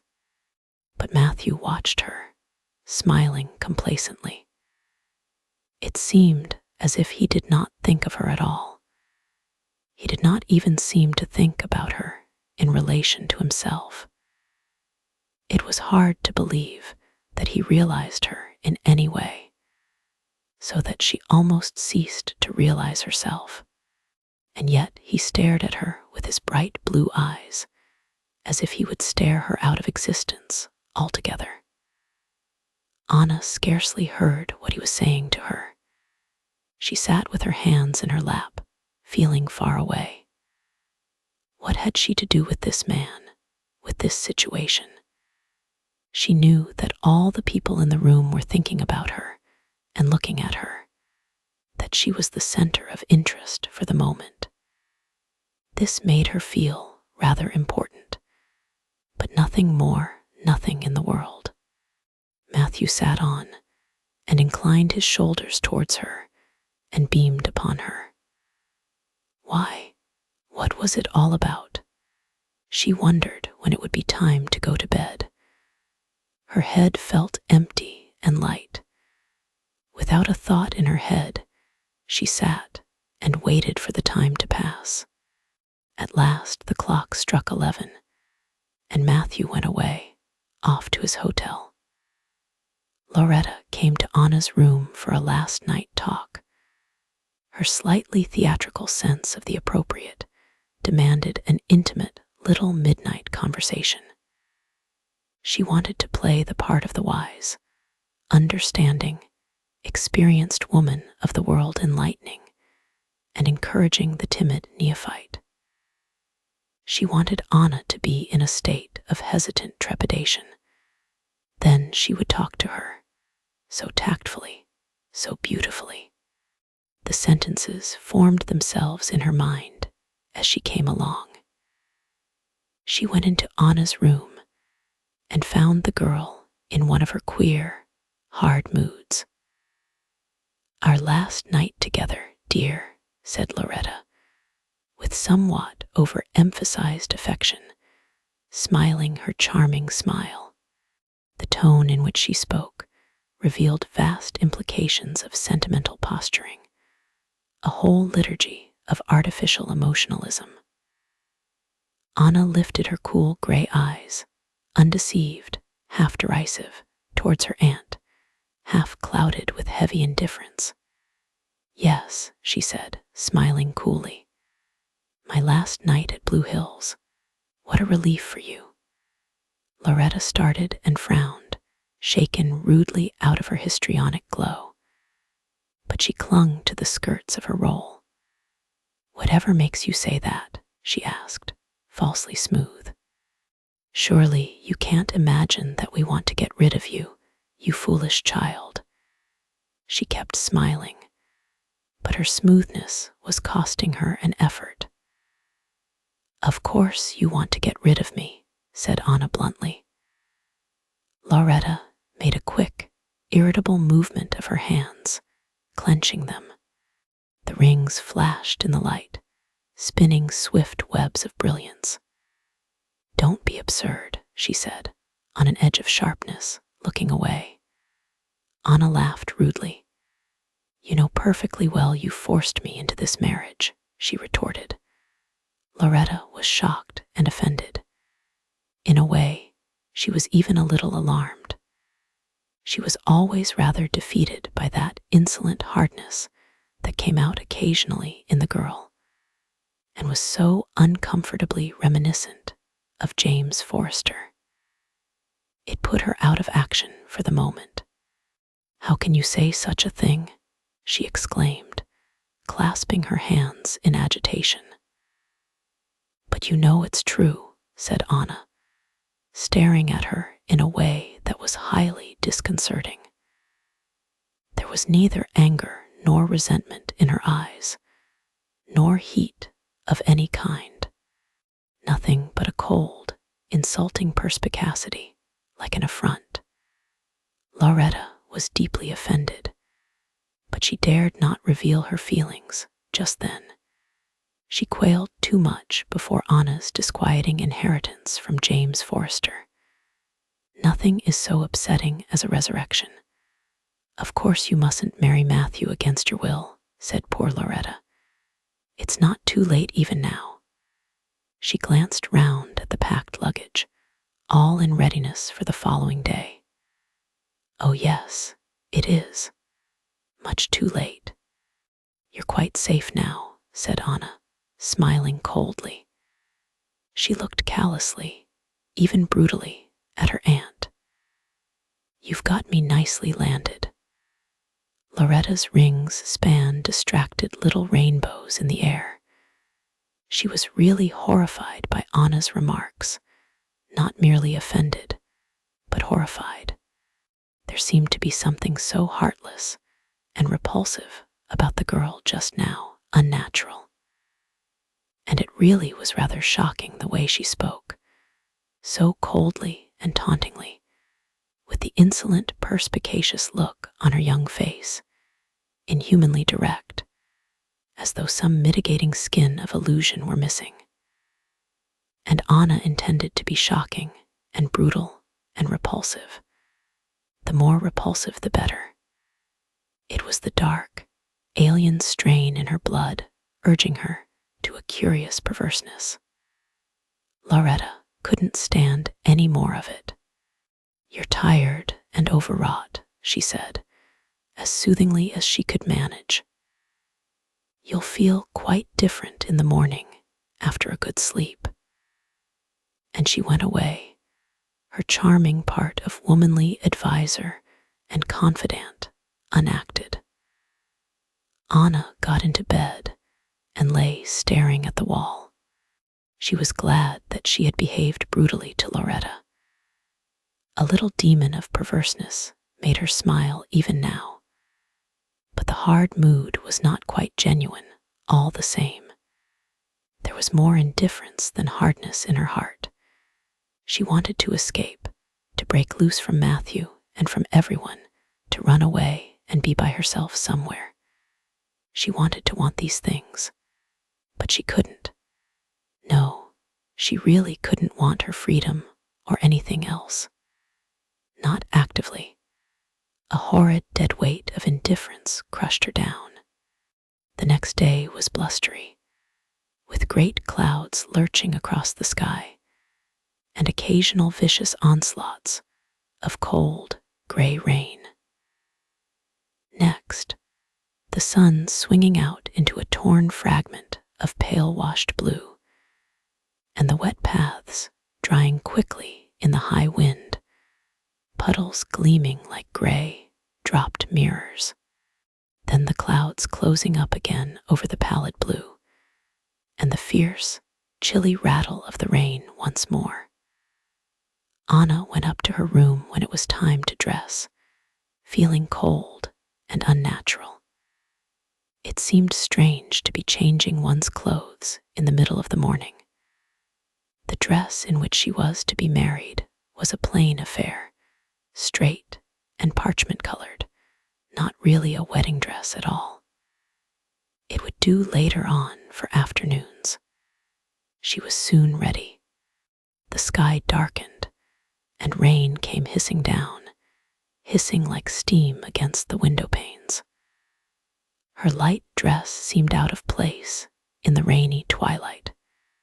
She sighed, for the pale dress was so incongruous.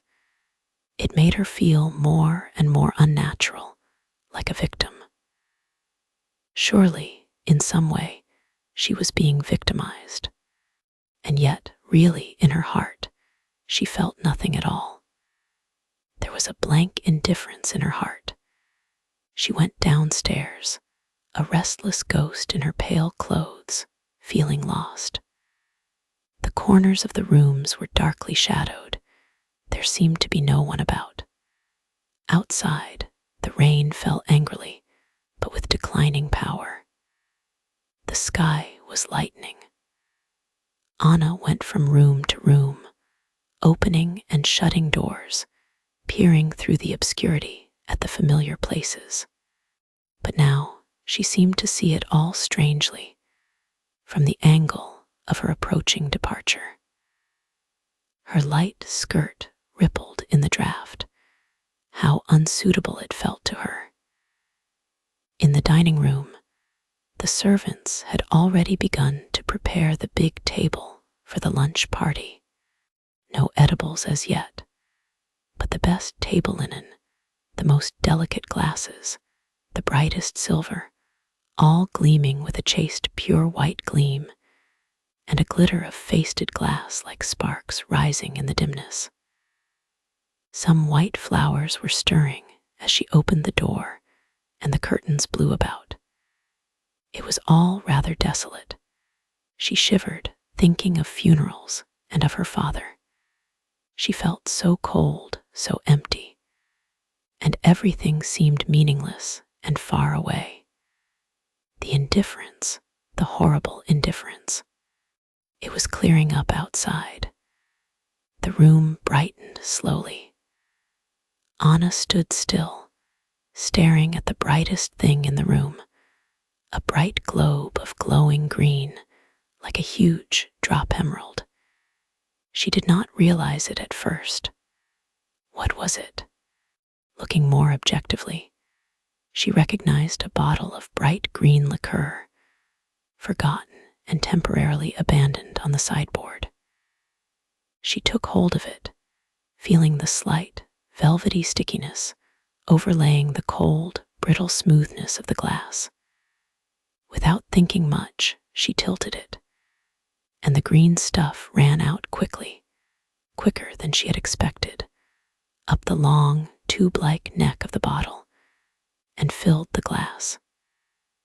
It was a surprise to find that it flowed so quickly, the sticky, heavy-looking stuff.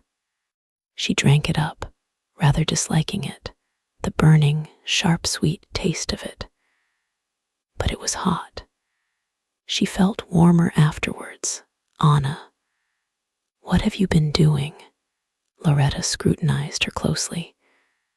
But there was no time for talk.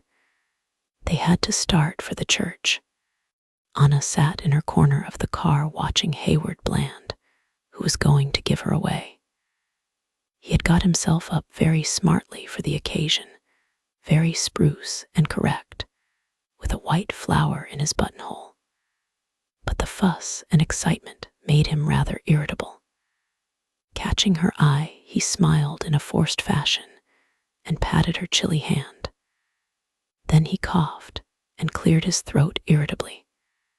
He seemed stiff and pompous beside her, and she disliked his proximity.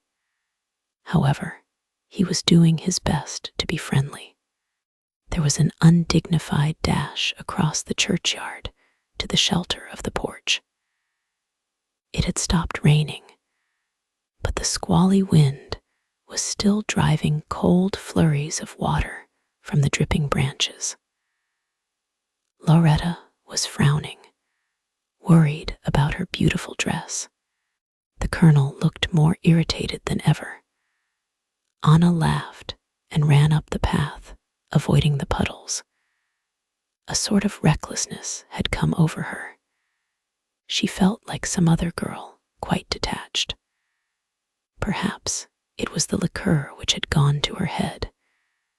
They went into the church, and the first thing she saw was Matthew, standing in the aisle, waiting for her. She smiled at him, almost gay, in her new recklessness. Matthew smiled back, very faintly and constrainedly in return. She could see that he was put out, even annoyed, by her frivolous air. It was evidently a serious moment for him. Feeling dashed, she took her place beside him. His solemnity made her uncomfortable. Was it possible that this ecclesiastical rigmarole had genuine significance for him? She noticed how dry and close the hair was on his head, as though it had no sap in it, no life of any kind. He did not look at her, though she knew he was aware of her regard. Obstinately, he turned his stiff profile and refused to look. They moved up towards the altar. The church was new and rather ugly and bare, with a look of being strictly utilitarian and hygienic. There was something rather mean about the red brick, and the stumpy pillars and the rows of cheap wood pews proletarian. Loretta's expensive flowers looked both haughty and forlorn. On one wall, someone had started to paint a biblical scene, life-size, all in drab browns and grays, and a muddy-looking olive green. There was a boat in it, and improbable, woolly-headed, conventional waves. It was supposed to represent Peter walking on water. The place was bitterly cold. Anna shivered as she knelt in the bleak church in front of the altar. Her dress was much too thin. There was no protection in the pale stuff. Only her head felt hot, and in her mouth the hot, bitterish taste of the liqueur still lingered like a satirical comment. The clergyman read out some words, and Matthew Kavan repeated them distinctly, with a certain satisfaction, relishing them. Then it was her turn. She stumbled through her part, watching the ugly, life-sized figures on the wall. The men, with their curly beards and dirty-colored clothes. The painter had, in a strange way, managed to suggest in all the faces a meanness, a vulgarity, something petty and sordid that belonged essentially to English 20th century industrialism. It made Anna think of factories and long gray streets of little houses and backyards with dingy washing hanging out and a smell of fish frying, all of which she particularly loathed. In reaction, she felt a sudden stirring towards Loretta, who represented the other side of the picture, but she could never be friends with her. There had always been an impassable barrier between her and Loretta. Higher and higher it had grown, topped with barbed spikes of resentment and enmity. And now she was going to leave Loretta for good. Strange to be going away, but she was glad, very glad, to make her exit.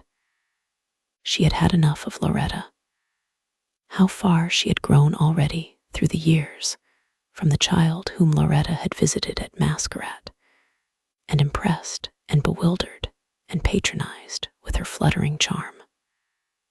Life, the express train, had got into its stride already. She glanced sideways at Matthew, who was kneeling beside her, hiding behind his neat brown profile. But Matthew seemed perfectly unreal, so inhuman, ridiculous that he thought he was being married to her. Matthew, the surprise packet, was kneeling beside her, touching her. But there was no contact between them, no possible connection. The strange being, how remote he seemed.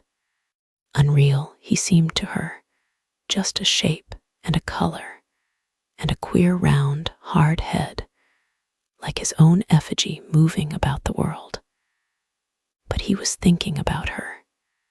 She could feel in him, underneath his attention to what was going on, a preoccupation with herself, a disapproval.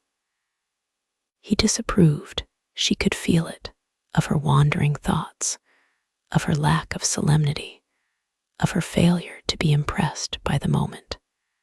As she knelt at his side, pale and grave and abstracted, she could feel his irritable thoughts playing upon her, in spite of his devout concentration. He wanted to be serious and devout, to appreciate the solemn occasion. But some other instinct kept his thoughts, under his superficial attention, sliding out persistently to the proud, aloof girl beside him. He almost hated her for her distracting influence, but he could not keep his thoughts away. When it was all over and the book had been signed, the whole company emerged again into the windy daylight. It had cleared up a bit. The wind was harrying the clouds like an angry dog. A shred of blue sky suddenly appeared over their heads. "Happy is the bride whom the sun shines on," cried Loretta gaily. And sure enough, a chilly radiance came spilling down from the heavens, spilling palely over them as they stood. The half-stripped trees bent and strained and swung above them. It was Loretta's great moment, her triumph. But the wedding guests had a sense of flatness as they moved off in groups, back to their cars. The wedding had been, for no very definable reason, something of a fiasco, a chilly sort of affair. And the wedding breakfast, or the lunch party, or whatever you like to call it, with its cold lobster mayonnaise and coldly gleaming pale wines, was not much better. Although it was all so expensive and conscientiously festal, everyone felt secretly a little relieved when it was over. And then the goodbyes had to be got through. All the women kissed Anna. She had changed into her traveling clothes and stood with Matthew at the front door, all in brown, looking rather like one of the lost brown leaves that were blowing about everywhere. There was a crowd and a confusion of good wishes. Loretta's turn came last of all. "Goodbye," cried her girlish, trilling voice for the last time. "Goodbye." She put her arms round Anna and kissed her in her slightly theatrical way. She even managed to squeeze a tear from one of her bright eyes.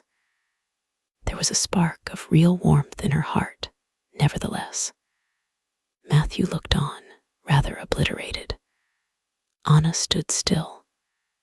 "Come along, my dear," said Matthew, at the door of the car. There was the beginning of an uncomfortable pause, while everyone waited for Anna to make a move. Loretta gave her the tiniest push. The girl went forward, gazing about with clouded, cold gray eyes, like the sky, at one with the cold, unfriendly, uncongenial sky. For a moment, she seemed quite lost. Then she got into the car and sat down. Matthew got in after her. The door banged, and they drove off in a thin keening of farewells. They were to drive to London in a hired Daimler. Matthew did not possess a car of his own.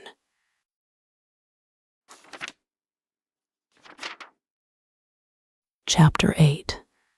Matthew and Anna were spending their honeymoon in London. It was not at all the weather for the country. And besides, Anna still had some shopping to do for her tropical outfit. Matthew had made all the arrangements in his rather fussy, rather officious way for them to stay at a queer little hotel in Jermyn Street that he knew. Outside, it looked undistinguished and even somewhat shady, with its dingy paint and its closely covered windows that were like so many eyes closing in a sly and possibly disreputable wink. But once inside, treading the thick, hot, patterned carpets, surrounded by the ugly, monumental furniture, immensely solid mahogany islands, set in immense oceans of florid woolliness, you knew instinctively that you were in the very stronghold of respectability. The place was a pure survival from the past, leading straight back to the pride of the Victorian era with its vast solidity, and its stuffiness, and its cumbersome gilt mirrors, and its strangely hot-seeming, heavy, plushy, everlasting materials, reminiscent of old volumes of Punch, and the thickly carpeted, elephantine staircase, winding up like the moss-grown coils of some comatose, terrific serpent, up to the unimaginable, fusty recesses of roof and attics. A porter showed Anna and Matthew to their room, set down their hand luggage, and departed. Silence descended. A peculiar stuffy, hot, discreet silence, intensified rather than lessened by the distant growl of traffic. Anna looked round the room, examining the furniture, the immense wardrobe, rising sheer like the hull of a battleship, and the suggestive double bed, not quite so large. The room was far too small for the furniture. Between the bed and the wardrobe, there was scarcely any floor space. The door could only be opened with difficulty. Anna was a little dismayed, and she was like a person waking uneasily from a deep sleep. In the car, she had been drowsy and vague. Now she awoke slowly to this hideous apartment, and Matthew smiling and smirking at her, a bit constrained, but thoroughly pleased with himself as usual. She was a little dismayed. "What a small room," she exclaimed, glancing up and down. The smirk was intensified on Matthew's face. "Plenty of room for us. We'll be nice and cozy here," he said, smirking at her and taking her hand. Anna was repelled and very much surprised. This coy attitude, this almost lewd expression, was the last thing she had expected. All her alarms, which Matthew's apparent coldness had dispersed, came hastening back to her. Up to now, he had simply not existed physically. What if he were to become physically importunate? The thought of his smooth, lean body made her shudder. "No, we must get another room," said Anna sharply. She moved as if to go to the door, but Matthew held her fast. There she was, tethered to him by her reluctant hand. She felt angry and humiliated. "Let me go," came her voice, petulant. He took no notice. "We shall do very well here in this room. I want you close to me." Anna looked up at him. He stood obstinate, with his neat row of teeth, his eyes smiling but opaque. Then she looked at the bed. "I shall get another room," she said coldly. But a slow red covered her face. It angered her like a betrayal, coming when her heart was cold with resentment. She was afraid she would cry.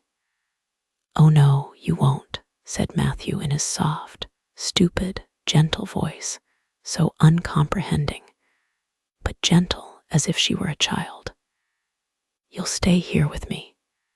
She stiffened at his obtuseness, and as she stiffened, he put one arm round her possessively and kissed her.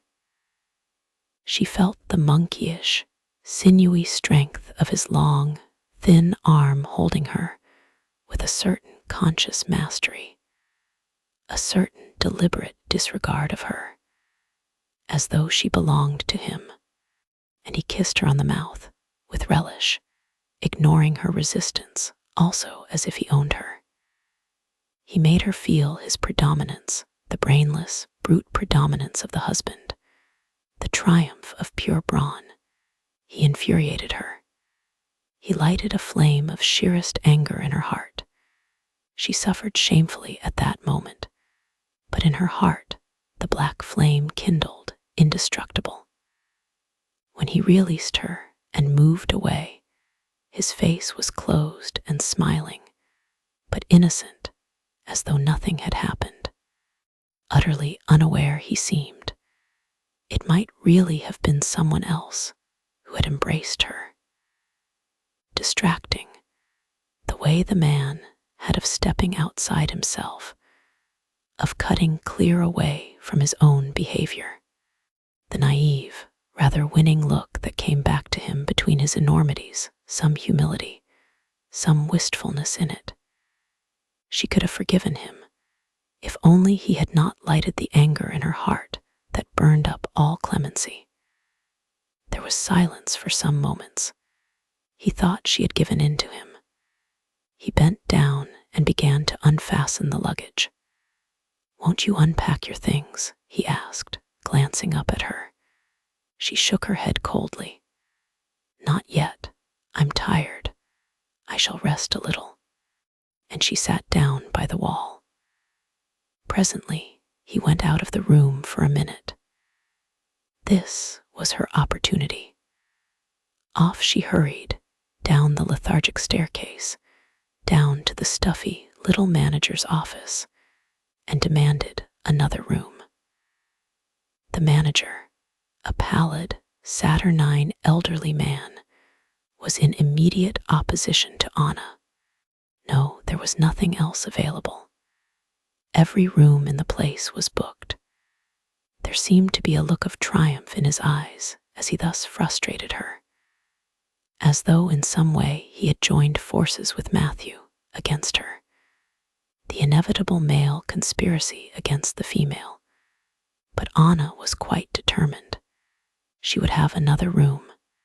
She would take no denial. The heat of anger kept her inflexible. She would not go away. The manager suddenly capitulated. He had an empty suite on the second floor.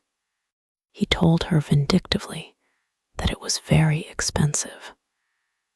She asked the price and agreed to pay it. If it had been £50 a night, she would not have hesitated. She went upstairs with 2 servants to collect the luggage. She had everything taken to the new suite. She spread things over the rooms, and here she meant to stick. When Matthew appeared, she had already hastily unpacked her dressing case. The room was littered with garments. She felt reckless and excited. Her emotions were almost pleasurable. Matthew looked on, very annoyed, from the doorway. "I have changed the rooms," she cried, challenging. "So I see," said Matthew. Matthew prided himself on his arrangements. He was an inveterate organizer, always planning ahead, most conscientious, albeit somewhat inefficient. He hated to have his plans disarranged. "Don't you like this better?" asked Anna. He stared disapprovingly, without answering. She wondered if he was going to make a scene. "It must be very expensive," he said. Anna told him the price. "Ridiculous. We can't possibly afford it," he said, bad-tempered and rather shrewish, as he often was about money matters. "I'll pay the bill myself," said Anna, brightly contemptuous. Matthew stared with bright, blue, disapproving eyes at the flushed, excited, determined face of the girl. He had a censorious look, which Anna did not recognize, rather mean and distrustful. Then it vanished, and the neat smile took its place. Once more, she felt the exudation of his peculiar attention, so extraordinary somehow, but with real warm-heartedness underneath. "We mustn't quarrel on our wedding day," he said, coming near and smiling into her face. She knew he thought he was behaving generously. Their first dinner together passed off fairly well.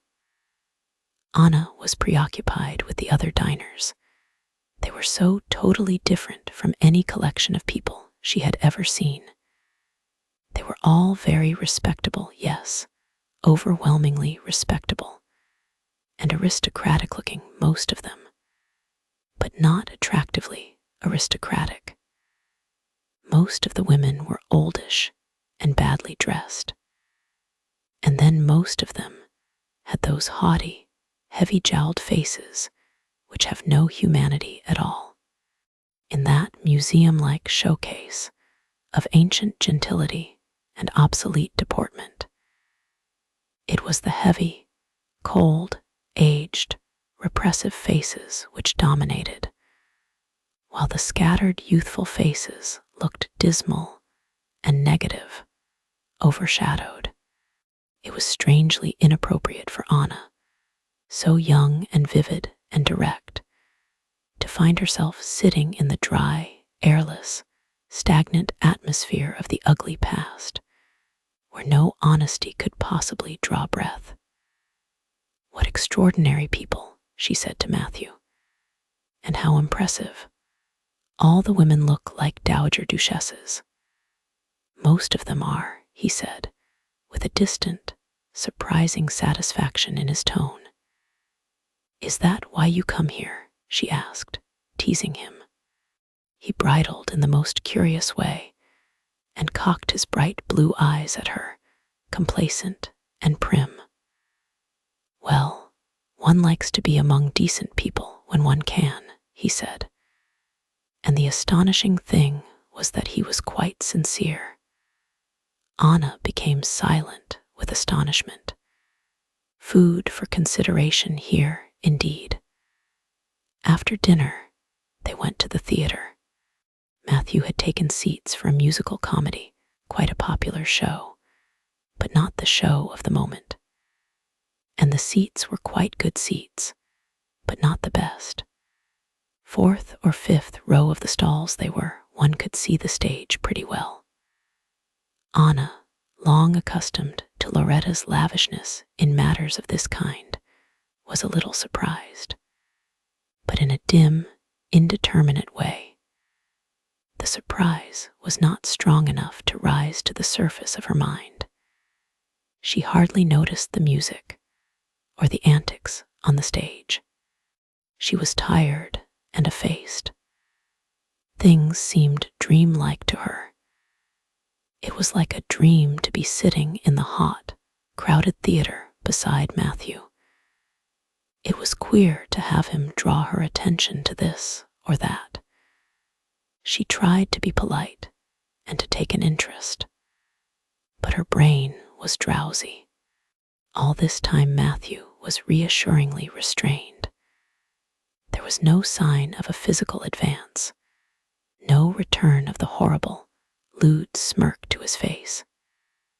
True, his sharp teeth flashed disquietingly now and then in her direction, but always under the chastening curb of the customary neat smile. She began to feel relieved. But afterwards, back in the hotel, it was a different matter. As soon as the door was closed upon them, he kissed Anna on the cheek, putting his arms round her clumsily. "At last I've got you to myself," he said. "All to myself," with a strange, determined pressure, like the pull of a strong river current upon a swimmer. He tried to draw her down, on to his knee.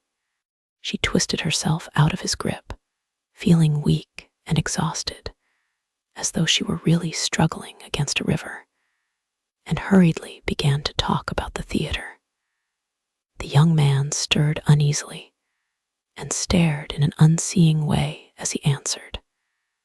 Their suite consisted of 3 rooms and a bathroom, a sitting room with an uncomfortable, tightly stuffed sofa, and 2 plushy armchairs, then the bedroom opening out of it, and beyond that another room, very cramped and closet-like, but it had a bed in it. The bathroom was down a bit of a passage at the end. They talked for a few minutes constrainedly. Someone had put some imitation flowers, carnations, in a rickety silver vase on the table. The greenish tablecloth had a fringe of soft plush balls. There was an atmosphere of awkwardness and constraint. Matthew grew stiffer, his smile more meaningless as the minutes passed. His voice became rather uneven. "Let's go to bed now," he said. "It's late, and I want to have you near me, really to have you at last." His blue eyes stared with a kind of blank triumph at Anna. He stood up. "Come along, my dear. Come to bed." He opened the bedroom door. Behind him, she could see his pajamas laid out on the bed beside her own things. It produced a fury of opposition in her, the sight of his folded pajamas. A swift, inflexible decision formed in her mind. Matthew was watching her, waiting.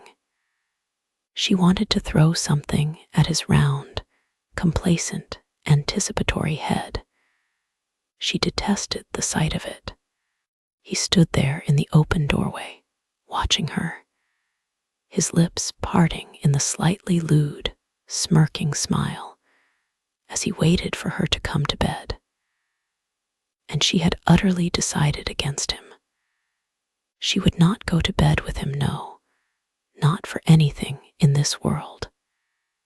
He looked as neat and brown and presentable as ever. He had still the rather attractive artlessness hanging about him, but his head had a ball-like inanity which she so disliked, and the suggestive simper came slyly, indecently, at the ends of his mouth. He looked quite handsome, and yet there was that queer buttoned-up closeness, that insentience, that made him seem so non-human to her. He repelled her thoroughly, and she loathed his complacency, his smirking, proprietary lewdness. The seconds went past. Matthew began to move forward into the room. Anna suddenly sprang up and made a wild, scurrying dash into the passage. He followed, trying to detain her. His head came plunging after her out into the passage. "Where are you going?" he asked, beginning to be roused again. But Anna had locked herself into the bathroom. She giggled rather breathlessly and gazed at her face in the glass, where a curious expression was reflected. A most curious change had come over her. Her colorless, frail, rather ethereal face now wore a bold, hard, brilliant look, derisive and vicious. And her gray-blue eyes had become harder and colder, smaller apparently. In her quiet gravity and her composure, Anna's eyes would grow large with a deep, jewel-colored stillness, like deep water. But now, in her excited aversion, they were small and shallow and stony. Her serenity, her delicate, grave aloofness, so unusual, had vanished. Her face was pinched and malicious, like a goblin face. Matthew came up and rattled the handle of the door. His blue eyes, with their untransparent glassiness, their non-luminousness, stared out resentfully at the closed door. A blind, angry spitefulness, rather stupid, came into them. "What is the matter with you?" he asked. "Nothing. I'm going to have a bath," said Anna from the other side of the door. There was a pause, during which she continued to meet in the mirror the strange pair of goblin eyes, steady with strange malice. "Don't be long, then," he said at last, unseen by her.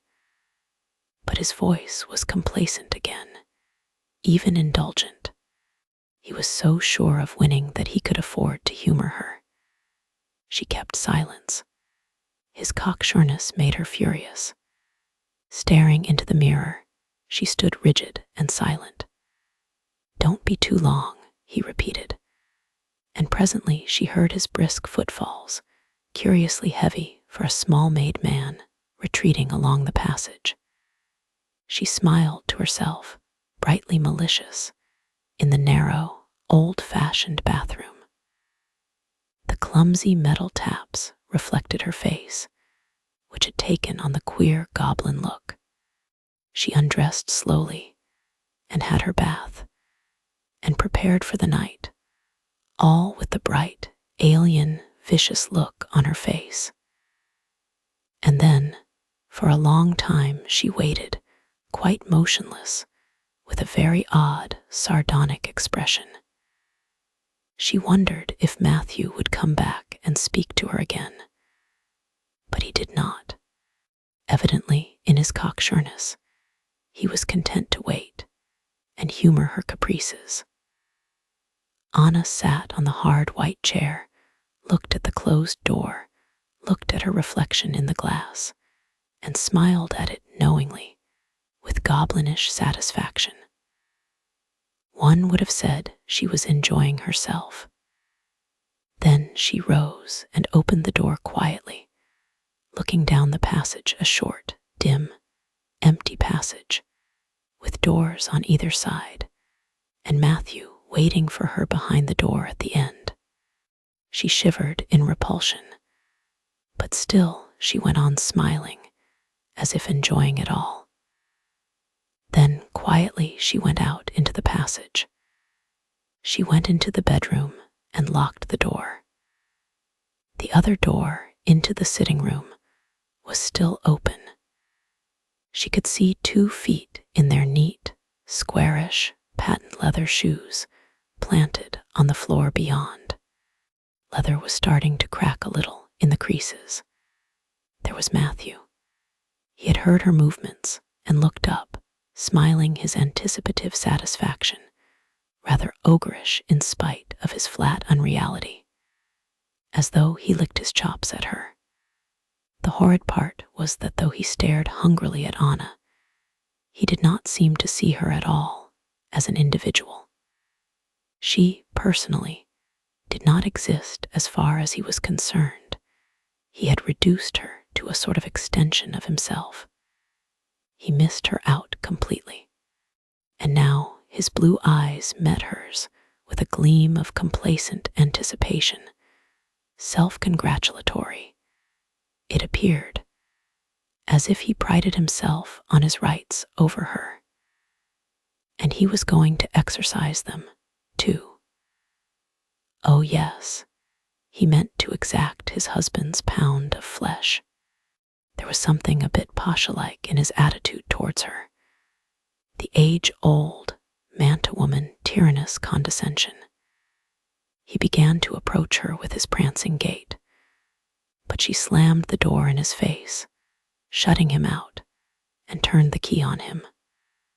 Just as the door closed, she saw the death of his neat smile, and the ugly, spiteful look, mean and cunning, and in some way almost imbecile, taking its place. She shuddered, and her heart beat quickly. But the goblin brightness stayed on her face. "Let me in," said Matthew, trying the door. "No," said Anna. "Open the door," he said angrily. A nasty tone was coming into his voice. She did not answer, but watched the door. He had got his shoulder against it and was pushing. She could hear the faint roar of his angry breath. Suddenly he remembered the other door and dashed round there. In a moment, he was rattling the handle on that side. Anna looked round with hard, bright, unnatural eyes. She did not seem to be herself at all, but some heartless creature, inflexible and malicious, and rather diabolical. So cold, so sprightly. There was a devilish little cold sparkle on her face as she gathered up his belongings, darting about the room with rapid, flicking motions, collecting his things and bundling them out into the sitting room, then turning the key again.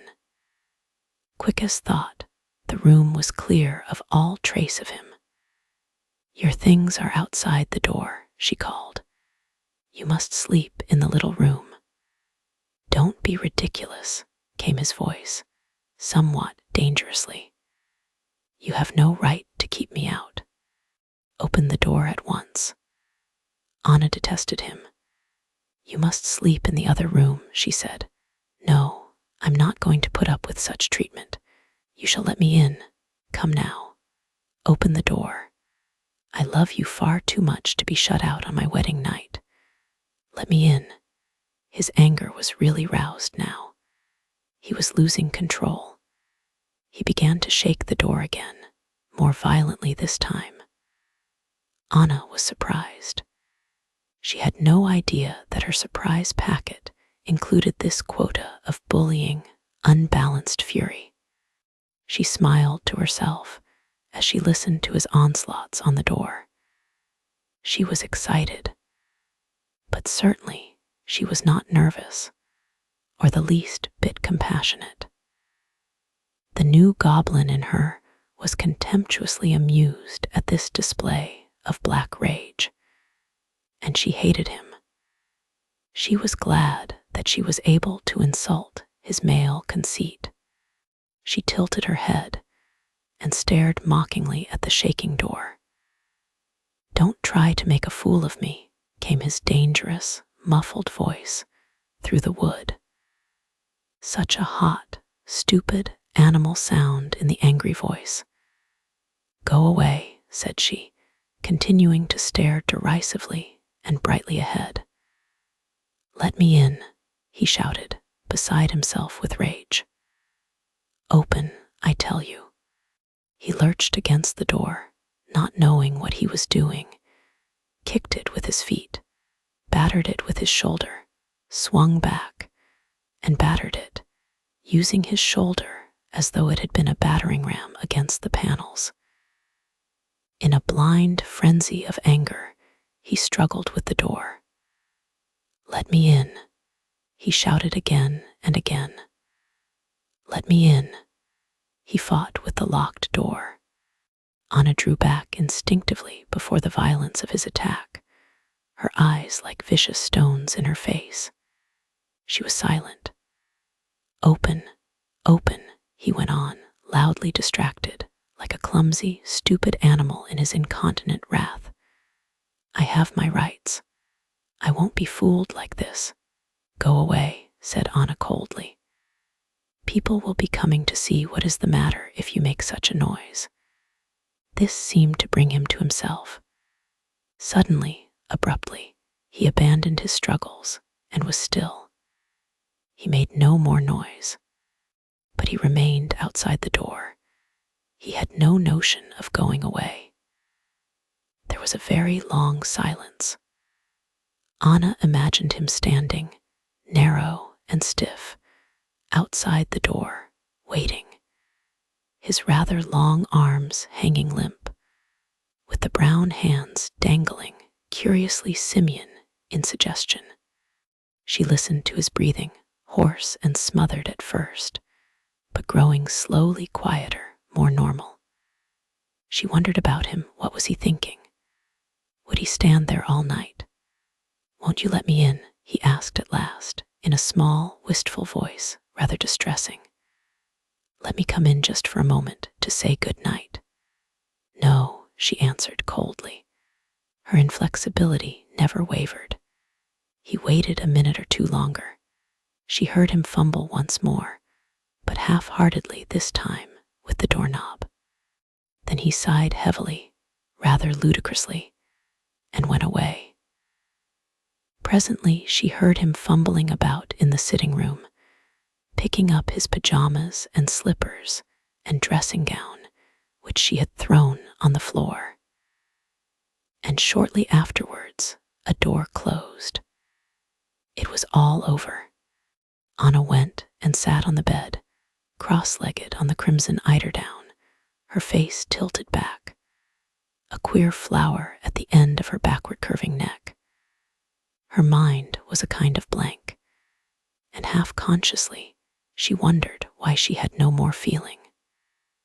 She was quite cold, cold as a stone, as though she would never feel anything anymore.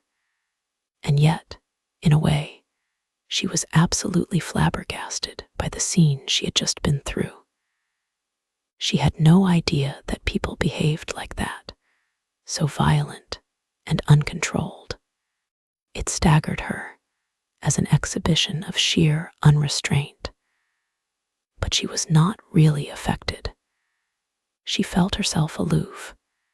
She seemed not to be there at all, really. She, Anna Marie, was absent, and some malicious hobgoblin had taken her place.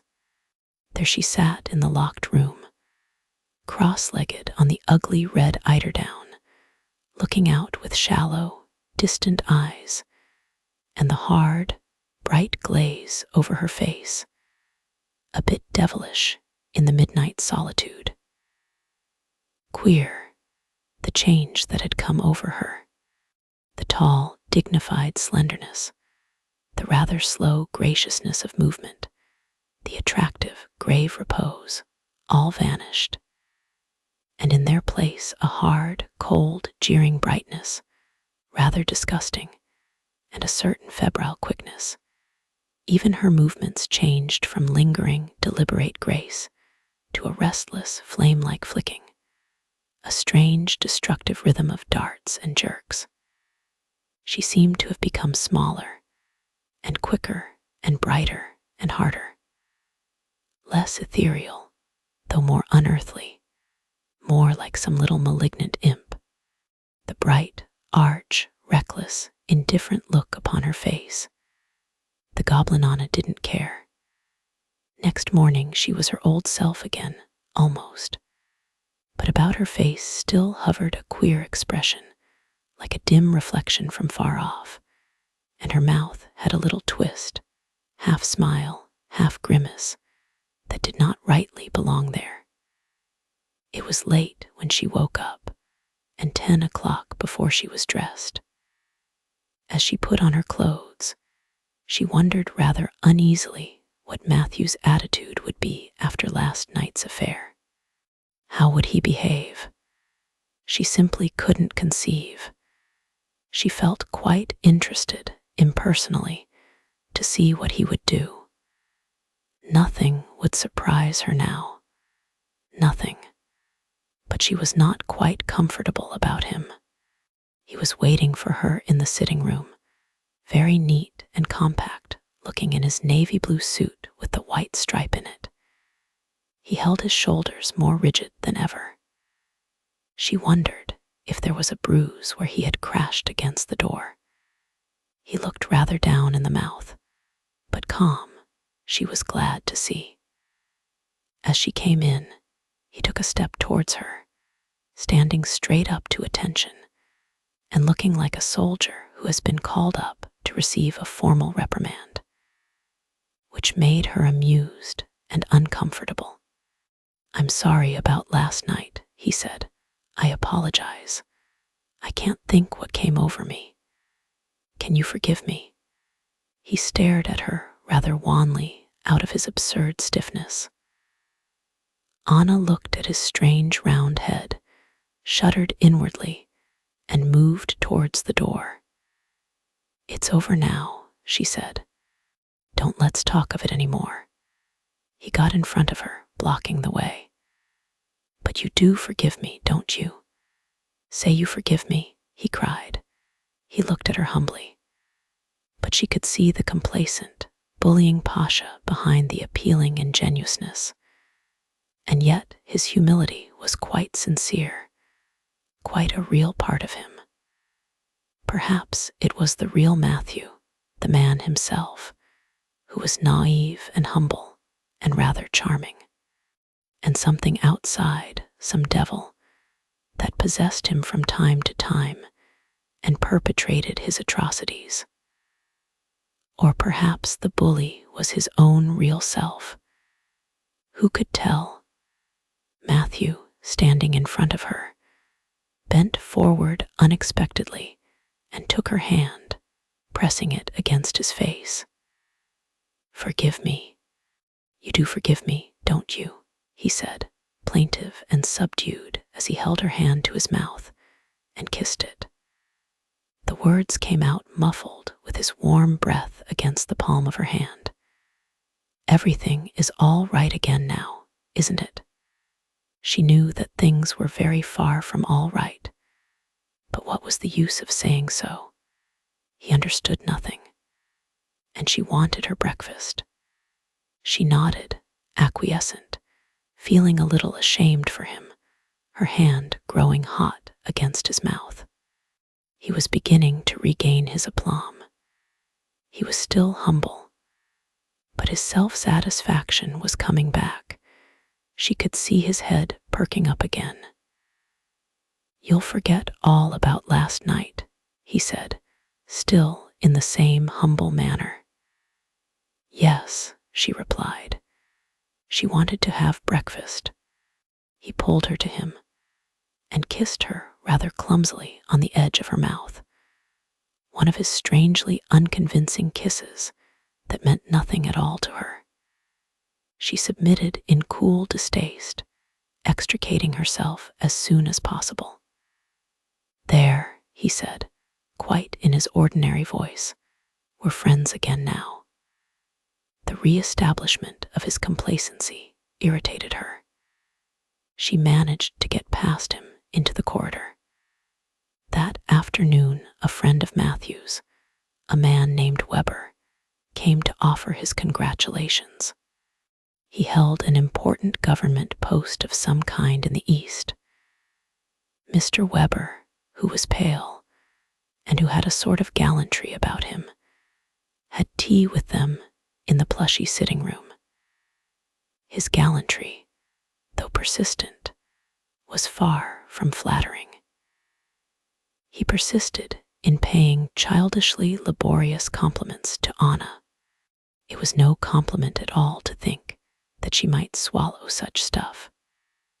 And all the time he contrived, by his expressions and by his clumsy deference, to surround her with the aura of his gallantry, while simultaneously making her feel that she was of no serious account.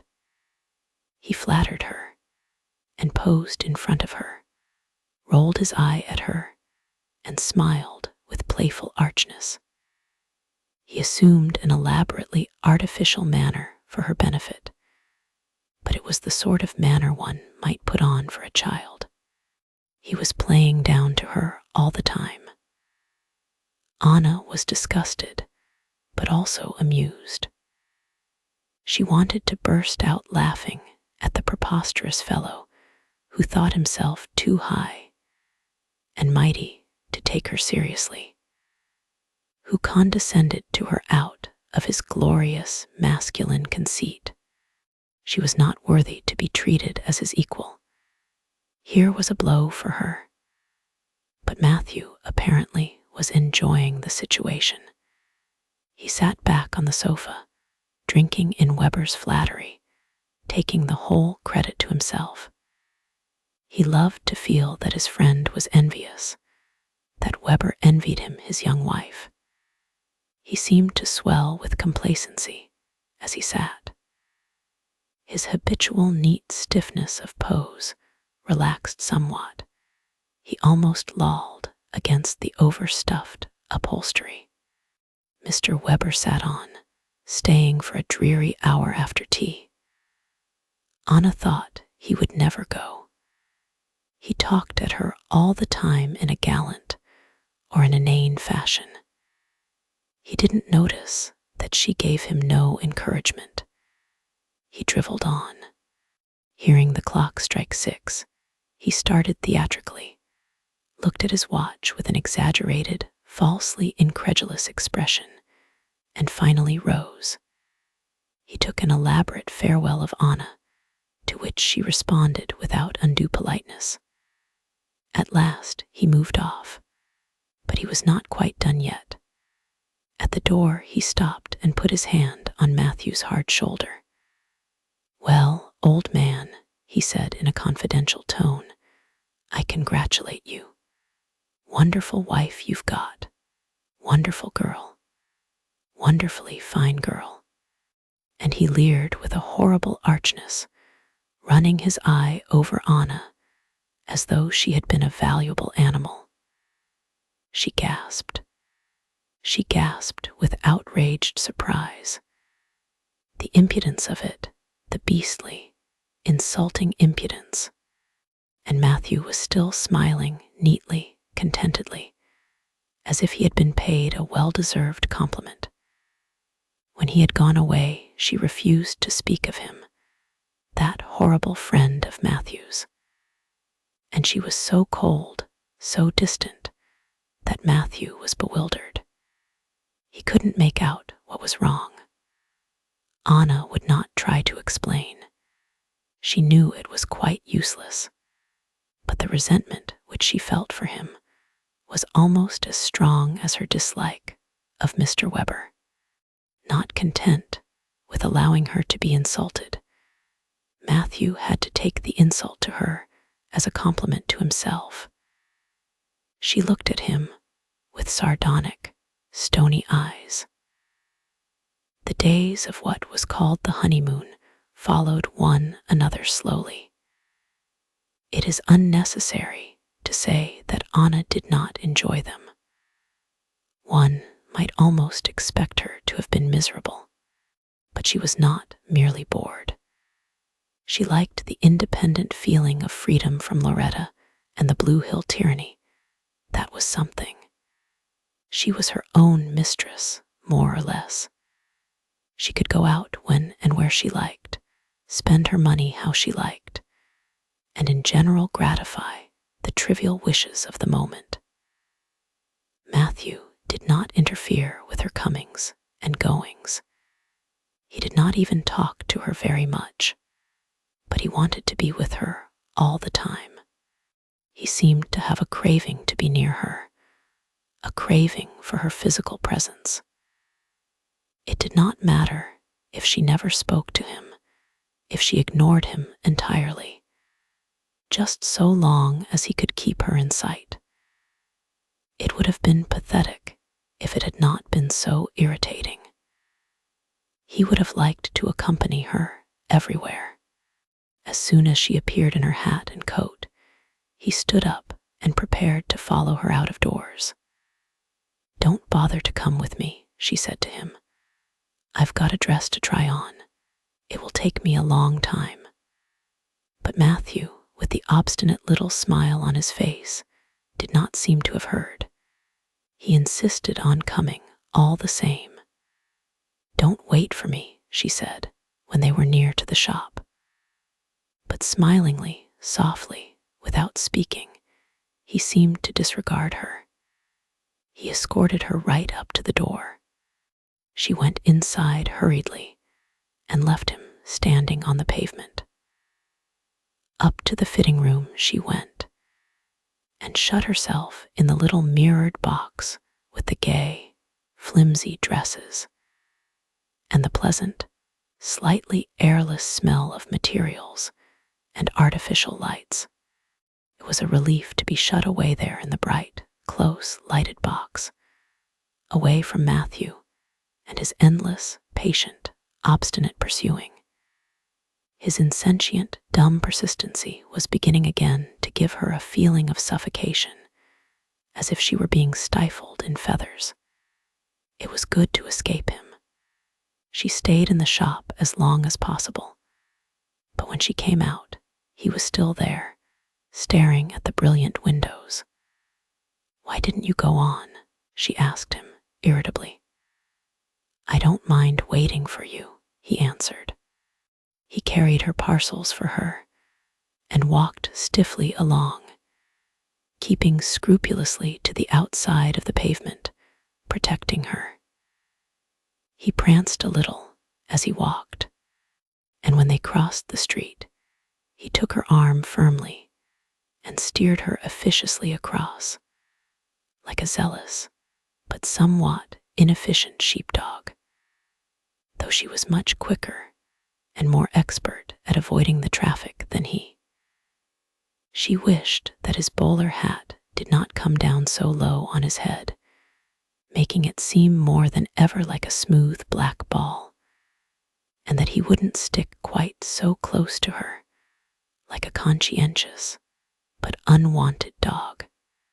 But most of all, she resented his prancing, the way he cavaliered her about the streets, so annoying when she got on much better alone. So much for the days. Anna spent a lot of time in the shops. She walked with Matthew in the streets and in the parks, She went with him to a theater or to a cinematograph, or she sat with him in the ponderous, stuffy lounge of the hotel, or at meals in the dark dining room, always alone with him. And he was attentive to her, very agreeable and obliging, though with a permanent look of reproach in his blue eyes. He contrived to make it clear that he considered himself very badly used, and at night, as bedtime drew near, the look of hurt reproachfulness deepened. He would stare and stare at her with an expression hovering between accusation and magnanimity. He was quiet and well-behaved. He made no more scenes, but each time that she went alone into her ugly bedroom, she was conscious of his melancholy stare burning her retreating back. Silent and reproachful he was. He said nothing to her, but he never forgot, not for a single minute, his grievance against her. Nor did he allow her to forget. Outwardly, officially, all was forgiven. He was very much the little Sir Galahad in his behavior. The aggravating beam of Christian charity was in his eye again, and he was firmly seated on his chivalrous mount. He never followed her into the bedroom. Nevertheless, Anna felt herself threatened. She wondered when the bully would oust the knight-errant and become active again. But it was not really the bully in him that disquieted her. There was something, ultimately, much more alarming: his complacency. She shuddered sometimes when she saw him smile, because he was so certain, so sure of everything. He could afford to let magnanimousness triumph over reproach, because he was so confident. It had never occurred to him, really, that he might not conquer her. In the end, he was bound to get what he wanted. He simply waited. His waiting was so patient, so mindless, like a force of nature, unconscious. Would she be able to resist it forever? She shuddered and was afraid. Matthew wanted to leave London. He was rather out of his element amongst all the traffic and the high houses, a bit washed out. He could not feel himself sufficiently important. So he wanted to go home, back to his own roost, where he really was somebody. He wanted to show off Anna, his wife, the new acquisition. But he was a little nervous of suggesting the move to her, a little afraid of being thought mean at thus curtailing their stay in town. He was very conscious of the money going out all the time. Anna was rather relieved, if anything, when he made the proposal.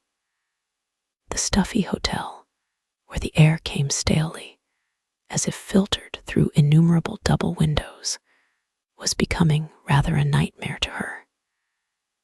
As was this prolonged solitude adieu. She wanted to get into a house with other people again, other human beings. Matthew's strange inarticulateness had given her a craving for intimacy of speech. Not that she was likely to find it in the bosom of his family. She was rather curious to see the native haunts of this very queer specimen. Matthew's mother was fanatically Irish, the real Irish mixture of thriftlessness and enthusiasm, with a make-weight of mysticism thrown in. His father, dead some years, had belonged to a more devitalized type. The widow lived quite alone with her only other child, a daughter, in a big, inconvenient house at Richmond. But it was her son to whom she was really devoted.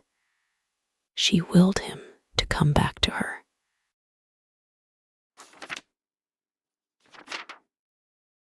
Chapter 9. Matthew took Anna to Richmond on the District Railway, which was a new experience for her.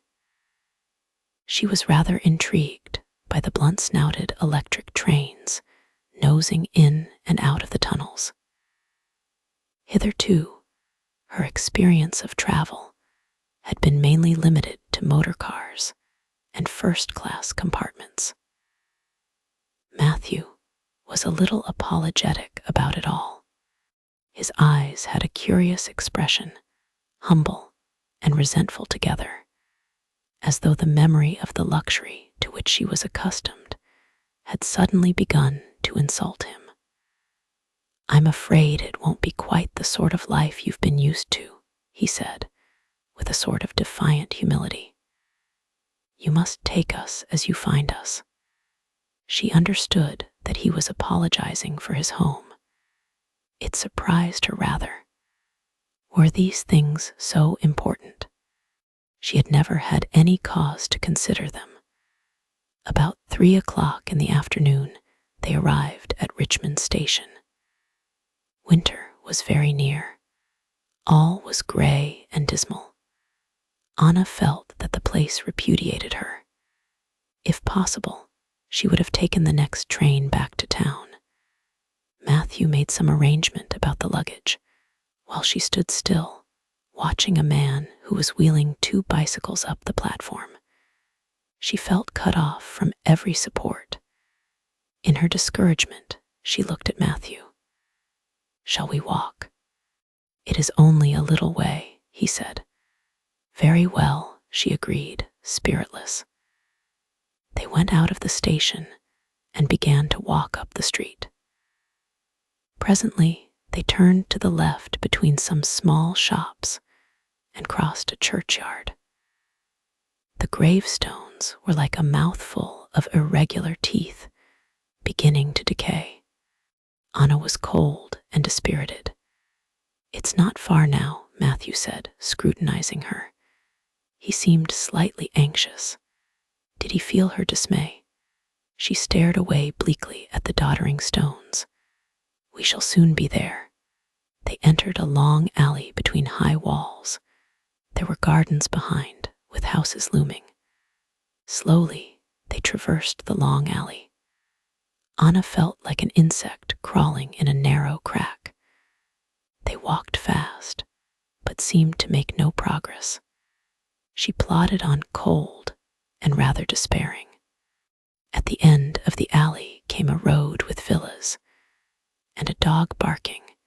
They crossed another road, more important, then down a steep little hill beside a tea house, and out on to another road.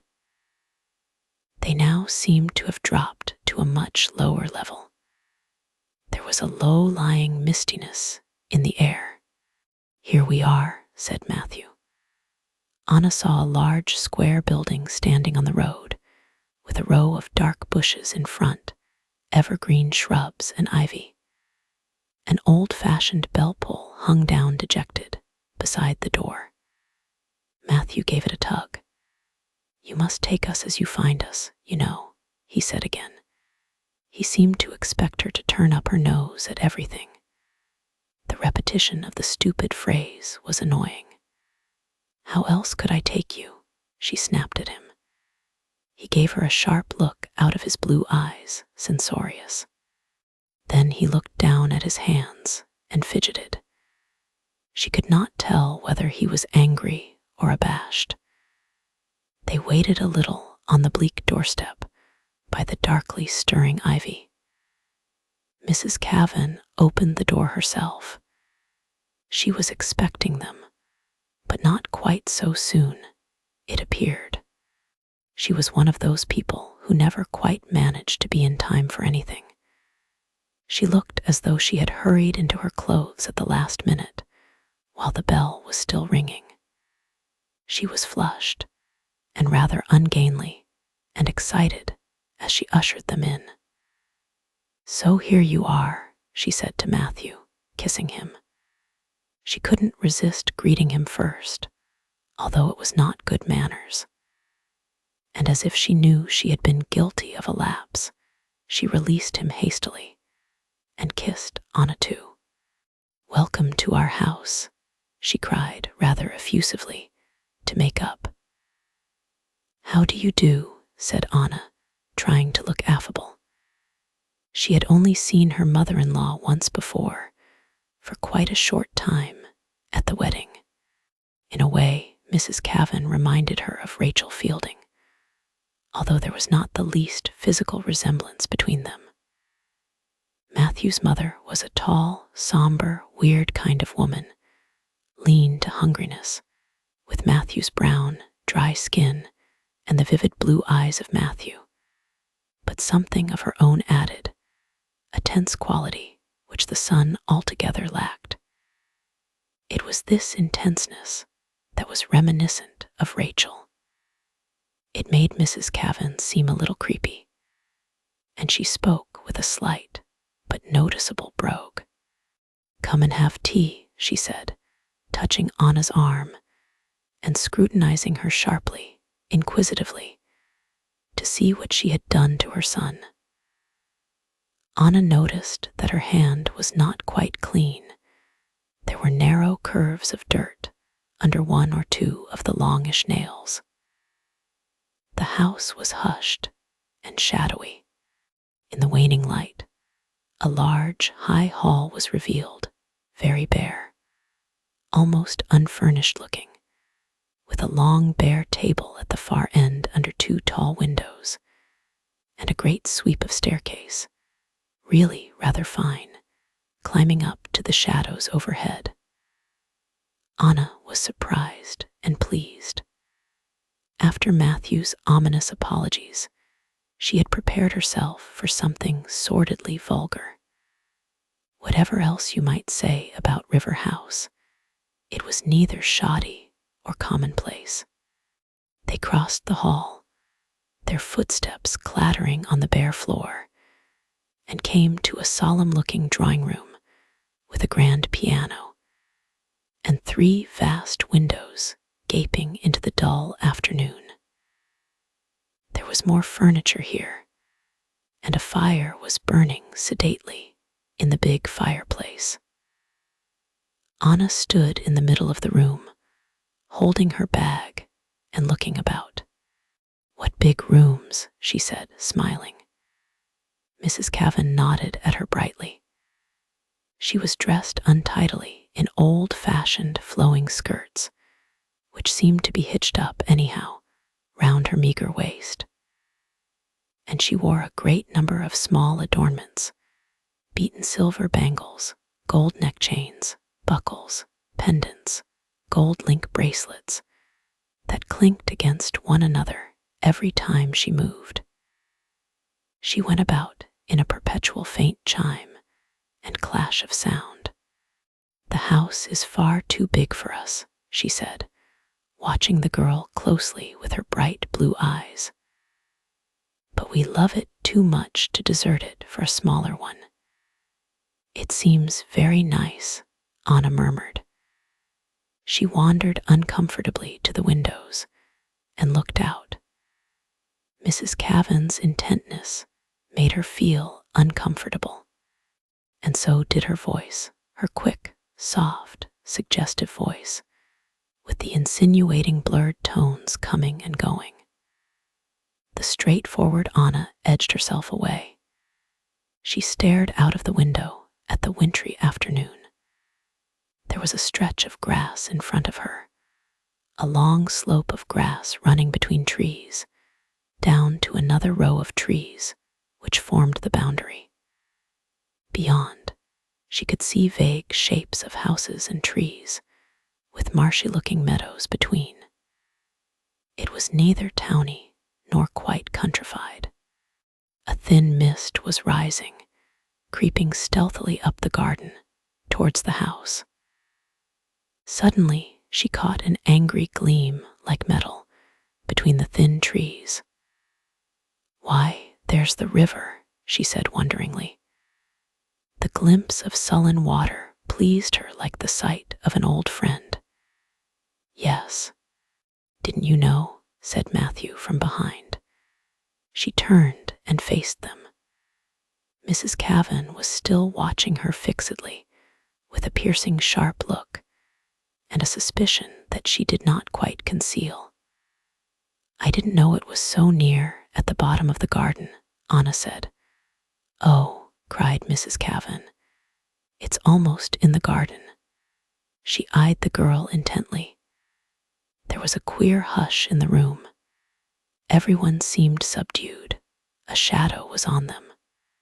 In the queer half-light, half-warm yellow light from the fire, half-cold misty light from out of doors, they seemed unreal and a little forlorn. Mrs. Kavan stared and tinkled her array of jewelry. Anna felt lonely and abandoned. Matthew, a stiff, rather puppet-like figure with a neatly closed face, stood as if waiting to be set in motion by somebody. Anna tried to think of something to say, but her mind was frozen in blankness. There she stood, clasping her snakeskin bag and wishing for someone to come to the rescue. Never had she experienced a more unpleasant sensation, as if they were all drowning in the shadowy room. Suddenly, to her immense relief, she heard a footstep on the boards outside. Matthew's sister Winifred, whom she had not met before, came in, carrying the tea tray.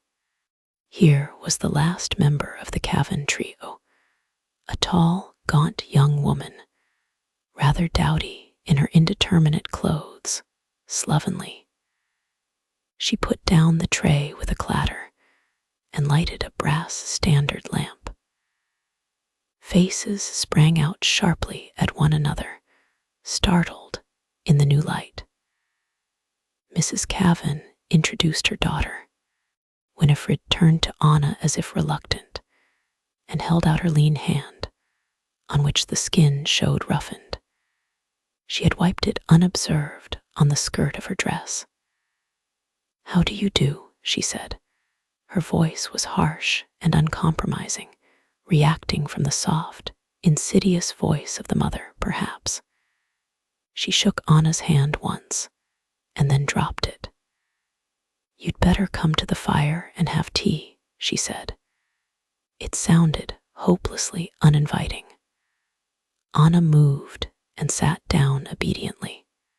As she did so, she glanced at the wooden figure of Matthew standing apart, outside the circle of lamplight. His head was very round against the pale wall, his shoulders very stiff. He watched Anna sitting down beside Winifred in her remote, collected fashion, and he did not make any move until his mother pushed forward a chair for him. Mrs. Kavan was watching. "Sit down," she said with geniality. "Here we are then. Let us have some tea." She had now put a suggestion of warmth into her voice, but her eyes were bright with suspicion. Matthew smiled neatly, the pleased, stupid smile, and sat down beside her. Mrs. Kavan said nothing as she poured out the tea.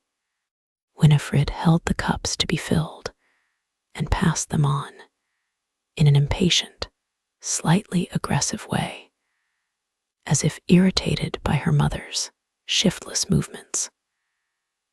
The older woman handled everything in a peculiarly inefficient manner, almost like a child. When the four of them had their cups of tea, she held hers close to her chest, so that her neck chains twinkled against the saucer. Her face was brown and wrinkled like a gypsy S, but almost predatorily intent. Her eyes were alert and inquisitorial. She watched both Matthew and Anna with her blue, piercing eyes. "Isn't it nice to be all together again?" she said, smiling genially under her sharp, mistrustful eyes. "Yes, there's no place like home," said Matthew. He was a little relaxed. expanding in the sense of his growing importance, and sitting complacent, drawing in his chin, and smiling contentedly. The Pasha among his womenfolk. "I hope Anna is going to be happy here," said Mrs. Kavan, retaining the same amiable voice and the contradictory, suspicious expression. "I hope she is going to look upon River House as her home in England." "You are very kind," said Anna uncomfortably. There came an unexpected demonstration from Matthew. He leaned across his mother's narrow lap and patted Anna's hand, which lay limp on her knee. She saw his eyes beaming strangely upon her. "Of course it is her home," he said, very strange in his beaming importance. "If it is mine, it must be hers as well, since we are now one." It was repulsive to see his smug face leaning towards her. She wanted to beat him off, to push him back with her hands. But she managed to sit still, rigid with repulsion. And in a moment, he drew back and went on with his tea. During this affectionate passage, Mrs. Kavan sat looking from one to another, a little nonplussed. She felt that there was something not quite right somewhere. Winifred ate bread and butter and wiped her fingers on her handkerchief. She looked straight ahead, dissociating herself deliberately from the talk. All the time, Mrs. Kavan was watching Anna. Anna felt it, but she couldn't quite gather what was behind the old lady's bright glances, whether it was jealousy, slyness, dislike, or simple curiosity. She watched Anna openly and without concealment. She did not mind meeting her eye. She talked to her and smiled at her and continually watched her. As Anna saw her sitting over her teacup with her dry, brown, wrinkled skin, her aggravating, ceaselessly tinkling jewelry, her slightly soiled appearance, her teeth went on edge with repulsion. Mrs. Kavan's eyes were so blue that one expected them to be opaque, like Matthew's. And then one found them pellucid and astute, like encountering a lynx where one expected a sheep. She was dowdy and not quite clean, but her thin face, and particularly her sharp, thin nose, had a look of refinement. What was she watching for? Anna couldn't imagine. The uncomfortable meal came to an end. Winifred packed the tea things on the tray and carried it off. There appeared to be no servant in the house. Mrs. Kavan rose to her feet and smiled at Anna. "Now, my dear, I will take you to your room. You would like to rest." Anna glanced at Matthew. He took a brisk step forward to accompany her. "I'll show her the room, Mother," he said. "But I'm not a bit tired," said Anna. She did not want to be alone with him, upstairs in the hushed emptiness of the strange house. Mrs. Kavan smiled with queer, meaning looks. "Yes, you are tired. And because you are tired, you are not feeling very happy," she said. Then, with slightly theatrical emphasis, "I know." She looked at Matthew, as if for confirmation, with an odd, important smile, suggesting hidden labyrinths of meaning. "Mother has second sight," said Matthew proudly. He smiled and tilted his round head, but Anna saw that he was quite in earnest. She looked politely, somewhat bewildered, from one to the other. "I can read people's hearts a little," said Mrs. Kavan, gazing upon her with significant, peculiar eyes. Anna wanted to laugh. It sounded so funny. She hoped that Mrs. Kavan, for her own sake, would not peer too deep into this particular heart before her. "And do you always like what you see there?" she asked brightly. For the life of her, she couldn't keep the little tang of mockery out of her voice. The old lady stiffened at once. The smile went from her face. She stood stiff and disapproving. "No, not by any means," she pronounced acidly. Anna felt that the pronouncement had been made against her. The two women looked at one another. There seemed to be a vista of inevitable hostility before them. Anna was depressed and a little disgusted at the prospect. Matthew escorted her upstairs in silence. He was rather put out because she had not taken his mother's psychic powers sufficiently seriously. The bedroom was big and cold and looked only half furnished. There was the ominous double bed. Anna was prepared for this. "I must have a room to myself," she said pointedly. But Matthew, with a dissembling smile of false reasonableness on his face, was out to assert himself in his own home. "Really, Anna," he said, "I think it's time you gave up this childish whim." "It's not a whim," Anna said, stolid. He ignored her. "I've made allowance for the fact that you are very young and inexperienced. I've made allowance for your natural shyness." Strange how he seemed to relish the word natural. "But now that you have got accustomed to our life together, I think it is time for you to begin to be more reasonable." "What do you mean by being more reasonable?" asked Anna coolly, quietly, giving Matthew a straight look, whilst he glassily stared at her with accumulating resentment. "I mean that you should begin to be a wife to me." He fixed his blank blue eyes upon her. "No," she replied steadfastly. "I must have my own room." She watched Matthew's face.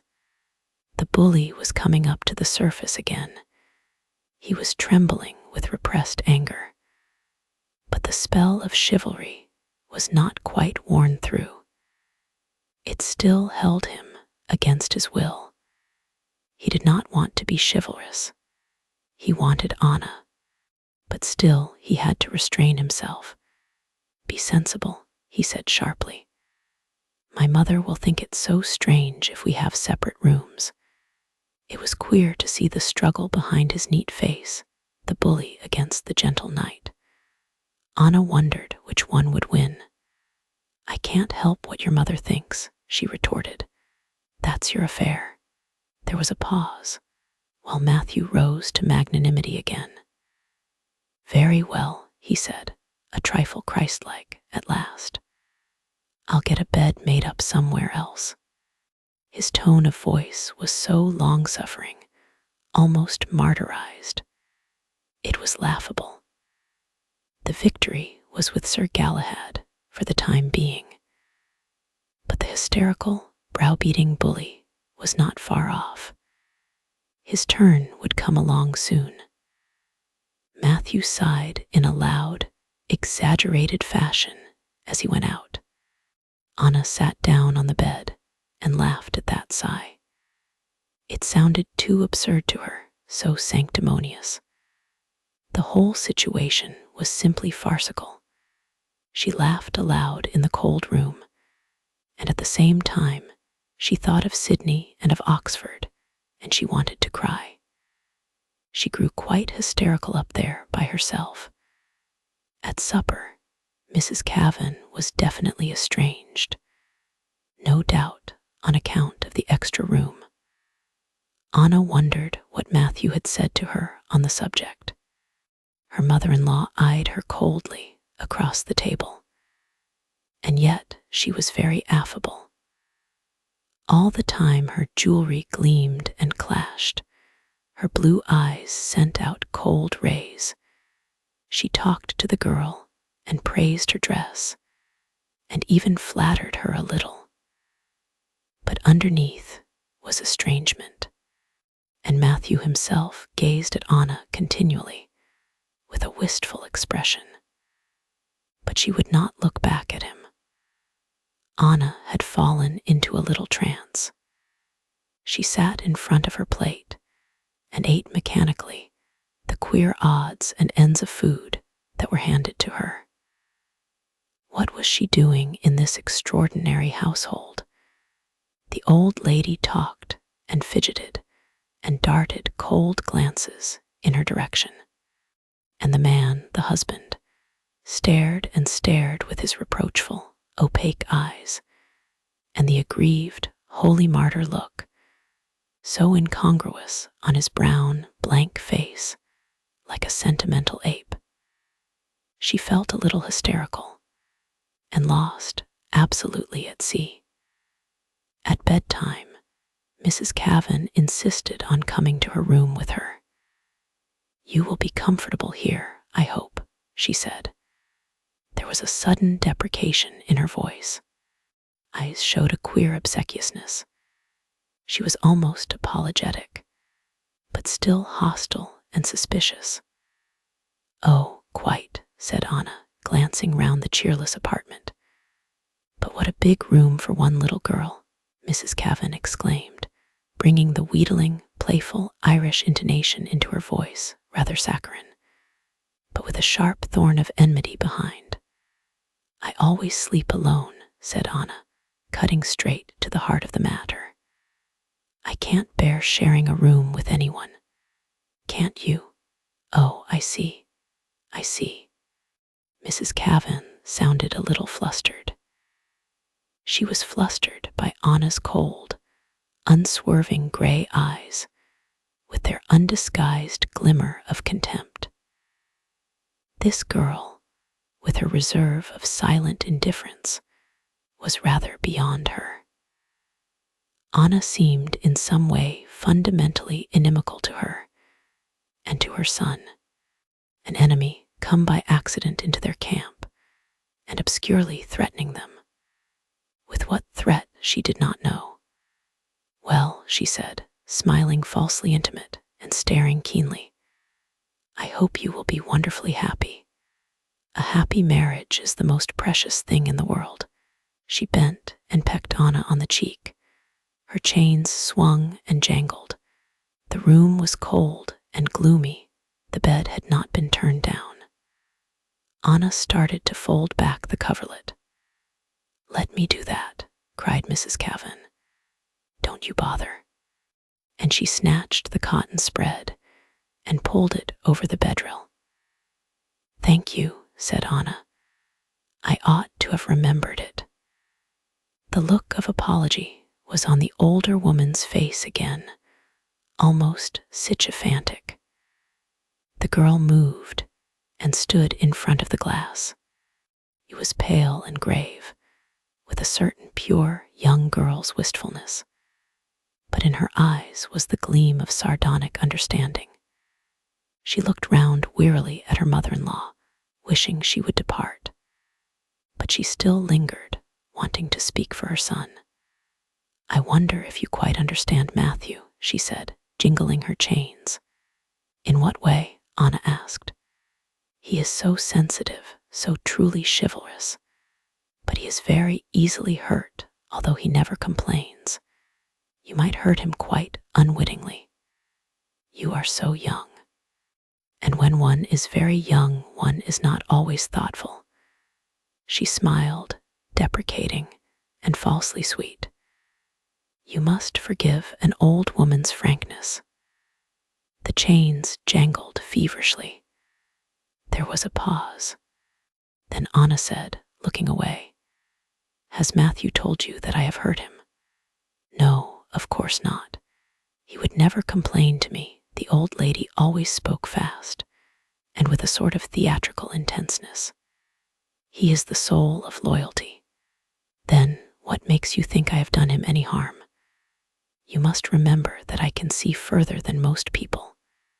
Into your heart, perhaps." Mrs. Kavan's eyes met the direct, contemptuous-seeming eyes of Anna. There was too much cold, sarcastic weariness in them. She turned away. "Good night," she said hurriedly. "Sleep well. and forgive my interference. I only want your happiness, you know." And with a final false smile of propitiation, she went out in a faint, metallic jingling.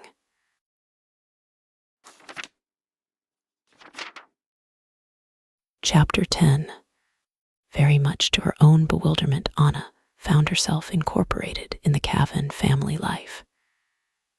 River House drew her down, like a silent whirlpool, into itself.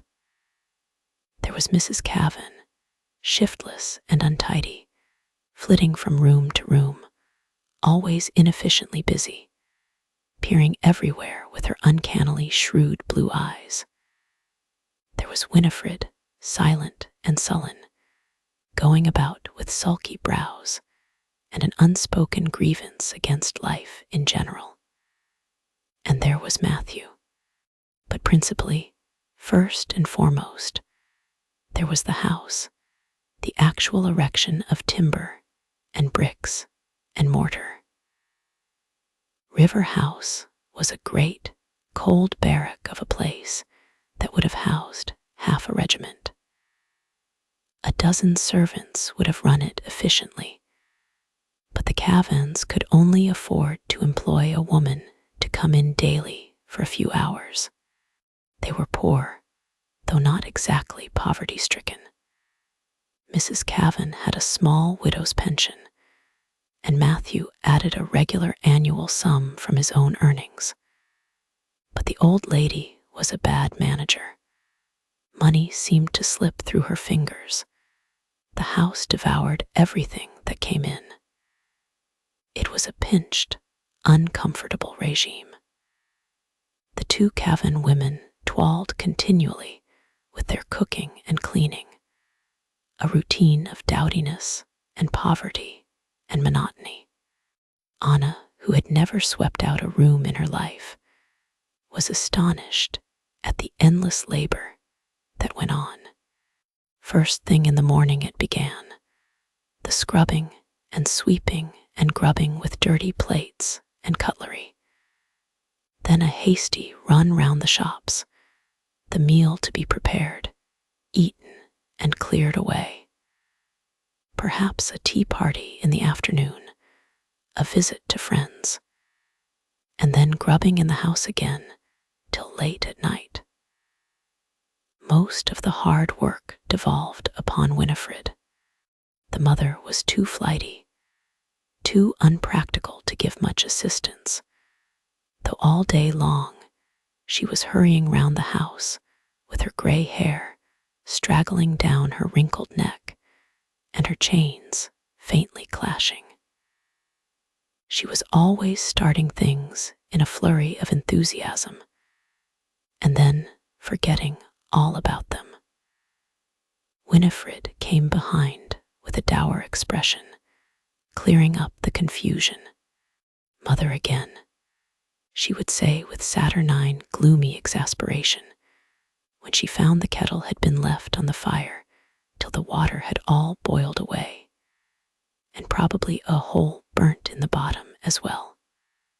"Mother again," when the drawing-room grate was discovered half emptied and the abandoned ashes blowing all over the floor.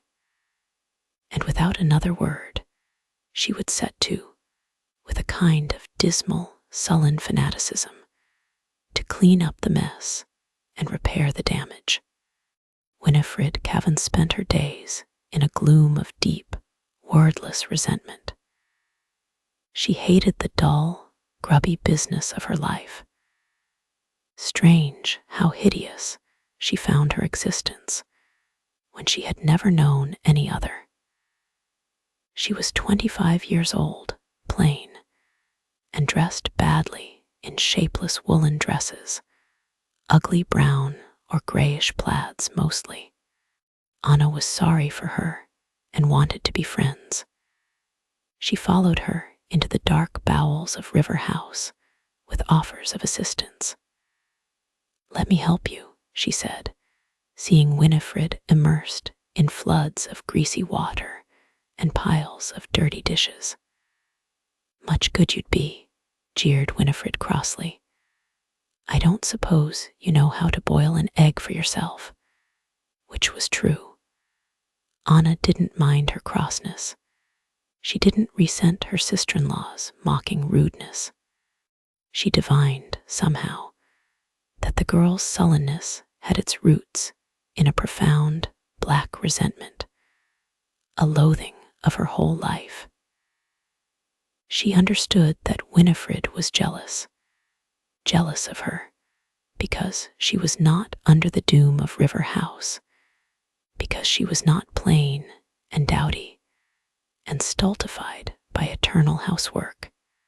Winifred hated Anna because she could not make toast without scorching it, or lay a fire so that it would burn. She hated and envied her for never having had to do these things, and at the same time she admired her. She wanted to debase Anna, to pull her down to her own level. When Anna offered to help her with the sweeping or the washing up, a loud, sneering violence would come into her voice as she cried, "Run away and play. You'll only dirty your precious clothes." And when Anna, with her innate fastidiousness, accepted this and went calmly away, Winifred's heart swelled with envy and loathing. She would have liked to drag Anna into the most menial tasks, but she admired enormously Anna's refusal to be dragged. Anna rather liked her. There was something savage about Winifred that appealed to Anna, something fierce and honest. Rude and ill-tempered she was certainly, like a sore-headed animal, but honestly so. They were a good deal together in the end. Anna had assumed some of the lighter household tasks, making beds, and so on, which she performed fairly efficiently. She preferred Winifred's society to that of Matthew, who annoyed her exceedingly by his refusal to take any part in the turmoil of work. Matthew simply sat back, pasha-like, to be waited upon. The meals might have appeared on the table by magic, for all the notice he took of the elaborate labor which their preparation involved, which annoyed Anna very much. "Why don't you make him do his share?" she said to Winifred. "Oh, he's a man." Winifred made a strange, disgusted grimace, as though to anathematize the whole male creation. "But you could make him do something," Anna persisted. "It's no good. Men are so hopeless," said Winifred, fatalistic. Anna was more annoyed than ever. She was most irritated by this conspiracy of the feminine Kavans to encourage the posh attitude in Matthew. Why shouldn't he do his share of the work? And why was Winifred so resigned to her dreary, detested round? "If you hate living here so much, why don't you go away?" she asked her, frowning, irritably perplexed. A dark, fixed look, lowering and grim, came on the sullen face of the other girl. "Where should I go to?" she said heavily. "Oh, somewhere, anywhere. What does it matter? The principal thing is to get away." Without any money, Winifred's voice was heavy and cynical. She looked up, and Anna caught a gleam of ridicule in her eyes. "You could get some kind of work," she retorted, in impatiently acid tones. But Winifred only stood there, heavy and glum, and stared back at Anna with the jeering light in her eyes. "You could get a job, couldn't you?" Anna's lip was curling impatiently. "I've never been trained to do anything," came from Winifred. The impatience covered Anna's face like a shadow, her eyes set cold in contempt. Then quickly she turned away. She couldn't bear this fatalism in Winifred. This hopeless sort of laissez-faire irritated her to distraction. Perhaps, because she felt something of it in herself. Anyhow, she could never condone it or even tolerate it. So there could never be any real friendship between them. Nonetheless, she rather liked the girl.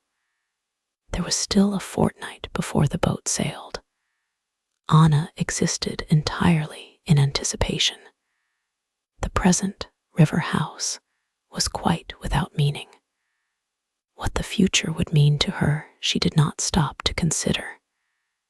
At any rate, there would be the east and sunshine, and the absence of dreary indoor drudgery. After a chain of mild, gray days when the year seemed to hesitate reluctant, autumn sprang suddenly to midwinter. It grew bitterly cold. A dank, clammy mist hung about. It was so clinging, that mist, although impalpable. You could drive it off with your hands, almost, but always it was there, intangible and persistent, creeping into every cranny and striking a chill to the very bones.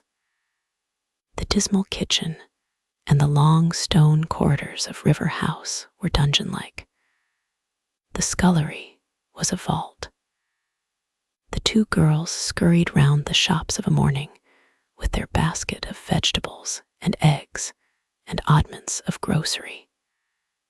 Winifred seemed to wilt in the cold. It really got her down in some way. Under her shabby hat, her face was pinched and yellow-looking. Her skin went blotchy round the mouth. She looked old, like an old maid already, with her crabby expression and her dull, chapped skin that seemed to have suffered from too much cold water. And she grew crosser and crosser. "Do let me lend you a fur, or a warmer coat," said Anna, seeing how Winifred shivered at the raw street corners in her old, thin jacket. But Winifred only sneered at her, viciously, savagely, repulsing her, and setting a barrier between them. "Why, are you ashamed to be seen out with me?" she asked cuttingly. What an impossible creature. Half a dozen times in a day Anna decided to give her up, to abandon her to her fate. But in the end, she was always driven to seek her out wherever she was, toiling and grubbing away like a housemaid in the chilly depths of the house, partly out of pity, and partly because she really preferred her caustic remarks to Mrs. Kavan's flyaway sugeriness or Matthew's flat incomprehension. "What on earth made you marry Matthew?" Winifred asked her suddenly one afternoon. Lunch was recently over. They were in the scullery, washing the dirty plates.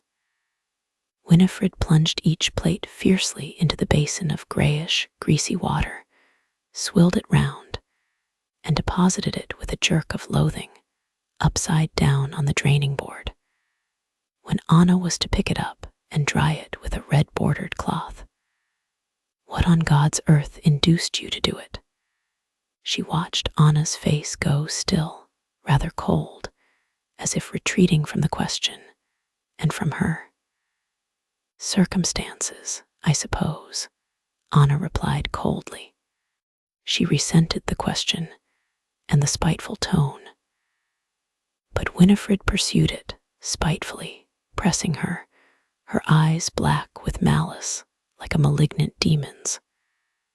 "What you see in him, I cannot imagine."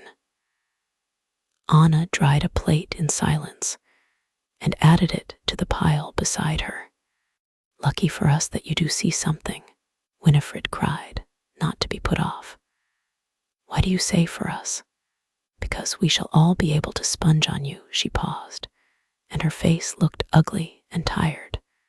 "Matthew won't be the only one to benefit, you may be sure." She stared vindictively. "We shall all come in for a few crumbs." Her voice sounded fierce. She was trying to sting Anna into retaliation, to force her out of her superiority. "What do you mean?" said Anna, startled. "I'm sure there's nothing much to be got out of me." "What? Nothing much? There's your money, isn't there? Do you call that nothing much?" Anna put down her drying cloth, frowning a little. "But I've only my 300 a year." "Only 300, mocked Winifred, jerking her head impatiently. Only. That shows all you know about the value of money. You haven't any conception what an extra 300 a year means in a family like ours." She was still savagely jeering. Anna looked her steadily in the face, with an expression cold, distant, and haughty. She looked at her sister-in-law as she might have looked at an Esquimaux, a creature vastly remote. And her cold gray eyes seemed to set her apart in scornful superiority. A chilly fastidiousness, like armor, divided her from the Kavans and all their works. "Do you mean that it influenced Matthew to know that I had a little money of my own? That otherwise he might not have wanted to marry me?" "Of course it influenced him. It's very important to him. Because we have so little. He couldn't afford to support a wife." Winifred sneered fierce like a demon. "So he thought I might be a financial asset to the family," said Anna, cold as stone. "Ask him," said Winifred vindictively. There was a note of triumph in her voice, but also a sort of wistfulness. In her anger and her spiteful ugliness, she was rather pathetic. Anna looked at her and went to the door. "Yes, I will ask him," she said, a cold contempt coming into her tones. She let Winifred see that she found her contemptible and repellent, especially contemptible. Matthew was sitting in the drawing room. His mother stooped over the fire, putting on more coal. "I want to speak to you, Matthew," Anna said coolly. "What about? Is it important?" He sounded surprised. The stupid smile was on his face. "It's a matter that only concerns the two of us." Mrs. Kavan dropped the brass shovel with a clatter into the grate and stood up. "I'll leave you alone then," she said, darting her inquisitive looks. "But surely it's nothing that can't be said in front of Mother," protested Matthew. "We have no secrets from her." "Very well," said Anna, thoroughly disdainful. She turned her back on Mrs. Kavan. Then she stood in front of Matthew. "Is it true that you married me because I had money of my own?" she asked him. Matthew rose, dropped his newspaper on the floor, and stared at her. The foolish, bullying look came on his face. What nonsense," he blustered, looking foolish. The corner of Anna's mouth went down disdainfully. "I'll put the question another way then. Is it true that if I had not had the 300 a year, you would not have married me?" "How can you say such things?" He was deeply affronted. Mrs. Kavan stood as if transfixed, staring from one to the other. "Is it true?" Anna persisted, sarcastic and cold. He gasped at her, speechless, and turned to his mother. "You'd better go, Mother," he said, attempting dignity. "There's no need for you to listen to this painful rubbish." The old lady hesitated uncertainly, opened the door, and went. She wanted to plunge into the fray, but Anna's coldness restrained her. "Now, what do you mean by speaking to me in this way?" Matthew could hardly contain his anger as he turned back to Anna. She watched him steadily, cold in distant contempt. She seemed to hold herself far away from him. You don't deny that you wanted more money in the family." "No, why should I deny it?" he said, quivering with anger. "Then you would not have married me if I had been penniless." He watched her stupidly. His face was dark with anger. He was a bit bewildered too, not quite sure of his ground. "I was glad that you had the money," he said, the angry, blank look, so foolish, on his face. She looked at him with eyes that were hurt and accusing and infinitely contemptuous.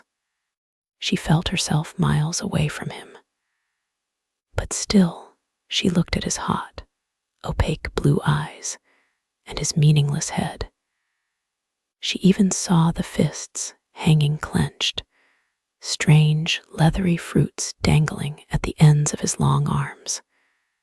She looked, but not as one looks at a man. She felt no connection. She held herself quite aloof from him. Then she went out, up to her bedroom, leaving him alone. She walked off, right away from him, thinking to herself, "He didn't even want me, particularly. It was the money as much as anything. I've let myself be made a fool of by that queer fish." It was a horrid blow to her pride to feel that she had been taken in. In spite of her much prized intelligence, Matthew had got the better of her, had cheated her with his low cunning. He who was not even quite a man. And yet she did not mind very much. She was not terribly insulted, perhaps just because he had never seemed real to her. But she wanted to escape. She had a strong craving, suddenly, to get right away from the Kavan atmosphere. Outside it was gray and sunless, but was at least their freedom in the cold air. She felt that she had been imprisoned for a long time in River House. The place smelt like a prison in her nostrils. She put on her things and went out. The roads were gray and muddy. The mist condensed slowly in a cold drizzle, blotting everything out. With a face like a mask, she walked on, feeling nothing, thinking nothing. The houses were clouded specters, half curtained by the mist. She did not see them. She seemed strangely to have taken leave of her own body. There was no thought, no sensation. A blankness was upon her. It cost her an effort to find out where she was. Then she noticed the station. She went in and bought a ticket to London. There was plenty of money in her bag. The train came and went, and she sat in it, looking out of the window with a bright, composed expression, seeing nothing at all. At South Kensington, she got out. There was some idea of going to the museum at the back of her mind. Queer how, at any mental crisis, she tended to seek a scholastic atmosphere, as though she found support in a hint of the cloister and of monasticism. But the wet, grim buildings looked forbidding. She wandered, instead, along the Brompton Road. In sight of the gay shops, a sudden resolve came to her. She bought a small traveling case and things for the night, took a taxi, and drove to a quiet hotel where once, for some reason, she had stayed with Rachel Fielding. She engaged one of their best rooms, one with a private bath. She did not think at all, but at the very bottom of her mind, like a stone, lay the knowledge that she could never go back to River House.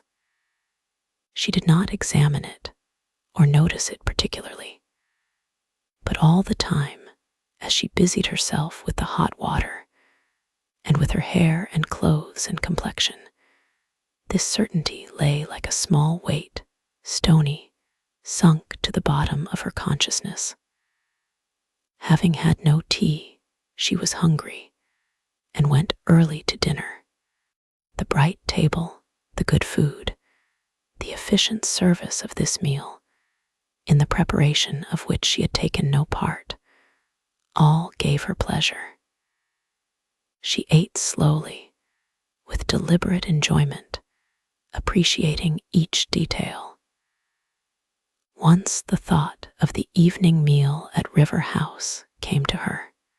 She remembered the tough Welsh rarebit, or the watery macaroni, or the poached eggs, or the scraps left over from midday, which usually composed it. Then the whole thing passed from her mind. She would not think of it again. After dinner, she debated whether to go out, but it was wet and cheerless, so she sat in an armchair in the lounge, near the big fire, looking at illustrated papers. She felt strangely peaceful and content. When anyone spoke to her, the waiter or the maid, she answered pleasantly, with a mildly smiling face, quiet but almost gay. At 10 o'clock, she went to bed. In her bath, she began to think of Sydney, who had left Haddenham and was now living with a woman friend who owned a kennel of spaniels, somewhere in the Salisbury Plain region. Sydney wanted to start dog breeding on her own account. Some letters, short and unsatisfactory, had come from her since Anna's marriage. Their relationship seemed to have come to an end, though no decisive death blow had been struck.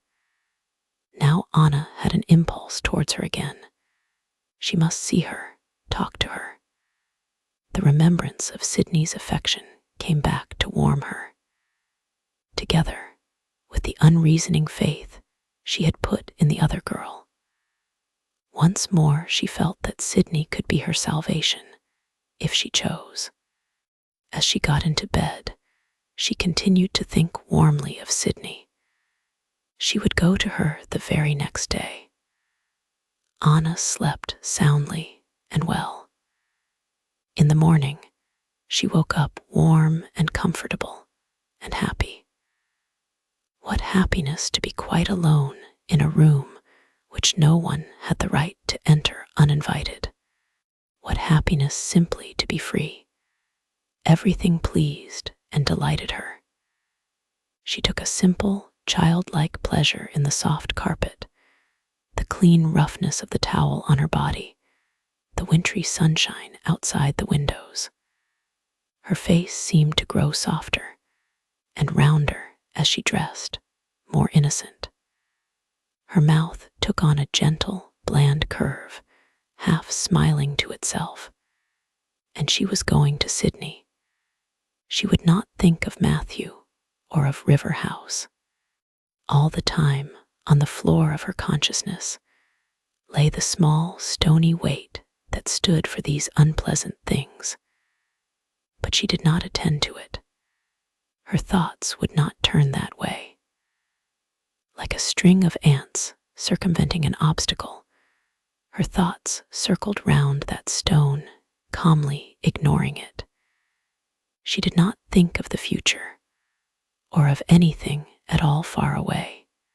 It seemed that her mind would only consent to occupy itself with immediate things: her breakfast, her appearance, the coming journey to Sydney.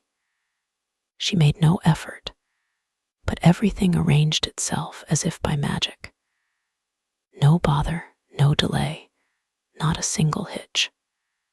Soon she was in the train, hurrying through the country again, though she scarcely knew how she had left the hotel. It was a bright, frosty day, brilliant even.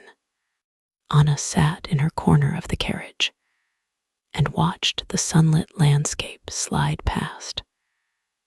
Calm, friendly, and bright it looked to her, but unsubstantial as the dacre that fulfills its subsidiary purpose in the main scheme of a ballet. They could have no reality, those fields and houses that passed ceaselessly before her eyes. existed merely as details in the backcloth of the scene of reunion with Sydney. In the early afternoon, she reached her destination. Everything was curiously still. There was a silence about the place, an enchantment. The gray old houses of the village stood cool and mellow in the thin air, and somehow lonely. Hills curved up, green and vacant, against the blue, vacant sky. She asked her way and walked on, down the empty village street, past a ramshackle old inn with a swinging sign of wrought iron. She had to traverse a flat, yellowish field. Some youths were playing football at the far end. A ragged fringe of people stood about, watching the game. All was strange and remote. A strange, dream atmosphere of quietude and suspense hung upon the still air. The drumming feet of the players made a sound like wings beating. She came to the house, which stood back among trees. The last yellow leaves were crisping underfoot. There was a good smell of wood smoke drifting slowly, like a nostalgia, from the back of the house. A handsome, vigorous woman of perhaps 35 came to the door. She had soft, bright hair, turning gray, and smoothed very neatly behind her small, round ears. Her reposeful face radiated a certain contentment. She looked well established and happy. Anna told her name and asked for Sydney. "She is in the shed, I think," said the strange woman, pointing and smiling agreeably. Her handsome, athletic figure looked well in the good coat and skirt. Anna gave her back a frank smile in return. "I'll go and find her," she said. She started towards the shed which stood in the trees, away from the house. She was conscious of the woman watching her as she went, though she did not look back. She felt slightly perturbed for some reason. A faint breath of discomfort had blown upon her enchanted mood, loosening the warmly peaceful spell.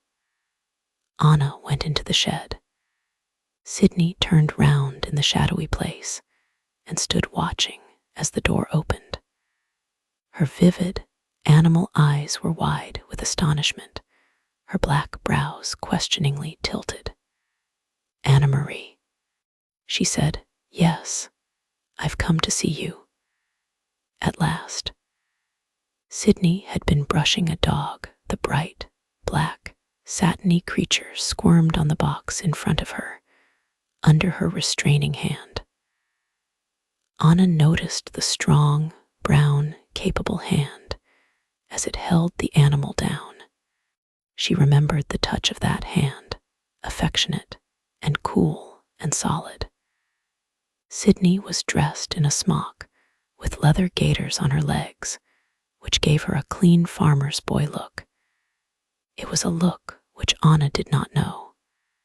Sydney was straight and stiff. Her beautiful amber eyes seemed quenched in the dusky shed. She did not say anything. "Aren't you pleased to see me?" said Anna, coming near. "Haven't you got anything to say to me?" She held out her hand. With a graceful, slouching movement, Sydney reached out and touched it. It was strange to feel again the touch of the firm, rather square-tipped fingers. Just for a moment, they rested on Anna's hand, then slipped coolly away. "I must hang on to this creature," said Sydney. "Otherwise he'll be off into the blue." She looked down at the crouched, sleek-coated spaniel. The black body of the dog was tense as a coiled spring, bursting with energy and life. Anna looked on uneasily. She felt disappointed. They were like two strangers together. She did not know what to say. "Aren't you glad to see me?" she asked again, rather plaintive. She looked at Sydney with a pale, strained face. Yes, in a way, answered Sydney, reluctant. And in a way, no. She looked down at the dog, which was beginning to jerk in sharp, nervous spasms, trying to escape. The droop of her head, the lounging, downward grace of her body, was curiously painful to Anna. The suggestion of concealment and reservation, where all had been open loyalty. The fine, V-shaped point of hair on the nape of her neck was heartrending. Anna felt a wave of melancholy. The air of the shed was permeated with a vague, general sadness. She drew it in with her breath. Down it sank, traveling through all her veins, down to the bottom of her heart. She knew this was the end, but she must make Sydney look at her. Sydney must raise her head. Why not altogether glad? She asked, dejected. Sydney looked up at her unwillingly. Her eyes were troubled. She seemed changed, a little bit coarsened, in her farmer's smock. The least little bit brutalized. As if contentment and her passion for animals and for the country were beginning to deaden some bright spark in her. It was a grief to Anna to see the wane of that keen, shy fineness that she had loved. Sydney released the dog. Like a glossy black bolt it shot off, out through the open door, into the yellow afternoon of winter sun. I've got used to things now, said Sydney. I've got my life here where I'm happy. I don't want you to come and break everything up for me. She looked at Anna with glazed eyes, the amber brightness filmed over with distress. Her face was colorless, unhappy, and constrained.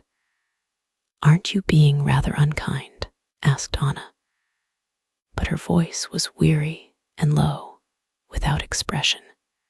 She looked wan in her disappointed sadness as she gazed at Sydney. She knew it was all over. Unkind, exclaimed the other, a flash of emotion going over her face. Unkind. It's you who have been unkind all along. In what way? Anna hardly understood what Sydney was saying. The words meant nothing to her. She simply stood looking at Sydney, abstractedly, in her grief. Sydney turned her head aside. Once more the fine, dark, arrow head of hair was visible on her pale neck. Then she looked at Anna again. The amber-colored eyes held the blue-gray eyes across the shadowy shed. So they took a final, secret, protracted farewell of one another, silently, over the dim space, while their voices murmured without significance. You never came to see me. You never wrote properly. You never explained. I thought you had forgotten, came the voice of Sydney. I couldn't help it. Everything was against me. I couldn't get away. Anna answered wearily, blank, like a somnambulist. Sydney flashed at her fiercely and accused her. Why did you marry the man? She cried, almost brutal in her accusation. Why? And accusing, she frowned at her savagely, with a certain desperation of frustrated love. Anna winced at her violence, but she felt herself numb. The noise of words meant nothing, and Sydney's very bright eyes flashed at her with passion, a passionate reproachfulness like coals of fire. You could have stopped me, said Anna softly. You could have prevented the marriage. And to herself, she kept repeating, You. Only you. She did not know if she had spoken the words aloud. How? Asked Sydney. A trace of the well-known mockery was in her tones. How could I have stopped you? She stared at Anna. Her eyes had a strange yellowish brilliance, distracted, mocking, with the queer process of animalization at work underneath. Anna was silent for a moment. Then she said slowly, "How? Well, I don't know how." She stared gravely at Sydney. "But you could have done it, just as you could still prevent my going to the east, even now, if you wanted to." Sydney said nothing. She seemed to be reflecting. Suddenly, she made the slightest movement with her hand. Her eyelids fell once and lifted, flickering, over her bright eyes. Anna's heart bounded in her breast. She almost woke out of her numbness. Then Sydney stiffened again. She seemed to close up again in stiffness. Her face went neutral and blank. But in her eyes, which had changed slightly, there was a glaze of finality. She had decided against Anna. Anna knew it, and her heart fell back numb as her hope left her. The numbness took possession of her heart and left her without power or animation, hopeless. "But you don't want, do you?" she murmured involuntarily, hopeless, like a condemned person. A faint, sick smile came from somewhere to the corners of her mouth. Her face was pale and submissive, with a strange, painful acquiescence, as though the will had been destroyed in her. So she looked at Sydney, as if hypnotized. There was the slight smile on her mouth. Sydney frowned darkly, with black brows. She leaned a little to Anna, but her spirit held back, relentless.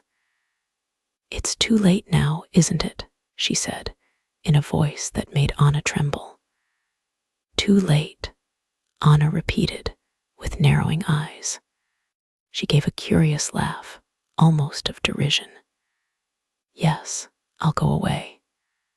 But as she moved, with her face averted to go out of the shed, as she passed in front of Sydney, Sydney moved too in her farm boy's smock and followed her.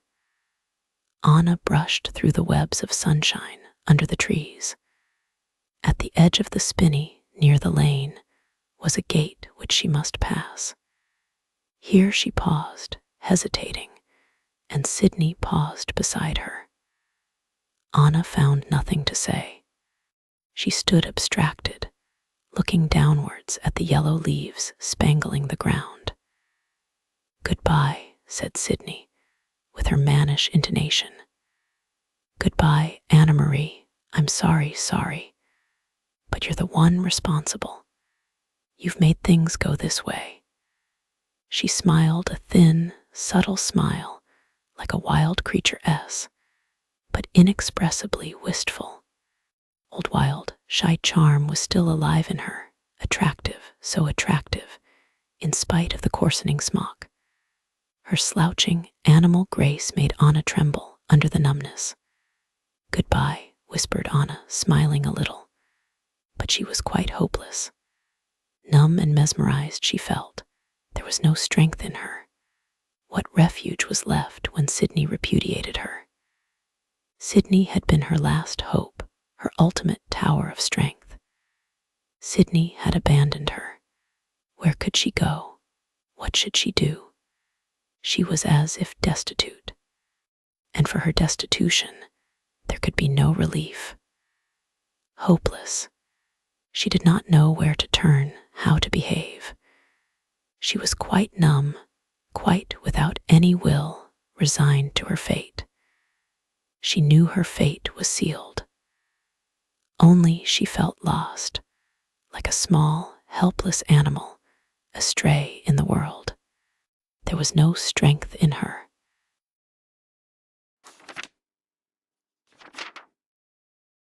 Chapter 11. Anna wept as she walked away from Sydney, through the deserted village, past the inn with the wrought iron sign. How dismal the place had become. She was cold and tired. The sun was almost gone. The hills crouched like animals, dark and unfriendly. The sky had a bleak, forbidding emptiness. The very houses looked desolate. She wished she could cease to exist. and in a way, her existence had come to an end. She felt so numb, so aimless. What was she to do? The world seemed vast and dreary, and there was no place for her in it. Of what avail to go hastening from point to point across the surface of the world, when everywhere was the same dreariness, the same vacancy? She thought of Matthew, and it seemed like the thought of some strange nonentity, not of a man at all. She thought of blue hills and of River House, and a distant shudder went through her blood under the chilly numbness. She could not bear to think of the world in which she must live. She could not bear to think of going back to Matthew, or to Loretta, or even to London. She could not believe that she would be obliged to do one of these things. Nevertheless, it was necessary to make a move in some direction. A train arrived after a long wait and carried her away. Whither was quite unimportant. With the surface of her mind, she knew the train's destination, knew that she would have to change at such and such a station. But the knowledge was quite external. She did not appreciate it. She sat quite motionless in the cold, empty carriage, her hands clasped together on her lap. On her face was a grave, thoughtful look. But she continued to be at a loss. She continued to feel dazed, as though she could not appreciate her circumstances. The cold numbness was upon her, like a prolonged hypnosis. And through this deadening heaviness, she perceived vaguely the moving countryside, the coming and going of stations, the figures of men like trees walking. Then, suddenly, she woke up. With one gesture, she threw off the numbness. Some sort of feeling came back to her. She realized that she had been in the train a long time. She wanted to get out of the train. She wanted to come back to life. A station was approaching. She looked out of the window and saw that it was Oxford. In a flourish of renewed vitality, she collected her things and descended to the cold, noisy, lighted platform. Darkness had quite fallen. Possibly it was late. The lights appeared flaring and unsteady. All was now simple and straightforward to Anna. It was night, a brightly lighted Oxford, and stars frostily shining, and people going about the streets. She took a taxi and drove through the frequented streets in the lamplight, and was deposited at Catherine's abode. And the first person to open the door was Catherine, with a dark cloak over her evening dress. She was just going out somewhere, and had a brilliant, bygone look. Like a beauty of some bygone century, she looked, in her long, dark velvet cloak, with a gold gleam beneath. Her large, heavy eyes were dilated, staring at Anna. Her mouth made a scarlet, crooked line on her face. Her skin was cleverly painted, and she was really brilliant in a dashing, slightly disreputable, masquerading style.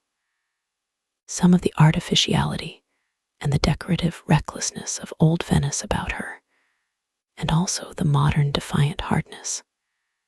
She greeted Anna effusively and put her arm round her, there in the cold street, speaking in a clear, penetrating voice that made people look round. A young man who seemed to be with her watched, without surprise. "I've just been thinking about you, and now you appear on my doorstep. Anna Marie, you amazing person, what are you doing here? You must come to the party with me," cried Catherine, and her eyes flashed in the darkness. "I've no clothes with me. "You shall wear one of my dresses, Anik. Are you sure you want me? Do you want me to come?" "Yes, Anik, you must come. I want you." "Do you really, really?" said Anna. But she was already inside. She followed Catherine up the stairs into her room. "Choose your dress, choose," cried Catherine, throwing dresses onto the bed. Anna looked on in bewilderment till she became still again. Then the two girls laughed. "How attractive you are," said Catherine, with a sudden seriousness, standing in front of Anna. "You make me think of Byron as a young man. My clothes are not severe enough for you." She turned over the dresses abstractedly, considering. Anna felt rather strange in the presence of this brilliant girl, bewildered, as if she were in the wrong element. She was not used to this unconventional behavior, but she was flattered. "This is the one," said Catherine, looking at Anna as if she were a child. "This is the one you must wear." She presented her with a garment of supple black, cut in a simple, slender fashion, with a touch of white, like the jabot of an 18th century bow. "It will make you look like a young poet, a little bit precious and a little bit decadent in spite of that unearthly freshness of yours. That's how I want you to look." Anna was in a state of bewilderment. She was very flattered, extremely flattered by Catherine's attentions. She liked being treated with this sort of eccentric intimacy, being flattered and favored, and a little bit patronized by the other girl's affection and interest. She felt excited, a bit bewildered, and not quite sure of her own feelings. She was a trifle nervous as Catherine smiled at her out of her bright face, so large-eyed and beautiful, with a strange, bygone beauty, mysterious. Anna had an impulse to run away from the unknown mysteriousness, but a stronger impulse urged her to stay and explore the secret, to sink herself in the mystery till it was mystery no longer, but part of the tissue of her own experience. She felt a kind of intrinsic sympathy with the mystery, whatever it was, a leaning towards it. Nevertheless, Catherine's personality seemed dubious and unsettling, coming into her quite different mental atmosphere. She was not sure that she liked it altogether. Certainly, Catherine was distinctly dubious, in the Kavan sense of the word. Anna could imagine Matthew's verdict of her: fast, shady-looking, rakish, and the rest.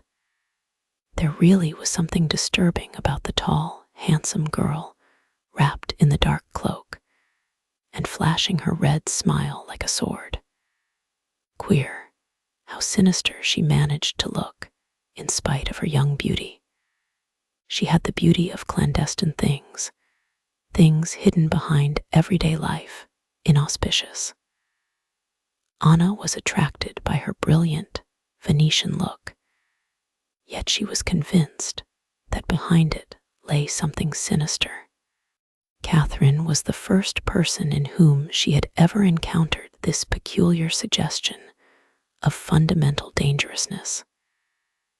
She watched her warily, somewhat repelled, yet with a strange, inevitable fascination, attracted by her. Attracted by what to what?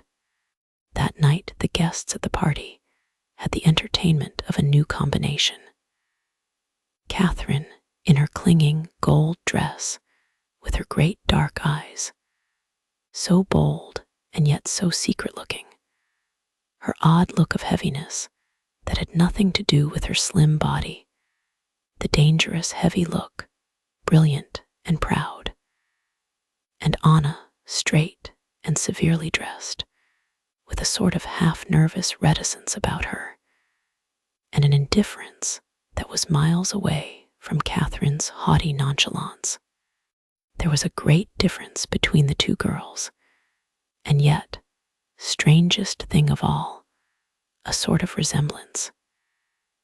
It was difficult to say what they had in common, but some similarity there was. Perhaps it was the coldness in both of them, and then the hardness, and the suggestion of something unknown that set them, each in her different way, apart. Anyhow, there it was. The same brush had touched them both. Anna enjoyed the party. Coming with Catherine, she was an important guest. She received a good deal of attention and was treated with respect as a friend of Catherine S., and in her own right, as an effective type. She was happy in the unconventional, casually intellectual atmosphere. She liked it. Usually, in collections of people, she was lost.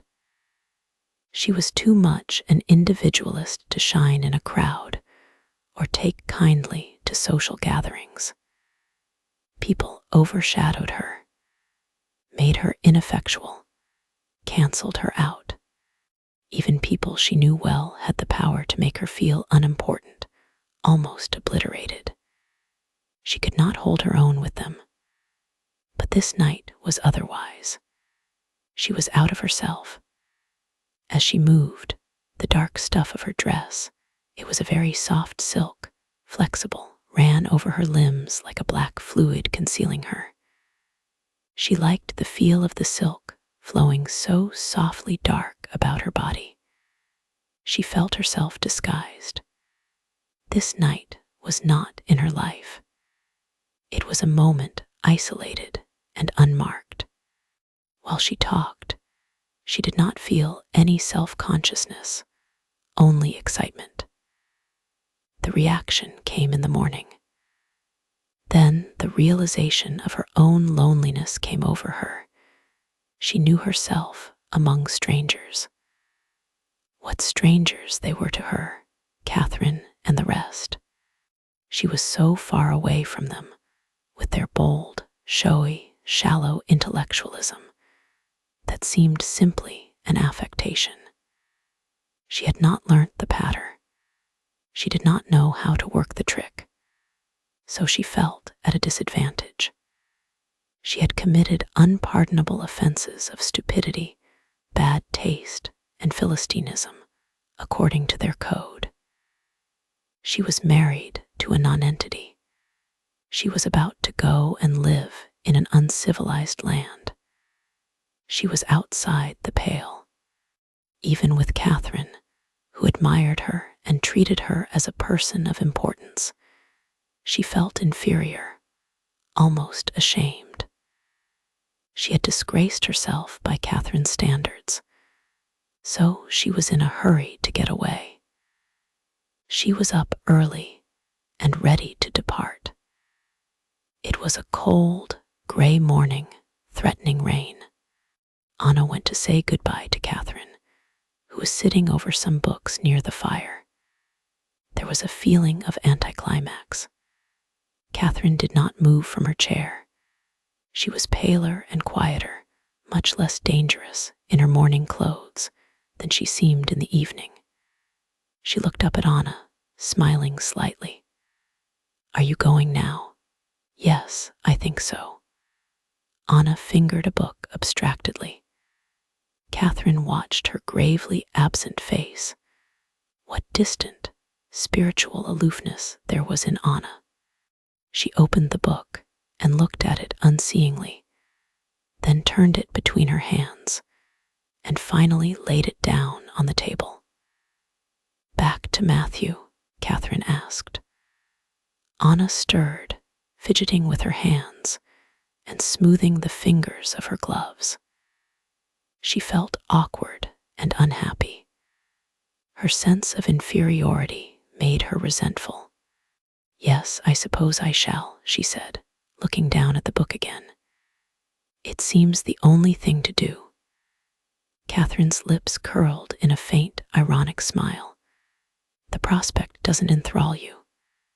No, said Anna, coldly admitting the cold fact. But it's not such a bad prospect, said Catherine, who was watching with her great eyes that were like two black holes in her face. Catherine had her private thoughts and was following them up. It will be amusing for you to travel, to go to a new continent. I rather envy you in a way. Do you? Said Anna, looking at her. Well, I wish I wasn't going. It's too much like dying for my fancy, cutting myself off from everything. Yes, I wish you weren't going so far away. Catherine took Anna's hand and suddenly smiled at her intimately with her slightly crooked mouth. There was a sudden emotional stress. Anna felt herself flushing. That's nice of you, she said, uncertain. Catherine continued to hold her hand. It's true, she insisted, strangely emphatic, gazing with a relentless, fixed intensity, significant. Anna lingered uncomfortably. She glanced at Catherine, but found nothing to say. You must write to me, Catherine said. She sat looking at Anna with fixed, dark eyes.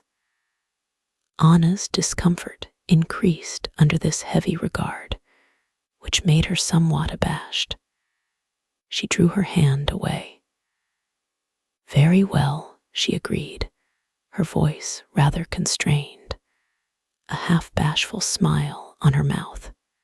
You don't ask me to write, said Catherine, half playful, half heavy, holding her with portentous eyes. Anna made an impatient movement. Of course, I shall be glad if you will. I shall like to get letters. The words meant nothing particular to her. She now wished to be gone, embarrassed by the fixed look, which was also starting to irritate her. She retreated into her distant reserve. Shall we ever meet again, do you think? Asked Catherine. Come out east and pay me a visit, Anna answered, with a mocking smile of faint irritation. Perhaps I will, said Catherine. She smiled a very different, slow smile of latent purpose. Anna was surprised. Do you mean that? She asked. Why not? New worlds to conquer. A slow, hidden significance was in Catherine's tone. She smiled at Anna slightly, her eyes darkly dilated with some unknown intention, watching her steadily, her face seeming secretly to smile. I shall invite you, said Anna, going to the door. I shall come. Goodbye, said Catherine, and without moving her eyes, she sat motionless till Anna was outside and the door closed behind her. Anna walked quickly through the cold streets. She wanted to get away as soon as possible. She did not belong here. The interlude had been stimulating, but now it was finished. Ordinary life was beginning again. It must not catch her loitering. She was rather glad to be leaving Catherine.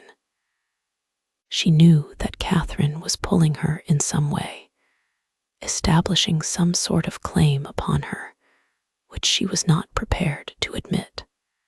Catherine's intimacy was dangerous, and Anna was glad to escape. She walked towards the station, and all at once saw a vaguely familiar figure approaching. It was Drummond, the publisher, with a book under his arm. She hurriedly glanced round to see if there was any chance of avoiding him. There was not. Drummond was a well-built, energetic young fellow. He had seen her already and came striding up, a smile on his face and the book under his arm. He looked carefully at Anna. Her gray eyes, unsmiling and faintly troubled, watched his approach. For some reason, the encounter was distasteful to her. He was smiling a trifle uncertainly, recognizing her, but not quite sure. She looked different in her winter clothes. "Miss Forrester," he said, smiling and halting before her. He seemed to search her face with his eyes. She wondered what it was that made his eyes appear so bright, so unusually bright. He waited, and she forced herself to speak. "My name is Kavan now," she said, forcing, with difficulty, a slight smile. The words sounded foolish as they came out of her mouth. "You are married, then," he said, not taking his eyes off her. "Congratulations." His smile suddenly and unexpectedly became vivid. "Thank you," she murmured, looking away at the gray buildings and the sky. She watched the people going past. It was chill and colorless, with the gray houses and the blank, blanched sky and neutral-looking figures moving about. He stared at her pale, quiet face. He seemed to block up the pavement. She felt she would never get past him. "So I was right," he said to her. She turned her eyes slowly to look at him. She felt absent, not exactly preoccupied, but far off. She could not quite make him out. It was as if he spoke in a foreign language. "How right?" she asked him vaguely. "I said you would not need to write for your living. You see, it was not necessary." She noticed the same precise way of speaking, the same apparently affected intonation that had irritated her on the previous occasion. She winced as the young man's careful, supercilious tones assailed her, making her feel foolish and confused. "Was I not right?" he insisted, his bright eyes shining. She felt out of her depth for the moment. "Yes," she assented mechanically. She wanted to go her way, but Drummond's firm, purposeful bulk was still in front of her, as it might be a barrier. He was moving his hands. She did not look at him. She stood looking aside and feeling embarrassed and shamed. At length, out of nothing, he said to her surprisingly, "I should like to give you a present." "Why should you?" she asked. She was startled. Without understanding, she felt foolish before him. He seemed to condescend towards her, but his manner was warm enough. She did not want to take anything from him. "Is it necessary to find pretexts for giving a present?" he asked, smiling. No, she supposed not. But she did not want his gift. Yet she did not seem able to refuse. It was something that had to be thrust upon her, whether she would or no. "What shall I give you?" he persisted. His voice sounded so superior. It sent a sharp irritation through her. Yet she could not altogether refuse him. "Give me that book, if you must give me something," she cried irritably, indicating the book he carried. He glanced at it sharply, as if astonished. "This? But it's only an old thing of no value, of no special interest." He seemed rather disconcerted.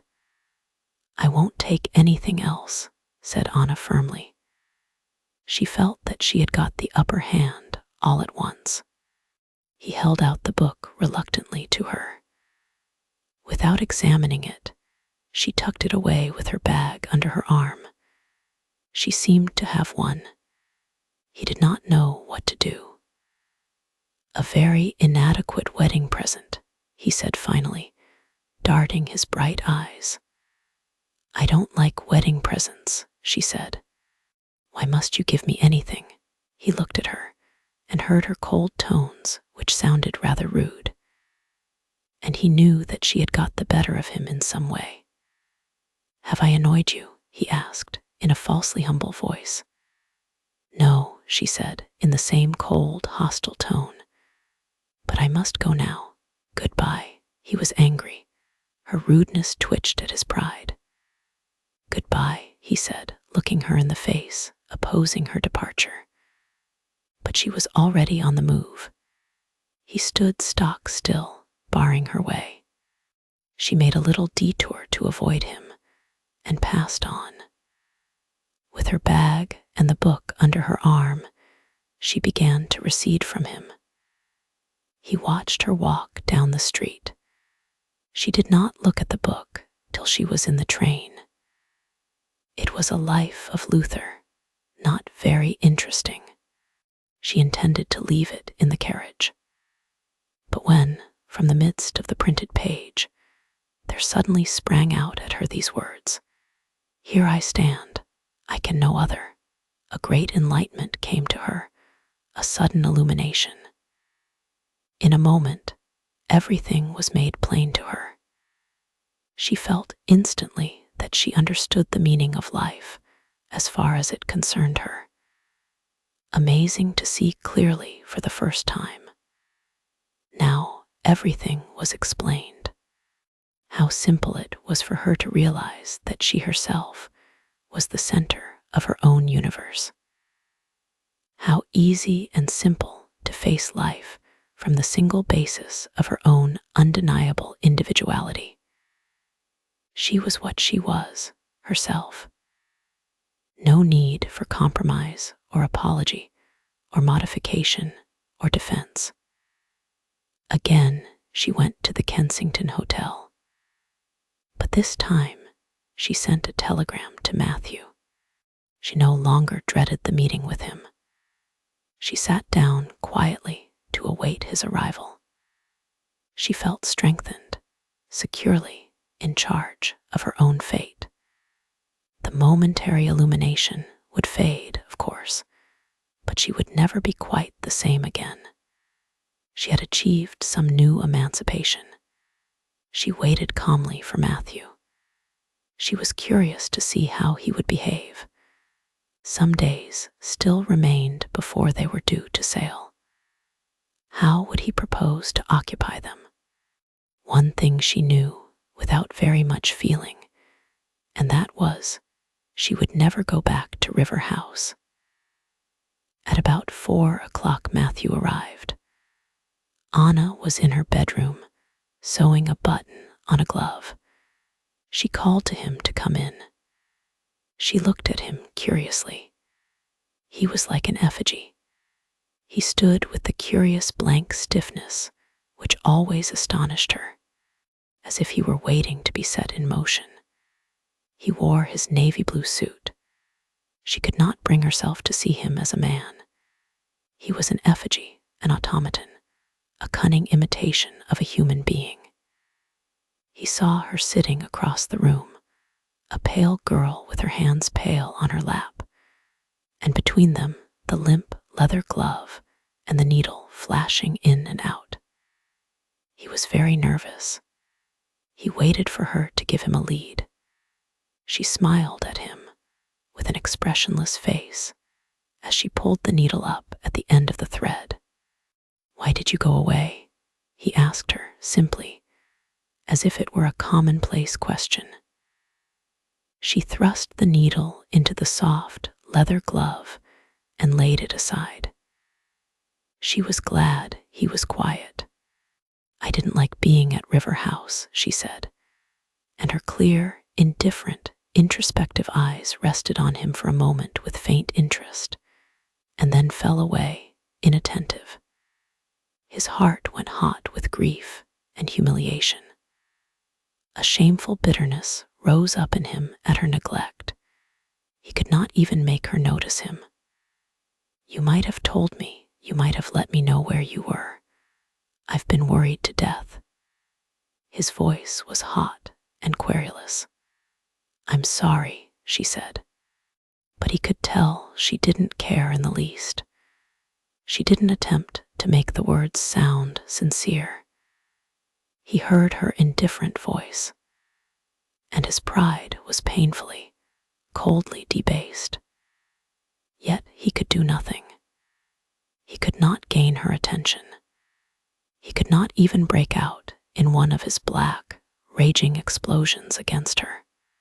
Even the incontinent spirit of his anger was cowed, for the moment, by her indifference. Only for the moment, of course. Temporarily, she had shamed him, but within he was hot and violent against her. His violence was suppressed. It could not come up to the surface. It was no match for her coldness as yet. Outwardly, he was neat and obliterated. He was like a dumb person, a mute, who could not answer or argue or plead or threaten. But his ultimate will never wavered. His will was set fast to possess her. Anna remained at the hotel alone. When she told Matthew that she did not intend to return to River House, he seemed submissive. He did not oppose her in any way or try to force his wishes upon her. He went about stiffly, making his arrangements, as if nothing had happened. He seemed wooden and dazed, as though she had stunned him. He left her in London and went back to River House alone to make his arrangements there. He would not be long away, however. His unsatisfied will was all the time yearning to her. He could not bear to leave her alone. Meanwhile, Anna stayed quietly at her hotel. She had no desire to see anybody or to go anywhere in particular. It was as if she had used up all her energy. In herself, she was content. She seemed to have found the key to her own personality. But she had no energy left. Time passed in a sort of dream. She lived from moment to moment, the life of trivial things, quiet, vague, uneventful, with no thought of what was to come. She would not think of Sydney at all. She had closed a shutter in her mind, closing out all that incident, shutting Sydney into the dead past. She would not remember her or grieve for her. The thing she remembered most clearly, for some reason, was Drummond's dark, rather impertinent muzzle. She often caught herself thinking of Drummond at first. She wondered whether he thought about her at all. Then, abruptly, she forgot all about him. Her luggage was sent on from River House, with a stiff little note from Mrs. Kavan, hoping that she would find everything packed correctly. Anna smiled as she read the stilted phrases, imagining the disapproval that lay behind. She saw in her mind Mrs. Kavan's blue, piercing stare of suspicion and inquisitiveness.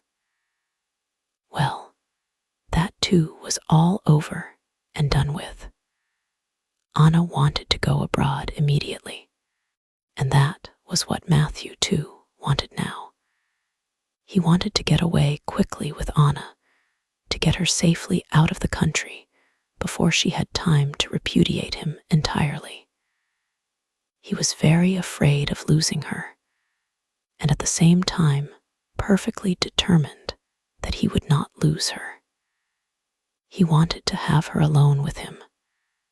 They decided to go to Marseille and pick up the boat there.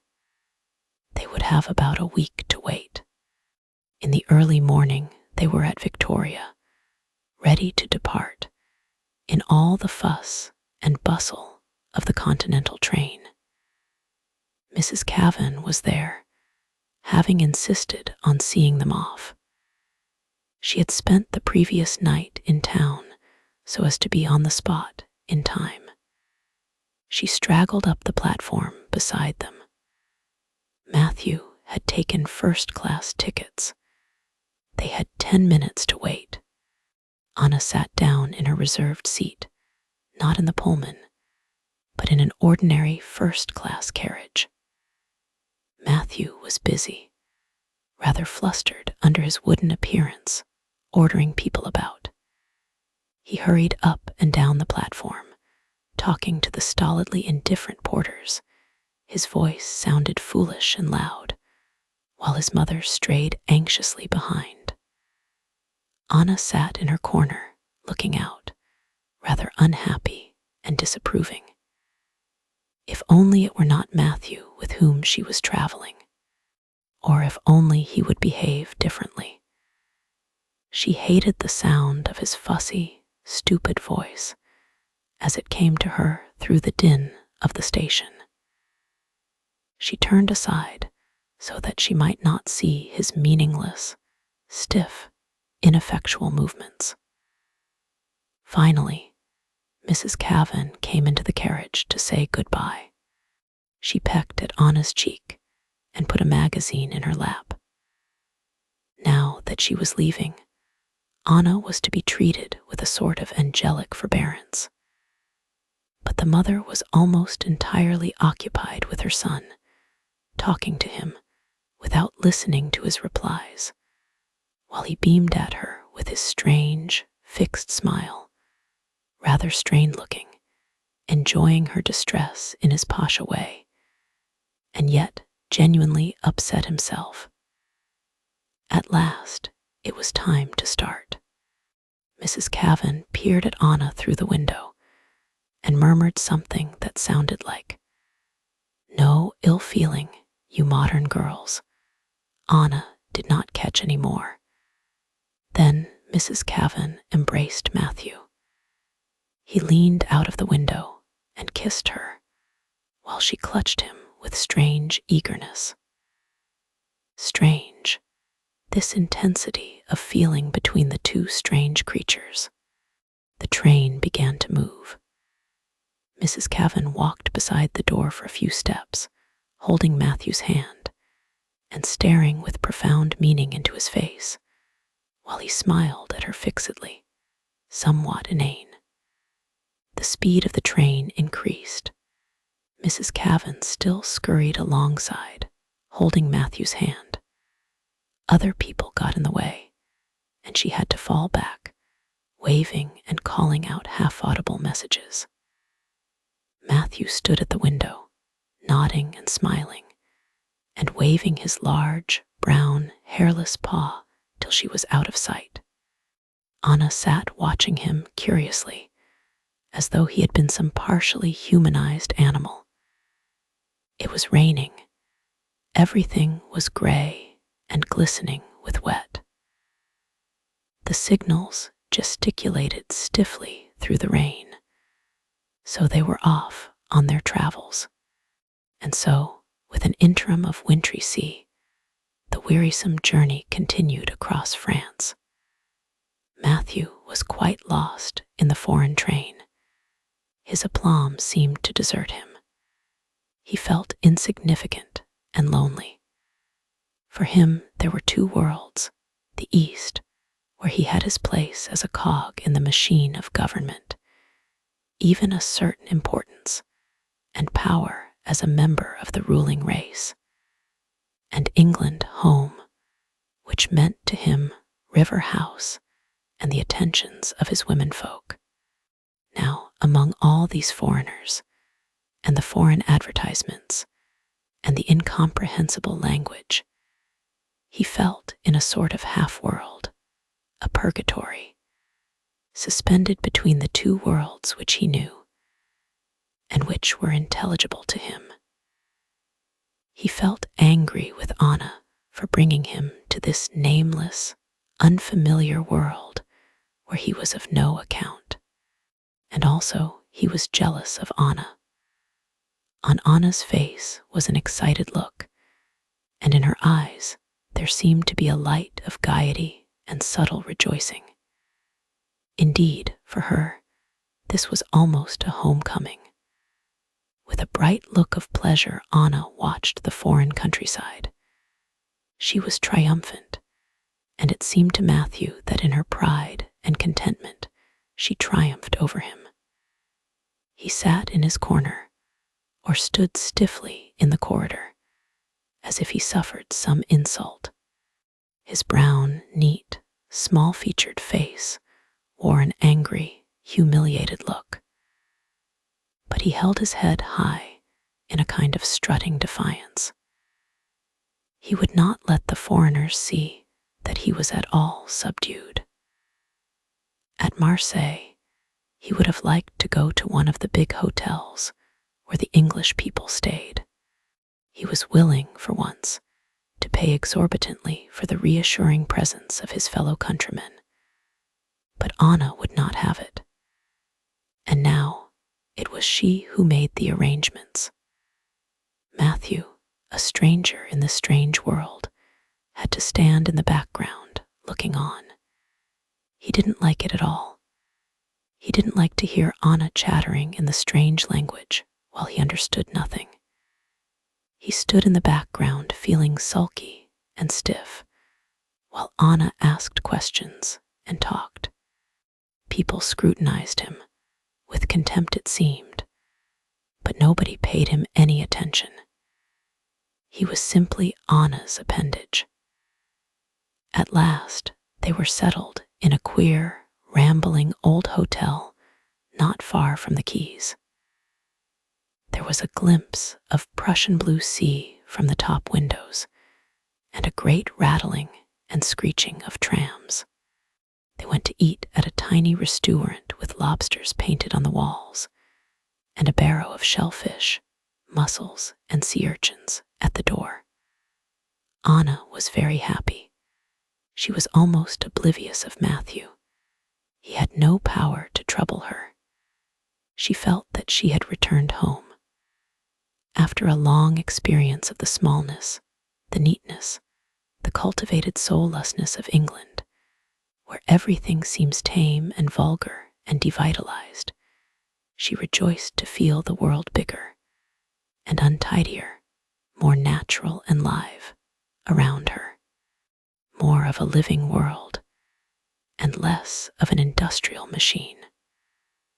The horrible, mechanical middle-classness of England, the small gray uglinesses, and the meanness and the coldness, as though machine oil ran in its veins instead of the good red blood of humanity. You have to make your escape sometimes to the nobler places, or lose your soul altogether. Anna was happy, feeling the power and bigness of the unseen mountains not far away. The potency of the mountains made itself felt. They walked in the crowded streets, looking at the shops which were so like English shops, and yet so unmistakably different. They sat in cafes and were jostled by the noisy, cheerful crowd. Anna was very happy. It was like an intoxication to her, the feeling of freedom and escape. She was quite quiet, perfectly self-contained, with the bright light of excitement in her eyes, like a personal flame. Perfectly free, she felt, centered in herself beyond all troubling, and triumphantly alive. She was unaware of Matthew, and he followed her about with a sullen expression, rather forlorn, which might have touched her if she had noticed it. He looked curiously like Winifred now and then. They took a car and drove out into the country. It was a beautiful day, spring-like, with a gold sun pouring out of the sky. Up they climbed, up a great curving ascent to a desolate roof of earth and rock and patches of stunted trees. It was all rockily bare and mountainous. Anna thought of the Old Testament. It was like Mount Sinai. It was barren and grim, but the sun was bright, hot even, and she loved it. She loved being in the high, bare, lonely place. The car began to rattle down towards Cassis, and now there were vineyards. Everywhere the striped, yellowish vineyards, and terracing of vines on the mountain slopes, right down from the dazzling white stone crags down to the edges of the road. And houses were appearing. White houses with brownish roofs and olive trees growing about. The brownish silver olives, dusty looking, and the tall poplars still shaking their yellow leaves. A blur of dark pine woods on the spurs of the mountains, and always the white road looping between the vineyards and the high rocks. "Isn't it beautiful?" cried Anna in strange, calling tones. She seemed to be in a little ecstasy. Suddenly, swirling round a curve of the descent, a great blueness confronted them. The sea was vivid blue, like a bolt of blue electric fire, vibrating with flamy waves of brilliance. Upon the eastern boundaries of the world, a blinding, crystalline blaze of blue water. "Wonderful, wonderful," Anna cried, and she leaned forward in the keen rush of air, ecstatic. But Matthew would not acknowledge it. To him, beauty was the soft, safe beauty of the English spring, all dim and delicate and confined, and deep, lush greenery in the tranquil valleys, and birds singing. Not this dazzling glitter of hard limpidity, this vast, unfriendly glare of burning light. He felt himself exposed, there, between the enclosing mountains and the vibrant, flashing water. "I love it," said Anna in a low, clear voice. "I love it." He saw her face bright and hard in the sun, and he heard her voice clear and cold like the small waves breaking on the shore. He understood nothing. But now she challenged him. She wanted to force him to submit to her mood. "Don't you think it beautiful?" she asked him in a cold voice like a small wave breaking. There was a touch of devilment in it. "Not so beautiful as England," he answered, hostile and rather spiteful. "Oh, England," she cried, with a careless derision that stung him. "You and your England." It enraged him to hear her sneer like that at the things that were precious to him. It was as if she stripped the clothes from his back, leaving him ridiculous and shamed. "England is beautiful," he answered with heat.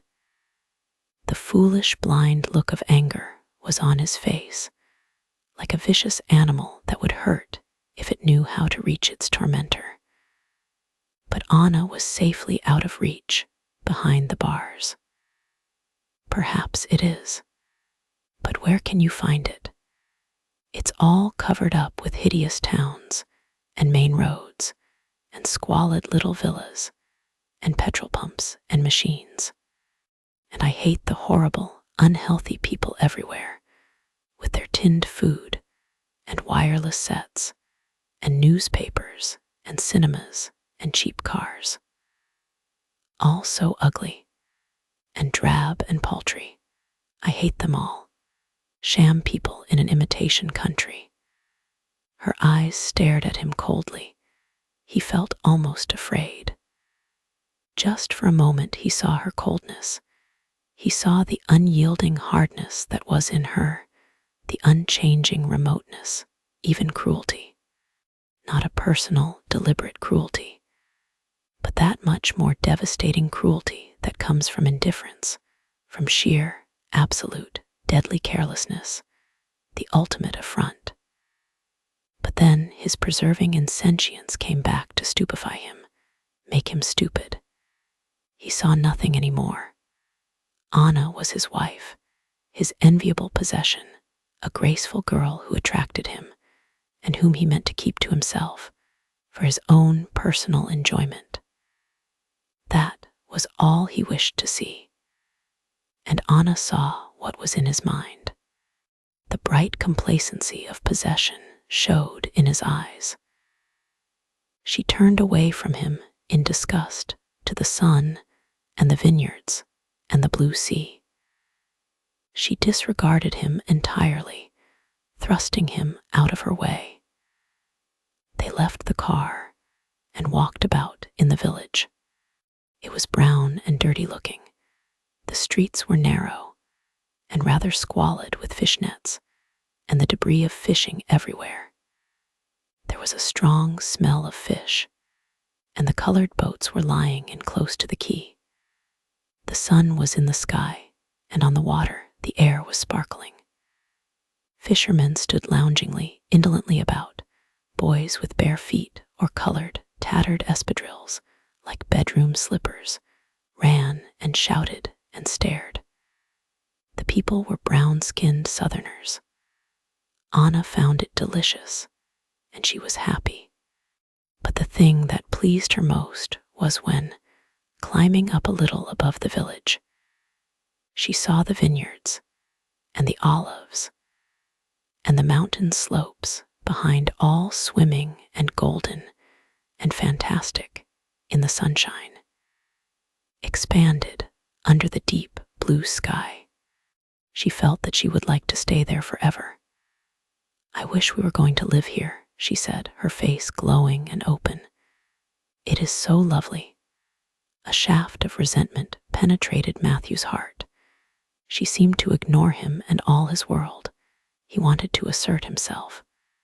"The East is more wonderful," he said, and added, rather plaintive, "You will like that too, won't you?"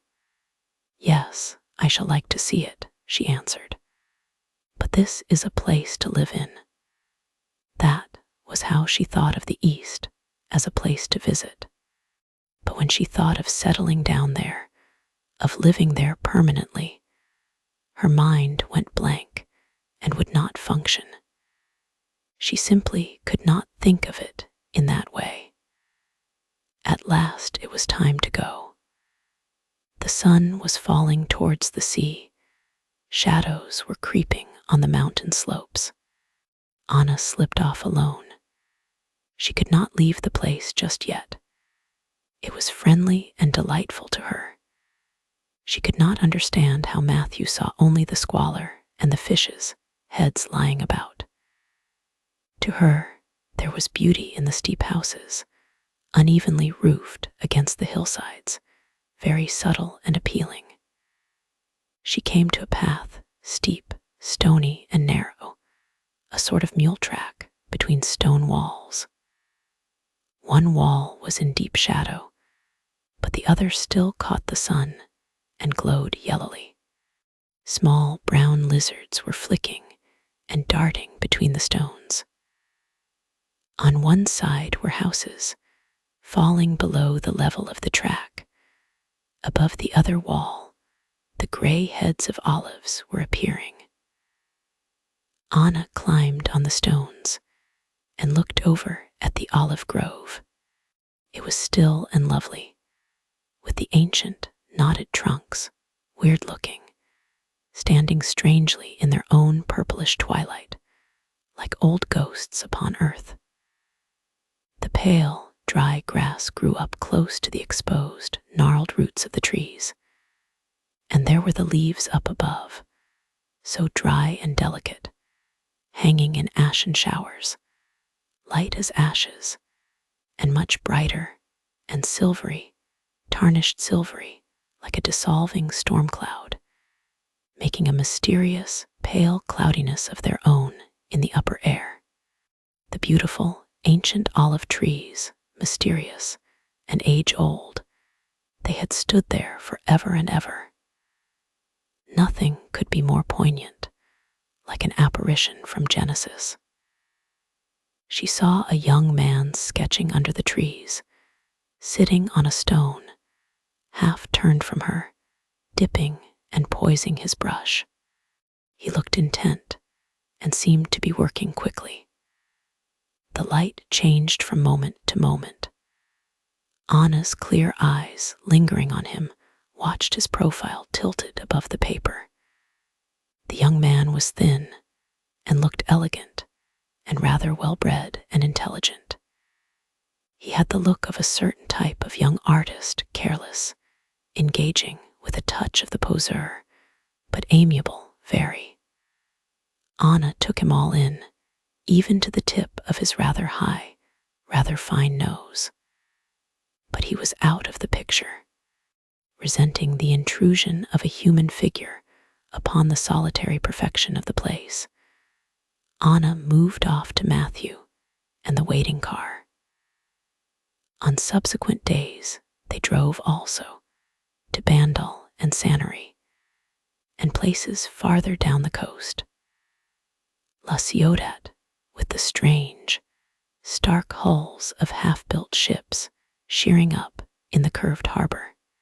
But to Cassis, they did not go again. It was Anna who wanted the drives. Matthew really disliked them. He was so unutterably opposed to everything, opposed to the vineyards, the mountains, opposed to Anna's self-sufficient enjoyment. He hated the spruce little Frenchman who drove the car. The way he jumped out so assiduously to open the door for Anna, and the way he sometimes turned round while they were driving, turning his sunburnt, plump cheeks and his small black mustache to smile at Anna confidentially, as though they were in league together. Poor Matthew felt horribly out of it, and he hated the French people, the peasants, and the little townspeople whom he saw about. He couldn't abide their casual, unhurried way of living.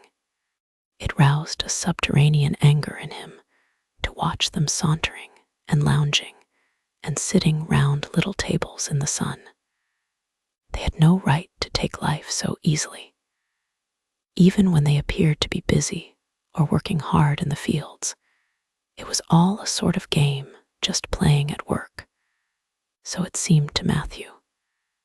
And at the bottom of his heart, an angry resentment came, because these people seemed so happy, in a way which he and his conscientious kind could never understand. The day before the boat sailed, he met in the Canabière some acquaintances, a Mr. and Mrs. Brett, who were also going to travel on the Henzada. It was an enormous relief to him to see them. It was really rather pathetic the way he cottoned to the quite insignificant pair, and the way all three of them clung together like drowning swimmers in this sea of foreignness. They seemed to unite at once in a triangular bond of opposition, with Anna standing outside. The Bretts were kindly disposed towards her. They wanted to include her in the bond, but when they saw that she would not be included, they disapproved. They went their own way with Matthew, and Anna went hers. She turned away from the uninteresting, middle-aged couple and went out alone.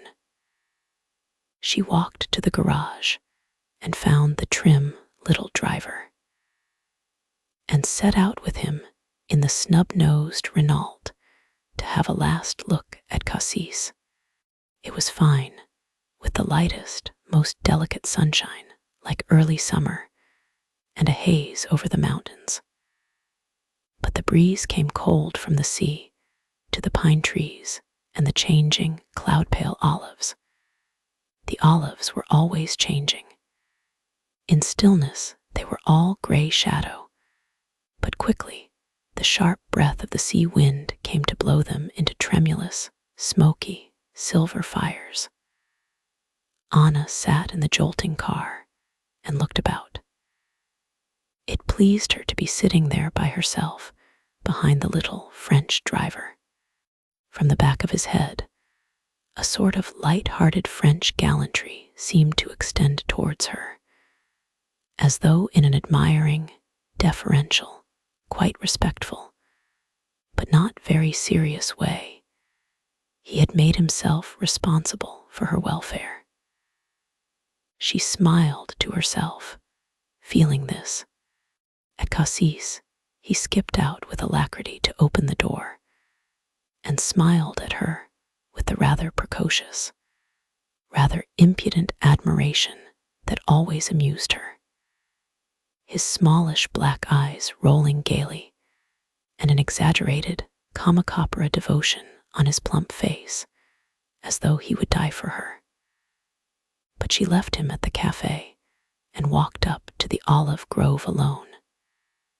She would not admit that she was thinking of the young artist, But when she saw him under the trees, she was not very surprised. She looked down the vista of tree boles and dim grass, and saw him sitting on a stone against the wall, bareheaded and in a cardigan, dabbing away with his pointed brush. She knew him at once by his high, thin nose, and although she could not see him very distinctly because of the leaves and the branches, she saw something that attracted her in him. His elegance, his youthfulness, something careless and a trifle thrilling. She was glad to get this second glimpse of him. She walked towards him over the short, dry grass. He looked up and saw her.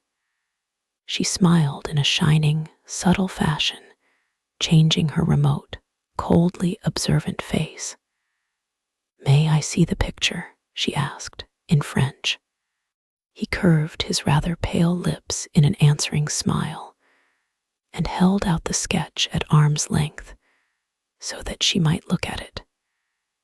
"Is it finished?" said Anna. The young man looked up at her and nodded, smiling. He was a handsome fellow, with a rather aristocratic, narrow face, and with a well-balanced appearance, graceful and debonair, and rather informal. Anna was pleased by the gay, mischievous look in his large, bold eyes. The pale, flexible curve of his mouth made him seem like a satyr to her. She looked at him inquiringly, waiting for his voice. But he only went on smiling his odd, wide, satyr's smile. She looked away at the sketch, which was somewhat wild and extravagant, with a great singing of blues and yellows. Anna knew nothing of painting, but he seemed to have caught a little of the day's spirit in the strong tones. "I don't know if it's good, but I like it," she said. Still, he did not speak until her eyes compelled him. "Then it is not very good," he said rather stiltedly to answer her. "You're English," she cried, a little shrill with astonishment, and she watched the remarkable pale smile growing on his mouth. It rather thrilled her to see it. His eyes twinkled with mischievous, wayward warmth, engaging, but his mouth was somehow thrilling to her. "Aren't you?" she persisted. His eyes were joining now in the irresponsible, satiric smile. He tilted his face in a strange way, all glimmering in the pale grin. "Yes," he said. "How extraordinary," she cried. He swung his body from the waist, so lithe and shapely in the close-fitting woolen cardigan. "Why?" he asked, looking up to her. "I should never have taken you for an Englishman," she said. She intended a compliment, and so he seemed to understand, for his white teeth flashed in a grin of acknowledgement, sensitive and quick. Exciting to be understood, for a change. Anna felt as though she were standing on the edge of time. Here she was in the silent, peaceful olive grove under the shadowy trees, and tomorrow she would be utterly gone into this sequestered timelessness, where even the ancient olive trees merged unobtrusive shadows in a general shade. No worldly responsibility or consequence could penetrate. There was no future. "This is my last day on earth," she said slowly. "Mine too," he answered. She looked at him, startled. How could he be so quick to understand her mood? It was uncanny. "And which is your next destination? Heaven or the other one?" He dropped his eyes suggestively to the ground in his careless, amused fashion. "Decidedly not heaven," she laughed. "A much hotter region, the tropics, in fact. Really, that is most intriguing." His supple body swung forward from the hips towards her. His face peered at her intently, in a flicker of eager interest, saturnine. I'm going to the tropics, too, to Ceylon. Sailing tomorrow. His eyes twinkled and dilated like an animal S. Are you really? Tomorrow? Anna half closed her eyes and looked at him vaguely, as if she were not quite sure he was actually there. Yes, on the Henzada, he said, standing up and tilting his face with strange, suggestive mischievousness at her. The Henzada is my boat. Her voice was full of remote wonder. He came closer and smiled his disturbing smile under the fine, arched nose. I knew it. I knew we had to know each other. He flashed a little look of mocking triumph, standing with head drawn back, a trifle affected, very blithe and winsome in his casual style. The sun was setting.